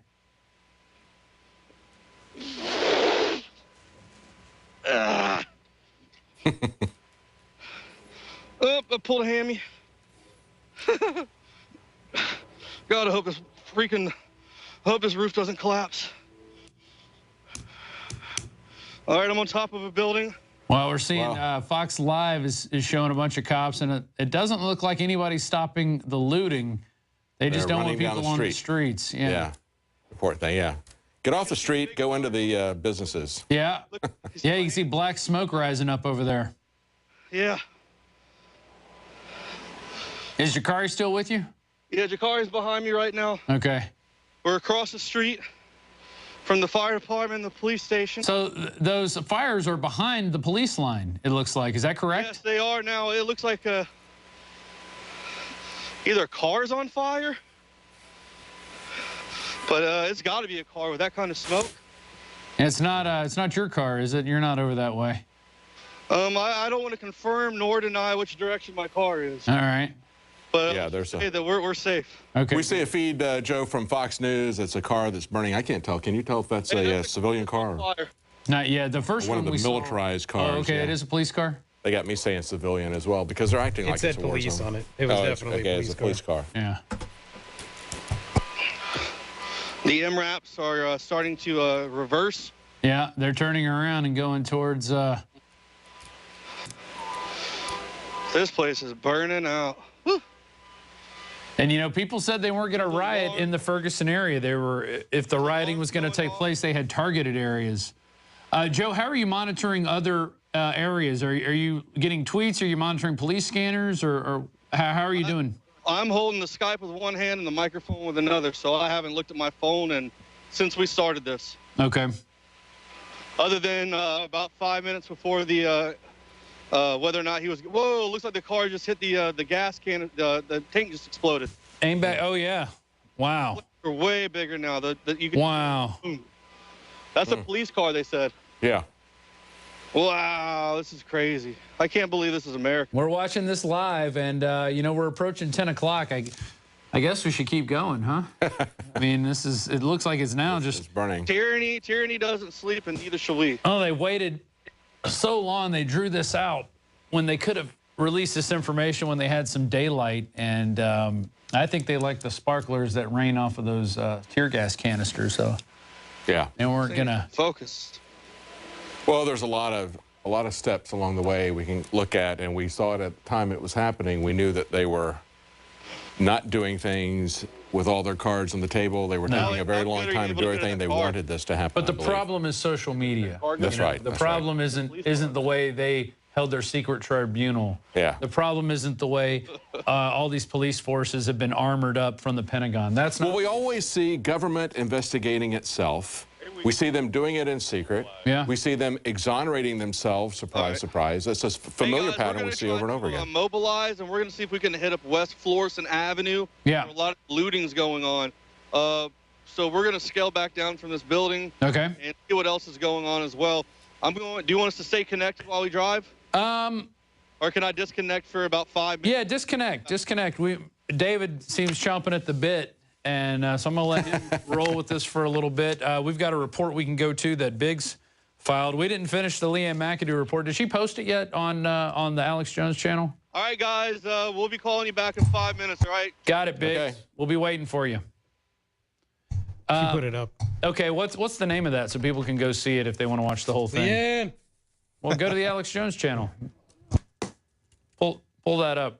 And I definitely want to go to the report about the secret army that is there being mounted. It just shows, it's just another example of all the different types of secret things that are going on with Yes. our government, not just, you know, hey, we're going to have the National Guard out here. Hey, we're having 100 FBI agents. Hey, Homeland Security's coming in. Oh, we also have these contractors that have nothing on them. So you don't even know who they are. That's You right. don't even know what branch of the government they're representing. Probably from the Asymmetric Warfare Center. Yeah. Probably. Yeah, they had because, North Carolina plates. Yeah. Yeah. And you guys, you and Biggs went to, what fort was that? Fort A.P. Hill? Fort A.P. Hill. That was in Virginia. Of course, there's a Camp Lejeune in North Carolina. That's a Marine camp. Camp Lejeune is really more of a scenario in a rural setting, whereas the one that's in A.P. Hill was really more of an urban setting. They had an underground subway, they had a fire department, police department, they had a school, a mosque, a church. They had a lot of different things that you would find in a city, whereas the one that's down in Camp Lejeune is really more of a suburbs and country area with farms and that sort of thing. So they're planning for everything everywhere. Every contingency. Exactly. And they really don't like the people out in the rural areas because those are the people that know how to hunt, that have firearms, that can survive. They've stocked up. They have chickens. They have ways to sustain themselves. They don't need to depend on the government to bring them food or meals. I remember when Hurricane Rita hit the other part of Louisiana. First it was Katrina, then at the end of the summer it was Rita. They had a local church came down, and they had other churches come down. They were feeding people, but also at the Walmart they had the National Guard who was passing out MREs and ice. And you got way better food at the church than you did. And this is the Baptist church, and they had some groups come down from Tennessee. And the people were helping out way better, way more efficiently than the Army groups. The Army groups had longer lines. You had, you know, you just weren't getting the type of service you were seeing from the church groups there. So exactly. My son did a report once comparing two different emergency events in North Carolina and the different ways that the government reacted to it. In one of them, it was a hurricane, and FEMA came in and essentially shut everybody out of their homes, wouldn't let anybody get back to their homes if they weren't on the islands or areas. Okay, it was a total disaster. Nobody could get relief. Nobody could get back to their homes to see what was going on with it. They shut everything down like a police state. In the other situation, you had a tornado come through and demolish a small town. In that situation, the federal government did not get involved. It was local police and state police who came in. What they did was what you would expect for the police to do. That is, they came into the areas where there were power lines down. They kept people away from those areas so nobody got hurt. Right. Other than that, they stayed out of it. They allowed, and you had private companies shipping food in. The distribution centers were the churches. They used the churches as distribution centers.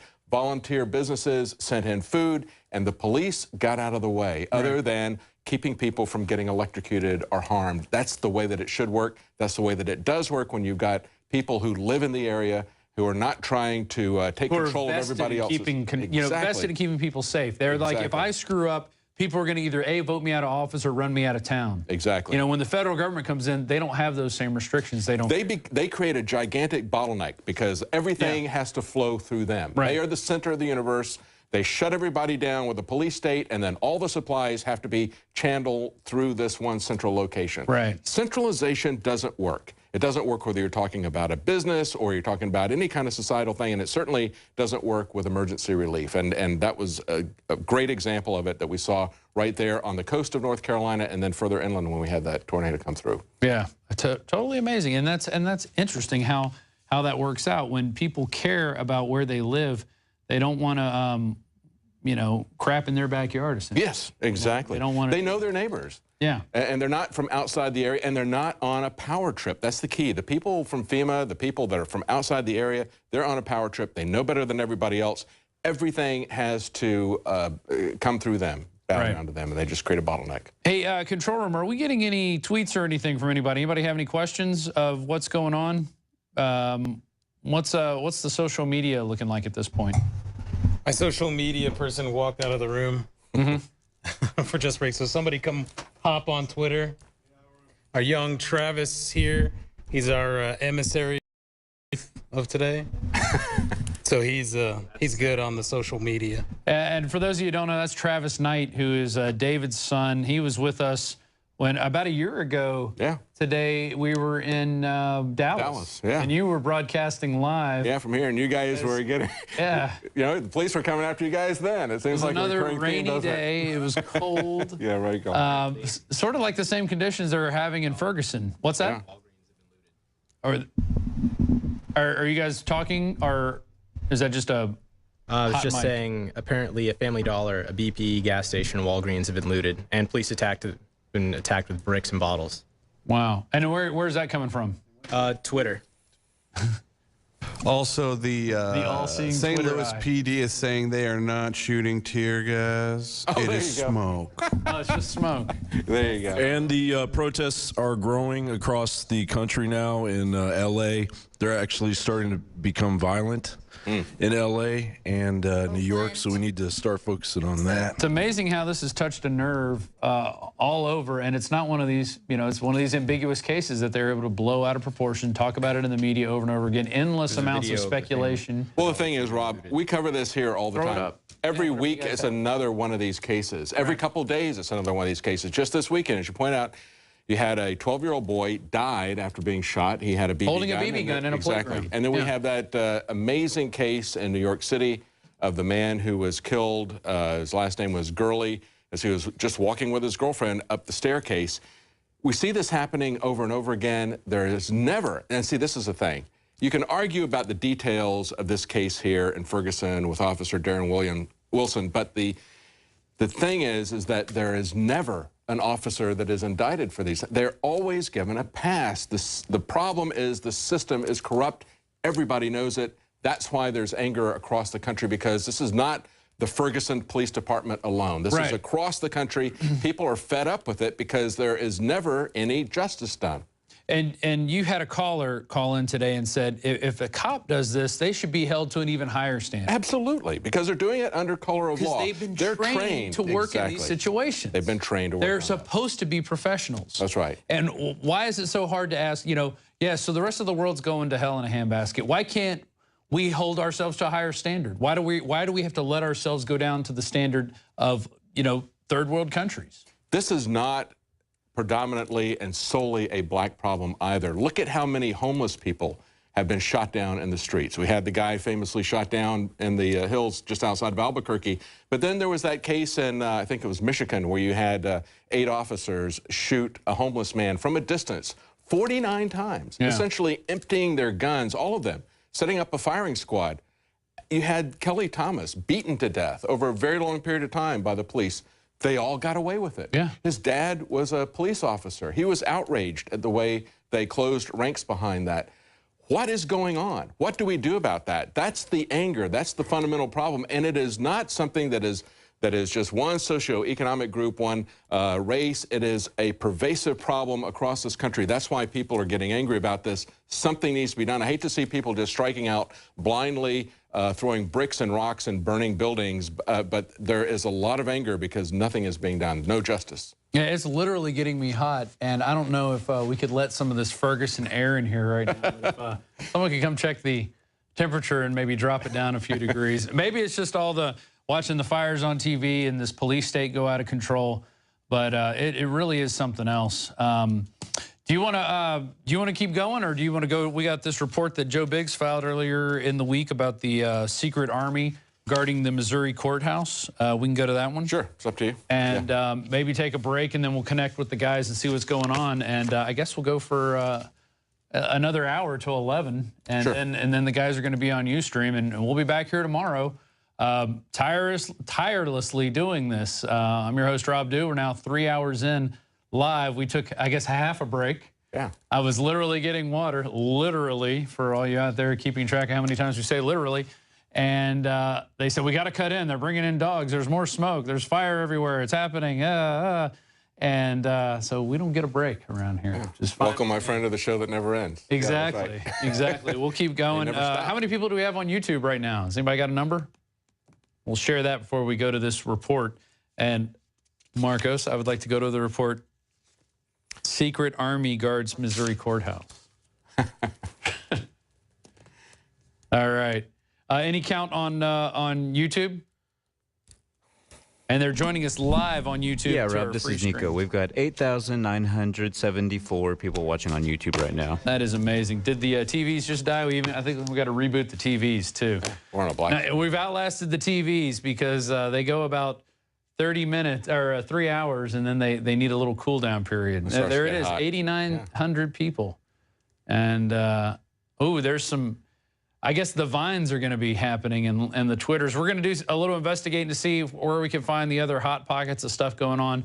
We're going to have Joe Biggs and Jakari Jackson joining you once again. And but we are going to take another short break. We've been going for over 3 hours and barely got into one report, couldn't even finish it. And but once again, you can go to Alex Jones' channel on YouTube and find all those reports that we've been filing in the past, currently. It's chaos going down in Ferguson right now, but this is state managed from the top. Don't forget it. And we'll be right back after this quick break.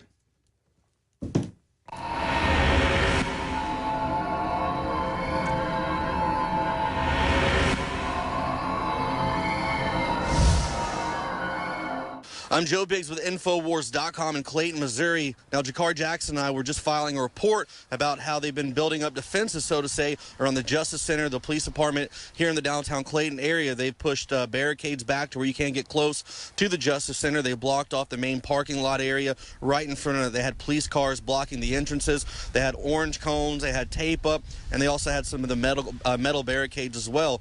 Well, we noticed a group of guys standing out there in the parking lot, and I found it quite odd.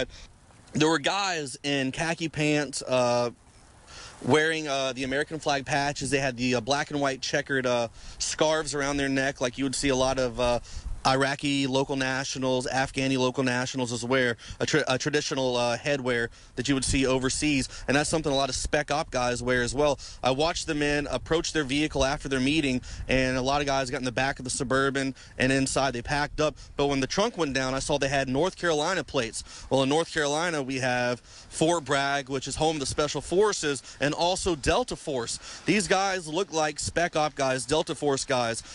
I mean, very built. They all had the beards. They had the American flag. They had the earpieces in. They were all looking around, very suspicious of all the activity in the area. I know everybody remembers the Waco incident that happened back in the 1990s, and these guys resemble a lot of what that is. These guys pulled out. They left in a 3-vehicle convoy. So it's very odd. You know, we know what happened with the Boston bombing, so this is suspicious. You know, just yesterday they're talking about arresting a couple of the new Black Panther Party members of a suspected pipe bombing plot. So tensions are high in this area, and it's something we've got to keep an eye on out here. People on the ground, if you live in this area, just be aware of your surroundings. Watch the people you see. See if anyone's really staring at you or taking photographs. Just be aware of everything that's going on, because I don't know what's going to happen. Everyone out here seems to be preparing for all-out war. The National Guard's coming in mass numbers. The FBI has sent out another 100 agents, so it is crazy right now. Continue watching our reports at Infowars.com, Real Alex Jones YouTube, and the Alex Jones Twitter. Once again, I'm Joe Biggs with Infowars.com.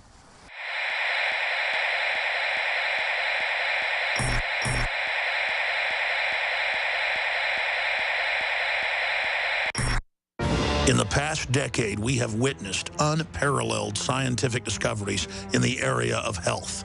But no one has put together a formula that focuses directly on brain health, nerve growth factors, and optimizing your cellular energy at the same time. DNA Force is one of the most expensive formulas to produce. Some of the ingredients in DNA Force are $12,000 a kilogram. We are using the coveted, patented, only American source of PQQ, CoQ10, and more. You want the best that's out there at the lowest price anywhere? Well, we're bringing you a total win-win. The ultimate value, cutting-edge, trailblazing game changer that also supports the InfoWar. We have produced a limited run of DNA Force, and it will take up to 12 weeks to produce more once we sell out. Secure your DNA Force today at InfoWarsLife.com or call toll-free 888-253-3139. DNA Force from InfoWars Life.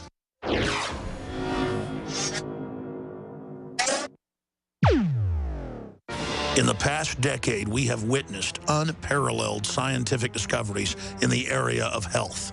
But no one has put together a formula that focuses directly on brain health, nerve growth factors, and optimizing your cellular energy at the same time. DNA Force is one of the most expensive formulas to produce. Some of the ingredients in DNA Force are $12,000 a kilogram. We are using the coveted, patented, only American source of PQQ, CoQ10, and more. You want the best that's out there at the lowest price anywhere? Well, we're bringing you a total win-win. The ultimate value, cutting-edge, trailblazing game changer that also supports the InfoWar. We have produced a limited run of DNA Force, and it will take up to 12 weeks to produce more once we sell out. Secure your DNA Force today at InfoWarsLife.com or call toll-free 888-253-3139. DNA Force from InfoWars Life. The average person's life is filled with unexpected challenges.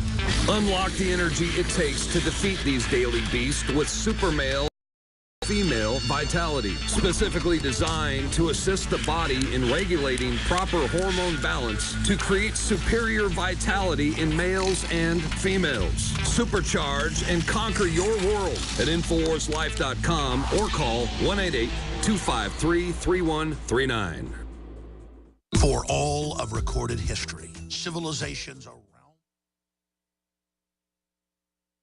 Florissant Avenue. I'm right beside the McDonald's from back in August, and this is the building directly beside it. The entire building is burning down. Smoke is shooting from the top of the roof everywhere through here. There's a number of firefighters right here stacked up. They've sent some people in. They're in there currently trying to get this fire extinguished. It doesn't look like it is. It's spread all the way throughout the whole building. There's smoke coming out of the top everywhere. At any second, one of these doors could blow off. Who knows what's in this building, if they have any oxygen tanks, any kind of explosive stuff. There's a guy with a chainsaw now. He is sawing his way into the building, trying to get in here. You can hear people. I don't know if there's anybody stuck inside or not, but this is intense stuff right here. Amazing footage, Joe. Can you tell what kind of building that is? Jakari's up front if you guys want to cut to him. Wow. But this is where the firefighters are. There's firefighters cutting through the building right now. Is that Jakari in front of you there? No, this is Antonio French, I believe. The alderman here. He's the owner of the building? No, alderman. Okay. You know, what building is this? Do you know? Sam's Meat Market. Leanne said it's Sam's Meat Market. No, that's further down. Oh, okay. Someone said they thought it was Sam's Meat Market. It's way further. Yeah, it's Beauty Town. It's the 911 salon or Metro PCS. So what you're watching right now is a live feed from our reporters in Ferguson. We see there's a fire that is going out of control in that building. We just saw some firemen that were breaking down the door, cutting their way into that building, trying to get to the fire.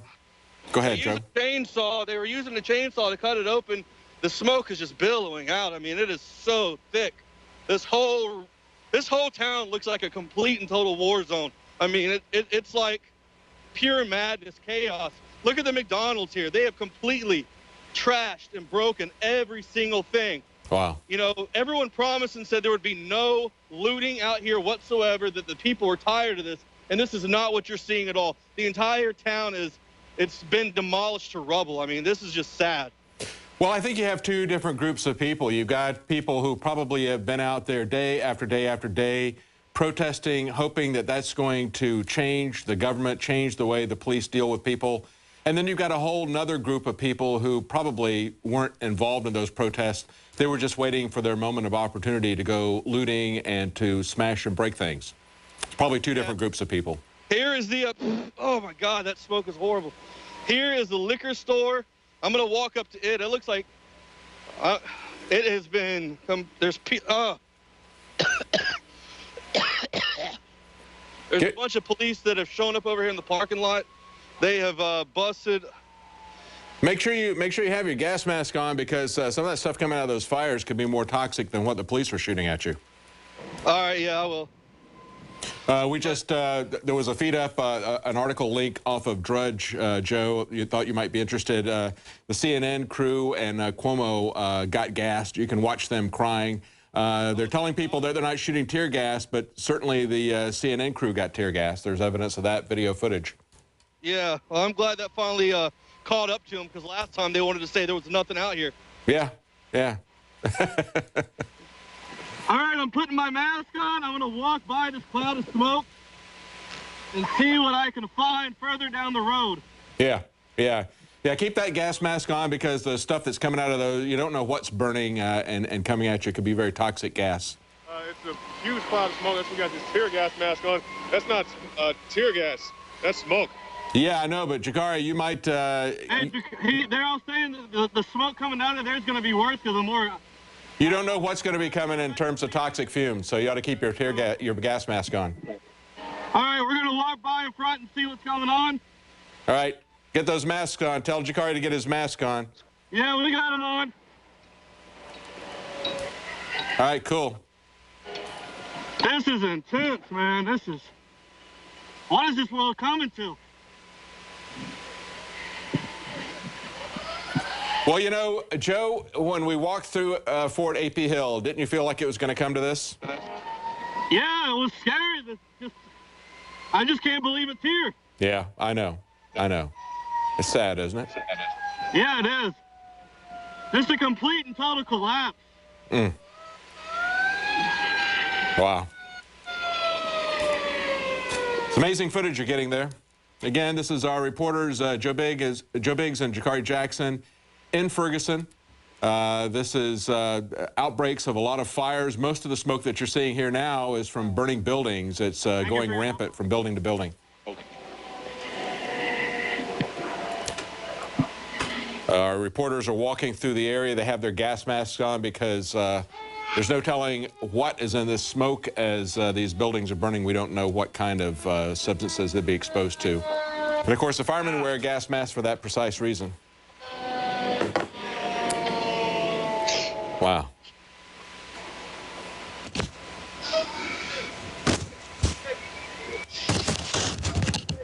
I just walked up and talked to a firefighter. I said, be safe, and he just kind of looked at me like I was a a-hole. Yeah. They don't see themselves as part of the community, I guess, at this point.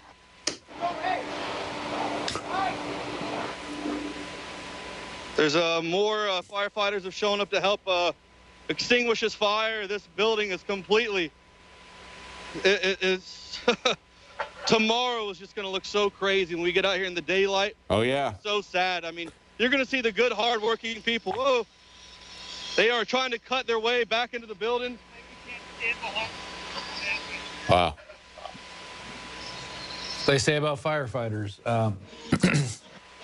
Most people are running out of burning buildings, and they're running into them. That's right. Yep, very, very dangerous work. They don't know I don't want to get in front of you guys. You guys are the ones getting... Oh, okay. Well, I'm not going to do anything to you. Come on, man. 10 years military, buddy. 82nd Airborne, Roger. Who are you talking to, Joe? Is that firemen or police? Yeah. Militarized police? Yeah, the guy's looking at me like I'm all crazy. Yeah. He's telling me I got to get in front of him. I'm like, negative. I want to get behind there. Well, I'm going to do a quick plug. While I was feeling a little rundown, doing over 3 hours live TV, and I went and grabbed my Secret 12. It's on my desk, and I'm going to take it now, and I'll probably be up till 3 a.m. now watching everything that's going on. And, yeah. You know what I'm taking to stay awake right now? What's that? Tear gas. Yeah. Tear gas will keep you awake, won't it? There's no secret about this. No.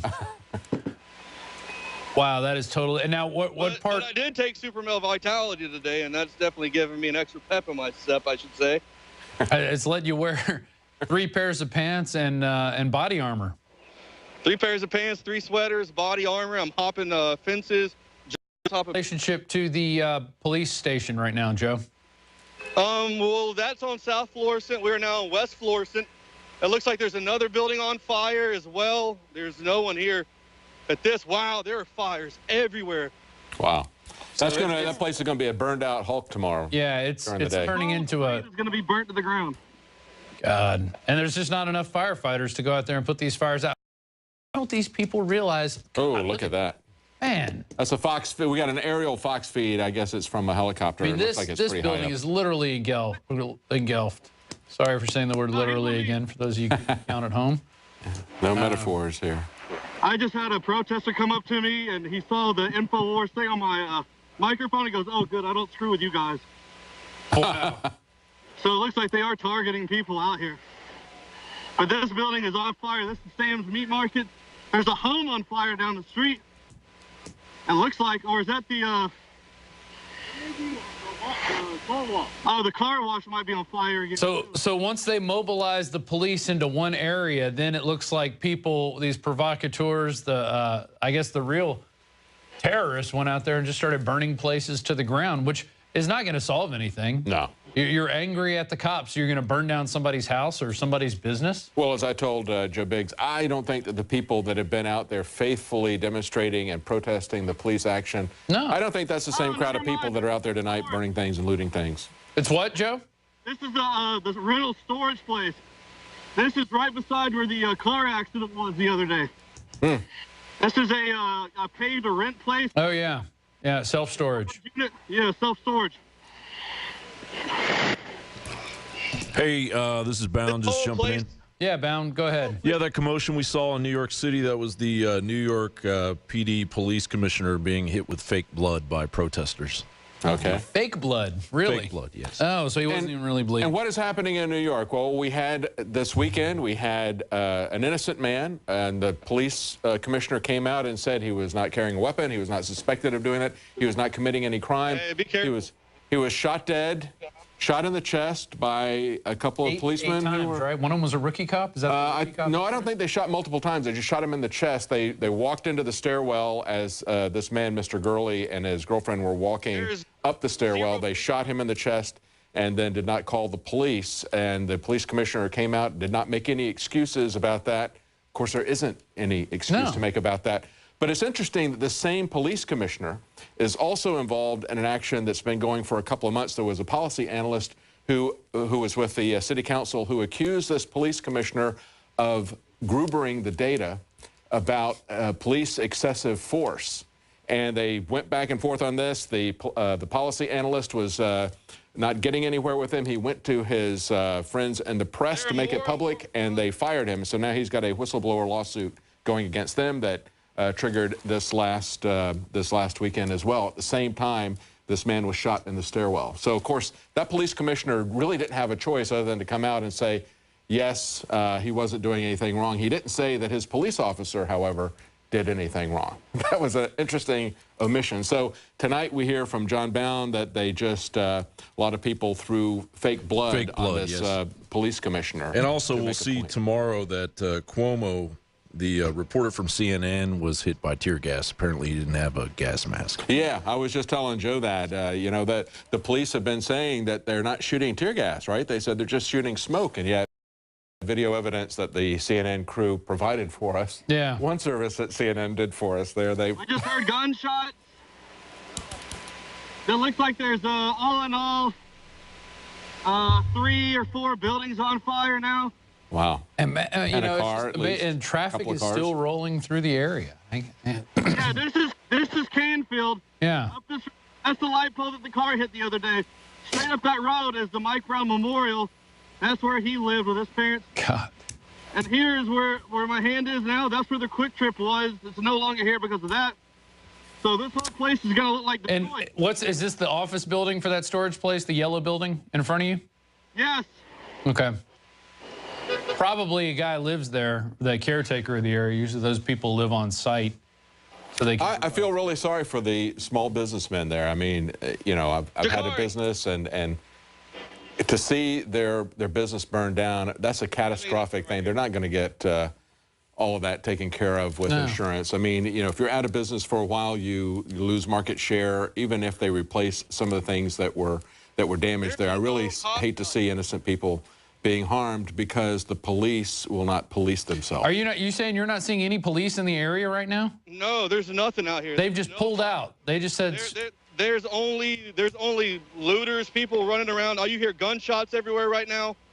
People running through the smoke and fire.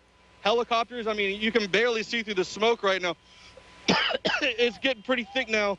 People are driving, hanging out the side of the windows, screaming and yelling. This is total madness. This is what the New World Order wants. They love events like this. Out of the roof, it looks like this building's going to fall or collapse from the top down. Wow. The fire's starting to shoot out of the look. Yeah. Oh, yeah. Shooting out of the top now. Well, and of course, that's what happened in the LA riots. The police pulled out and... people are shooting off rounds into the air. And, you know, everybody knows they're Gabberty. Something's got to come down eventually. That's right. Hey, let's go behind this building and see if we can get up on that hill and look down. Or I will. Well, just be careful wherever you go. Yeah. This is Rob Dew and David Knight in studio. Our reporters Joe Biggs and Jakari Jackson are out in, where am I looking at, 1 or 2? I didn't know. 5. Oh, 5. There it is. Thank you for joining us here at Infowars.com for the Infowars Nightly News. We're now 3 hours and 32 minutes into our live broadcast. And I'm really glad we did that dress rehearsal for the midterm elections, because it really did kind of, all we had to do was flip a few switches tonight to make this happen. Public storage building. This is the Sam's Meat Market. Okay, now you're at the Sam's Meat What Market. was on fire. I mean, this is a war zone. This is nuts.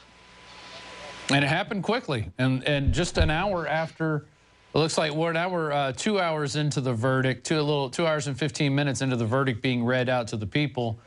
The news was leaked to USA Today because they posted it early, unless they have a time machine. You can go back in time. People are screaming. They posted it at 9:01. Drudge had it right after that. And I think we went with that news at 8:06 Central. They went at like some police 8:01 showing up. Central. Yeah. Police have just run down here and shown up to the building that's on fire, the Sam's Meat Market.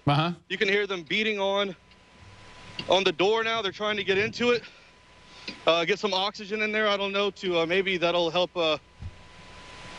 push the fire down. Oh, it's firefighters. They're ripping the door open and trying their way to get in. Yeah. This is, wow. Well, and of course, this is all expected. We expected them to investigate themselves in secret and find themselves innocent. We expected riots. That's why they had an army that was in place. As the guy from Saturday Night Live said, spoiler alert, I think we know what the verdict's going to be based on what they're doing there. And well, and notice all these cops didn't stop any of this madness. So people are going to now want more. They're going to say, oh, that wasn't enough. We need a standing army here to protect us. They're interested in getting into a confrontation with demonstrators, but they're not interested in stopping looters. And that's exactly what you saw back in August, wasn't it, Joe? It looks like they might have gotten this door almost open. They are struggling because it was a wow. Well, there's another Fox News shot. Go back to that Fox News shot, guys. There's a Fox News shot of somebody shooting something up in the air. Canisters back and forth. Yeah. Look at that. I think they might just be looping. Oh, you think they're looping stuff? Okay. Oh, this is from earlier? Okay. Well, that says 10:34 p.m. Keep this part. Oh, but okay, the other shot was, all right, got it. Bottom and just slide it up. And then once it gets up here, I just pull a bit tighter so it fits on my forehead. Oh, I just heard 6 gunshots. Oh, 2 more shots. 3, 4, 5, 6. Oh, yeah, I can hear it now. That sounds like semi-auto. Wow. Yeah. Oh, there's tons of shooting going on right now. Wow. Just emptying clips. Yeah. Does it sound close to you? Yeah, not even 100 yards away. Jakari just ran up to the road. I'm conserving energy and not running. They're shooting towards the fire truck, it looks like. Wow. Well, I'm right behind it. Oops. You can hear them screaming fall back. Shots fired across Ferguson, St. Louis County Police. Why would they fire at these guys? They're trying to put out the fire. Yeah. Well, certainly somebody would want to set the fire. That whole building down at the other end is almost about to collapse. You can see the front fall out. There's some areas where what was it, paramedics? I think it was a report where in some of these Muslim areas, I think it was in Stockholm, where paramedics are having to wear body armor to go into areas because they're being attacked. Tons of gunshots going off again. That's crazy. People are just firing at each other into this open crowd. Have there been any reports of anybody shot I can't tell. from anyone? Oh, about to get hit. There's a bunch of people running. Well, it says they're using smoke and pepper spray on the crowd. I guess that's not tear. When you say smoke and pepper spray, it's a cover-all for tear gas. There you go. Smepper spray. Yeah. Oh, man.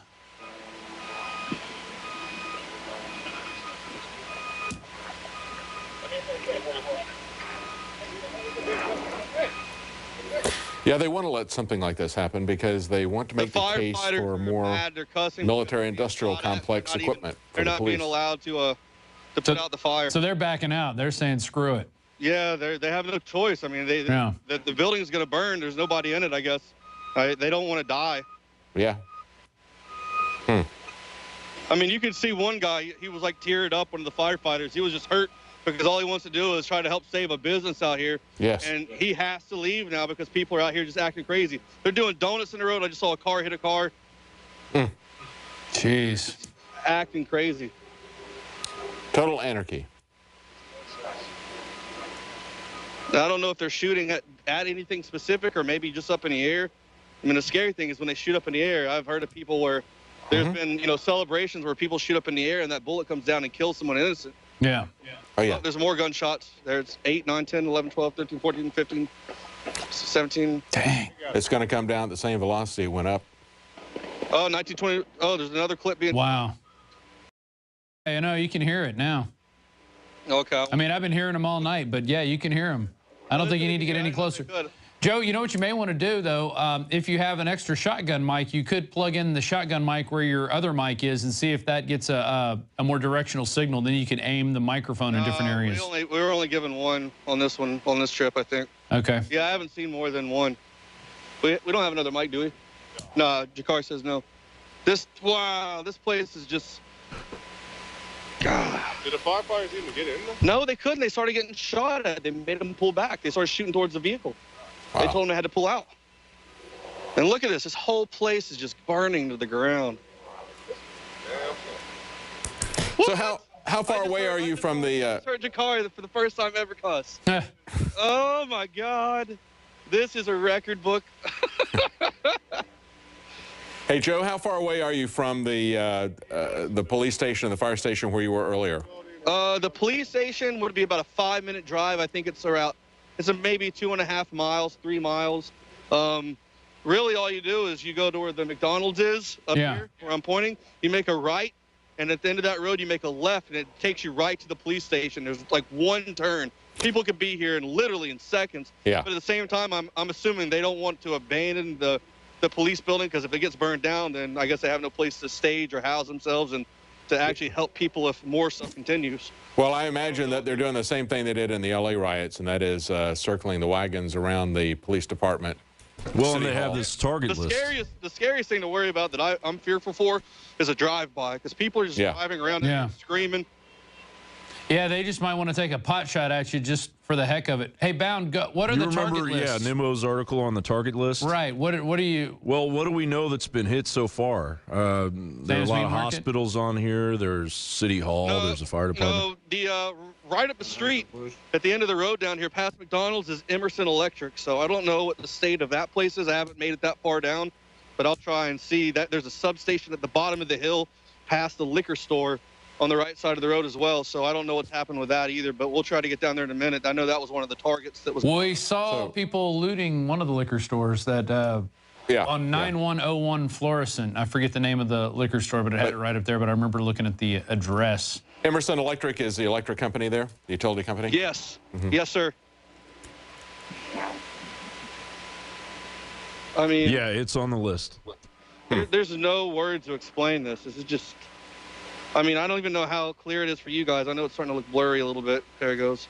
But just being here, I mean, this is... Wow. This is something you'll never forget. There's Jakari Action Jackson. He kind of looks like somebody from Brazil. The guys from Brazil with those weird Terry Gilliam movie. Terry Gilliam. Have any of the city offices been hit? Pulled up now. What was that? Have they hit the police station or the fire station or the city hall? You can hear them talking. It just sounds like the guy in the squad car made an announcement. And what did he say? Could you hear? If you don't clear the street, you will be subject to arrest. I can't hear him, and I'm like 25 yards from him. He needs to get a bigger megaphone. Yeah. Are any of the banks on fire? I haven't seen any at all. No, it looks like a lot of places. Whoop! There's a bunch more gunshots, and those were down in the neighborhood where Mike Brown was shot. So far, it looks like the only buildings that have been really hit are the ones on this side of the street where I'm at, but nothing I've seen on the other side so far. What's up? Do what? Okay, cool, man. Hey, I'm glad you made it back to your friends, man. Be safe, all right? Fox News is reporting more looting than what happened in August. Oh yeah, it's already surpassed that. I mean, well, you didn't have fires like that. Yeah. It was funny because when we were driving down here, the guy, this is his first trip ever, like as a journalist. Yeah. He said, "Is this bad?" Is this bad? Leaving the police station. I said, "No, it's not bad. August was worse." And then we pulled up on this scene, and Jakari and I looked at each other, and I was like, no, this is way worse. Well, where are you in relation to that McDonald's? Are you guys right down the street from that? You can see all the lights flashing. That's McDonald's. Yeah, we cut to a Fox News feed, and they showed the McDonald's, and it looks like the beauty salon over there looked like it had been hit. Yeah, the McDonald's is completely there it is, the 9/11 hair salon. Well, appropriately named. This is a very, very large building over here, and it's at the very end that it's on fire. Yeah. As well as the two buildings down this way, the Sam's Meat Market and the rental place. Yeah, it's everywhere you turn, there's a fire. I can hear people saying F the police still. Yeah. And they're starting to come towards the police officers. Well, just be sure you're not in with that group when things start to happen. I'm not trying to F anything. Yeah, and all the schools are closed, of course, in St. Louis. Yeah, I believe that. They were showing that on the ticker earlier. They're saying all the way until Wednesday so far is what they're saying. So, more, that's going to be the entire week then because Thanksgiving's Thursday. Yeah.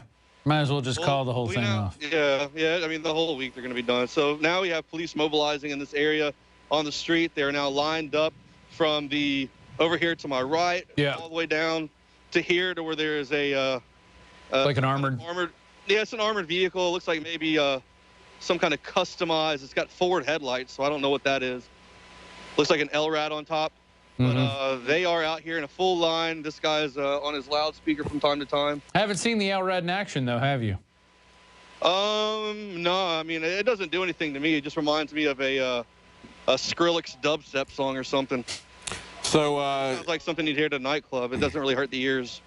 So what happened? You had the fire department had shown up there trying to put the fire out in that building. There were shots being fired at the fire department. They left, and now we have the police have arrived. Is that correct? Yes, that is correct, Dave and I. There were gunshots. They had to retreat back. They had to pull the fire truck out. And you could see the look on the firefighters. I mean, they were just so upset because they were trying to save the business. Now they have not been able to. They've been pulled back, and now these buildings will burn to the ground. The office building where this rental is, the fire has spread from that building over, it looks like, to the next building. It is an intense fire. Hey, Jakari. They're going to have to get those fires out, or it's going to spread through the entire neighborhood. But, of course, they're going to have the police there to stop the people who are taking pot shots at the firemen. The only thing that's beside this storage unit area, well, there's nothing really on the right side except for maybe a 20-yard break and then a wood line. And then from there, tons of homes. Wow. Well, and, the governor did declare a state of emergency, so I think that might activate something for some of these people if they go through the process.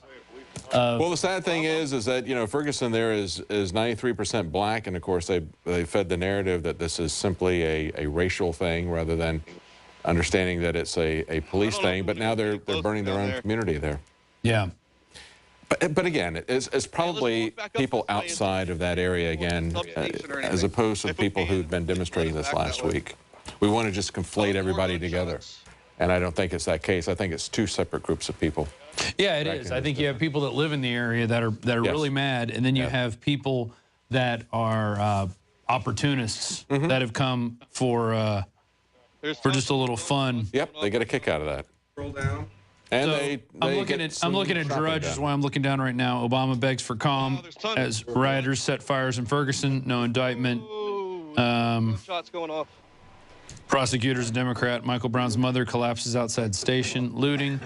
Cars vandalized. Gunshots. What's going on? What's going on, Joe? I hear you saying, ooh. There's just tons of gunshots going off right now.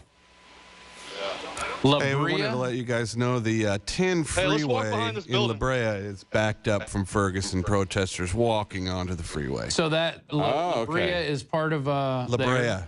Okay. La Brea. Hey, we're going to walk behind these buildings so we can get around the police, and we're going to see if anything's happened up here at the electric company. Be careful. So we actually have protesters on the freeway stopping traffic. Is that correct? Yeah, the La Brea, the 10 in LA is completely shut down. We got Oakland protests, thousands of people in New York. So La Brea is in California. Oh yeah. Yes. Okay, so this is this is a freeway in California, Los Angeles. Oakland, Seattle. Are there any more buildings on fire in other cities?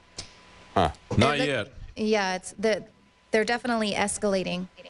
But so far, it's just thousands of people, and the crowds are just getting bigger and bigger and shutting down freeways. Well, it's but about, it looks like the looting and... I guess it's about 8:47 in L.A. now, right? 2-hour difference, so... oh, yeah, they got a lot more time. Yeah. I want to try to get up this way. But here we have the U.S. Preventative Services Task Force has come out and said there's no benefits to vitamin D. I mean, there you go. Well, no, and also we got another... I think you might be okay. ABC wants to let everyone know that don't worry, Dancing with the Stars is still going to air. Well, tonight I was worried about that. I mean, Obama says we have a lot of work to into do chaos and on race relations. Oh, well, yeah. And then he went back to sleep. But they're 'cause he's not. got a But they're not golf going to do game anything tomorrow. about the police. It's just like these situations with both of these people getting killed with BB guns. Yeah. The Walmart stopped selling BB guns, even though they're still selling real guns. Right. And now you hear people, as Kit Daniels pointed out, they want to ban toy guns because this 12-year-old was shot. That's not the problem. It's not the toy guns. It's the rules of engagement of the police. exactly. And now we have this is going to be all Hey, about the see if y'all looting can and interview the protests. barbershop lady. Ask her how long she's been in business. Has her building on fire? How long have you been in business out here? 22 years. Oh, my God. Oh, wow. She said she took her boards down to try to trust in the people here that no one would rob her store. And as you can see right here, the windows are busted out, and it's just another business. It's just sad. Did she witness the looters? No, she just showed up. She came out here to check to see if anything had happened.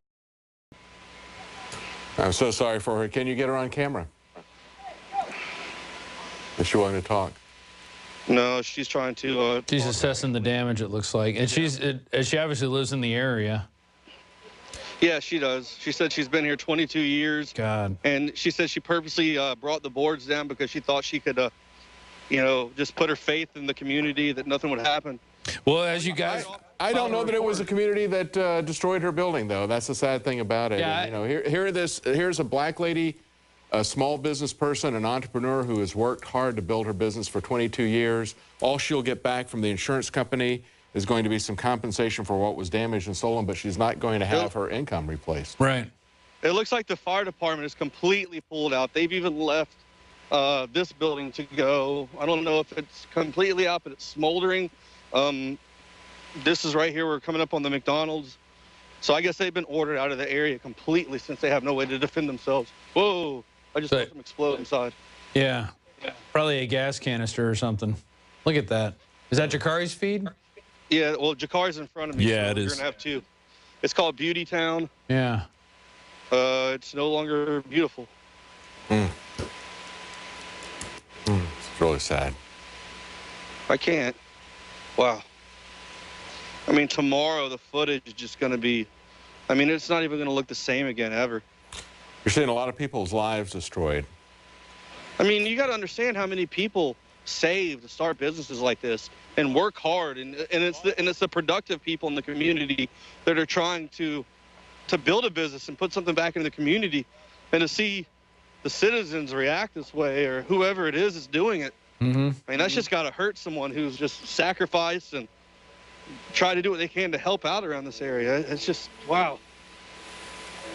I mean, look, I mean, you can see smoke it's just billowing out of the rooftops all through here. I mean, this building is really, it goes deep far back. And once again, if you weren't on here earlier, we'll walk closer to this McDonald's. I mean, all these windows have been busted out.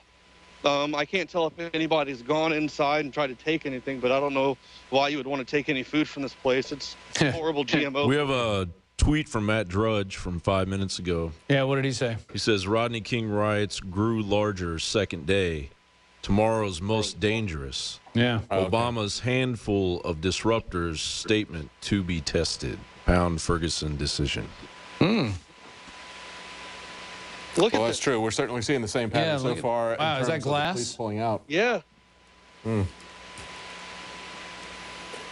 for those who are just joining us, earlier, Joe and Jakari saw a building that was burning severely, and as the firemen were trying to put it out, they started drawing gunfire. So they had to leave the area and let it burn. And then the police pulled into the area. So this looks like the work of more than a handful of disruptors. Yeah. You know, did you guys see? Like that. Hold on, let's cross the street over here real quick. We're kind of far behind where the gunshots are going, so I feel a little bit safer finally. For once, I don't feel like I'm about to get shot in the head by some random guy who just wants to pop off some rounds because he thinks he's cool. Well, I'm interested. Hold on. The Ferguson Burger place is over here somewhere. This is one of the guys who came out and said that he was not going to board his place and put his faith in God and that nothing would happen. Well, and you guys filed a report earlier in the week that's, you know, a lot of people were trusting in God. And, you know, as they say, trust in God, tie up your camel. Or in this case, I guess, board up your windows. Yeah. But this place has been completely just, everyone took everything. Yeah. Well, that's the thing. We don't know if it's the community where he's worked and done business that's doing this. And again, it may very well be people from outside that community. Opportunists. Yeah, just as that lady was saying, she trusted the community. Well, it wasn't necessarily the community that did this to her. It could have been outside. This is a second phone place? Is that the owner? Who is this guy? Yeah, he said he's the owner. Wow. Look at that. Already getting to work, trying to fix his business back up. Man. Yeah. That's so sad.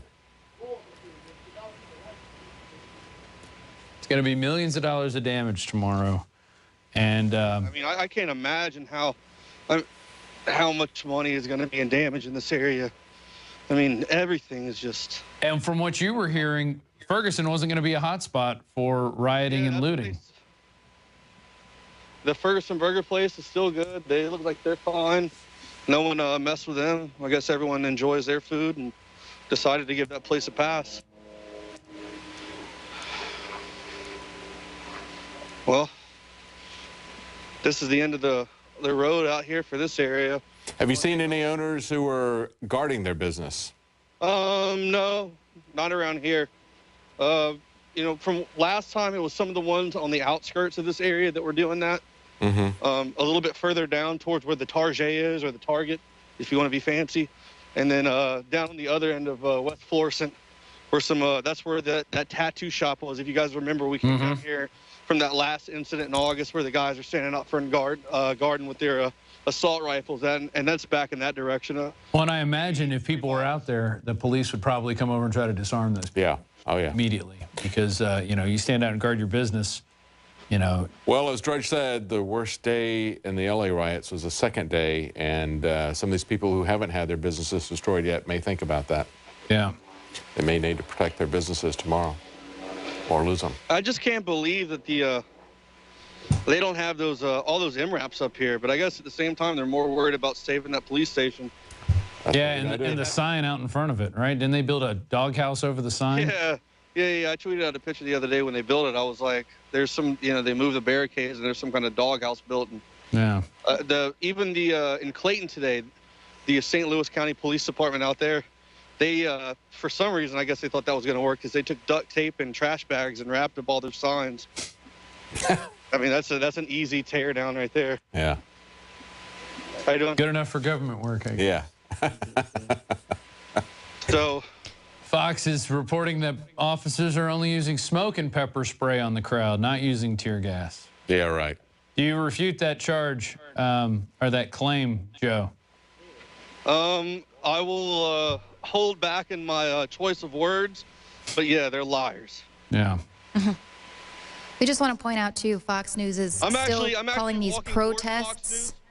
This has escalated. I'm pretty sure all the protesters have gone home. These are rioters and looters. We've got protests going on around the country, but by continuing to call these people here protesters, it's just going to be used to demonize the word protesters protest and protests. Anybody that has a problem with excessive force by the police is equivalent to somebody that's going to shoot and burn down. It's like you're one Ferguson. of those truthers.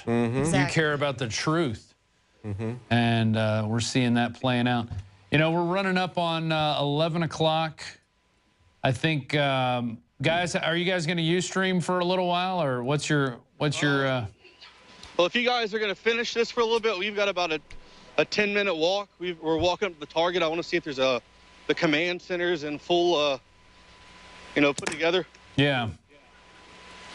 I think we might call it a night here at 11 o'clock. Obviously, there's going to be more damage done. This is only one section of it. We're seeing protests kick off around the country at this point, and they're turning this one situation, the system, the media has done a masterful job at creating this, and this is going to take a long time for LA to recover after. If they had picked, there are so many of these incidents, and there are so many of them that there would not have been any ambiguity about, as Paul Watson has pointed out repeatedly. I mean, you take this situation we've talked about over and over again in the Walmart in Ohio. There would not have been any way that anybody could have pushed that back and justified it, and yet we see that they did not indict the officers who murdered that man in the Walmart, and it was murder. You do not kill people unless they are a threat to you. That's the rules of engagement for You got a shot of the Army? Yeah, they're right. See the red cross on the side of the vehicle? That is a Army Humvee. There's another one behind it. Yeah. We are approaching the what was last time the command center, the one that we fought on. There's a large grouping of police vehicles, I think, over here.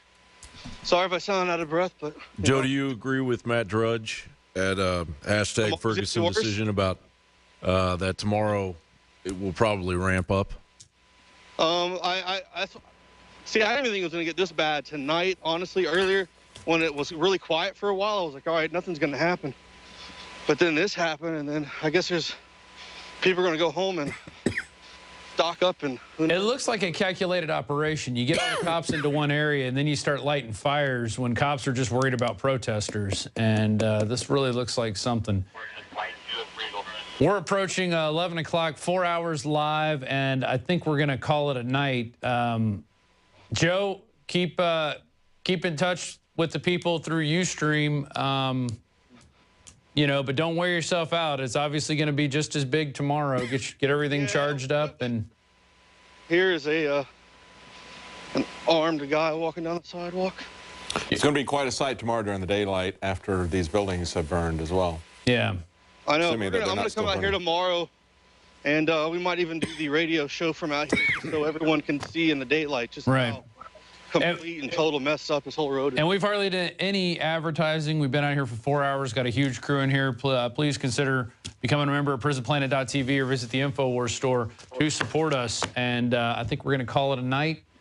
We are going to get some sleep. We'll get up tomorrow and we'll see this. Joe, you be safe. You and Jakari, be safe, please. We don't need you guys getting hurt in this situation.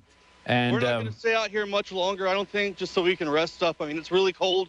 We've been out in this cold, and then if we get sick, then we're worthless. So I'm going to say in about an hour we'll cut the cord on this, and then charge some batteries, and then we'll be back with you guys tomorrow live on the Alex Jones Show. And people can join you guys on ustream.tv/real Alex Jones and ustream.tv/Alex Jones Live. You can go to those channels now. Also contact us on our Twitter accounts. You know, we have that. I usually say it for a little bit longer and answer people's questions about the night's events and, you know, just my opinion on stuff. And Jakari Jackson has become quite the Twitter user himself now. So. The Twitter aficionado. Yeah. Well, don't worry. Your dogs have been taken care of here. So. McBreen, tell Barkley I love him. Yeah, you guys be safe the rest of the night, and I think we're going to call it a night as well, where it's 11:01. The no indictment verdict has come in. The prosecutor is not going to seek any charges against Darren Wilson. That is where we sit right now, and you know, other than that, we'll see what happens tomorrow when daylight shines upon this series of events. We're going to see a lot of sole proprietor business owners really cleaning up from the ashes, and that's what's sad. That's the worst thing that's going to come. A lot of hardworking people have had their all their work go up in smoke tonight. It's a very sad thing to see. Over, you know, something they had no control over. Exactly. Yes. They didn't ask for this. It just happened to be in their backyard. Another event where, you know, at the end of the day, you know, the cop killed this guy. Yeah. Whether he deserves, you know, no one deserves to die over what happened. But maybe he did attack the cop. We'll never know. I mean, there's so many. And there are ways that they could have handled this throughout this entire thing. They could have been more transparent. They could have laid their cards on the table. They could have shown the evidence that they had at a much, much earlier date. They could have diffused the situation, but that was not what they chose to do. No, instead, blame social media for blowing it out of proportion and asking questions. Yeah. Don't listen to anybody except the guy who ran the grand jury and did something that he had not done for 28 years. As one person said, if that was what was necessary to give this officer a fair trial, why didn't he give anybody else that kind of legal process over 28 years? Something stinks. We'll be back tomorrow, 11 a.m. to 2 p.m., the Alex Jones Show. I imagine he'll go into overdrive, too. He's been out for a few days, so he's going to be raring to go. And, you know, it'll be anxious to see what Alex's take is on all this tomorrow, 11 a.m. to 2 p.m. Central, the Alex Jones Show. Once again, this will be repeating all night, so tell your friends you can tune in and watch the madness unfold once again. It's a chaotic sight. But thanks for joining us. Rob Dew here. This is David Knight and all the crew back there. We'll see you next time. This has been the Infowars Nightly News. Please become a member of PrisonPlanet.tv. Your subscription can now be shared with up to 20 people. So what are you waiting for? Become a member today.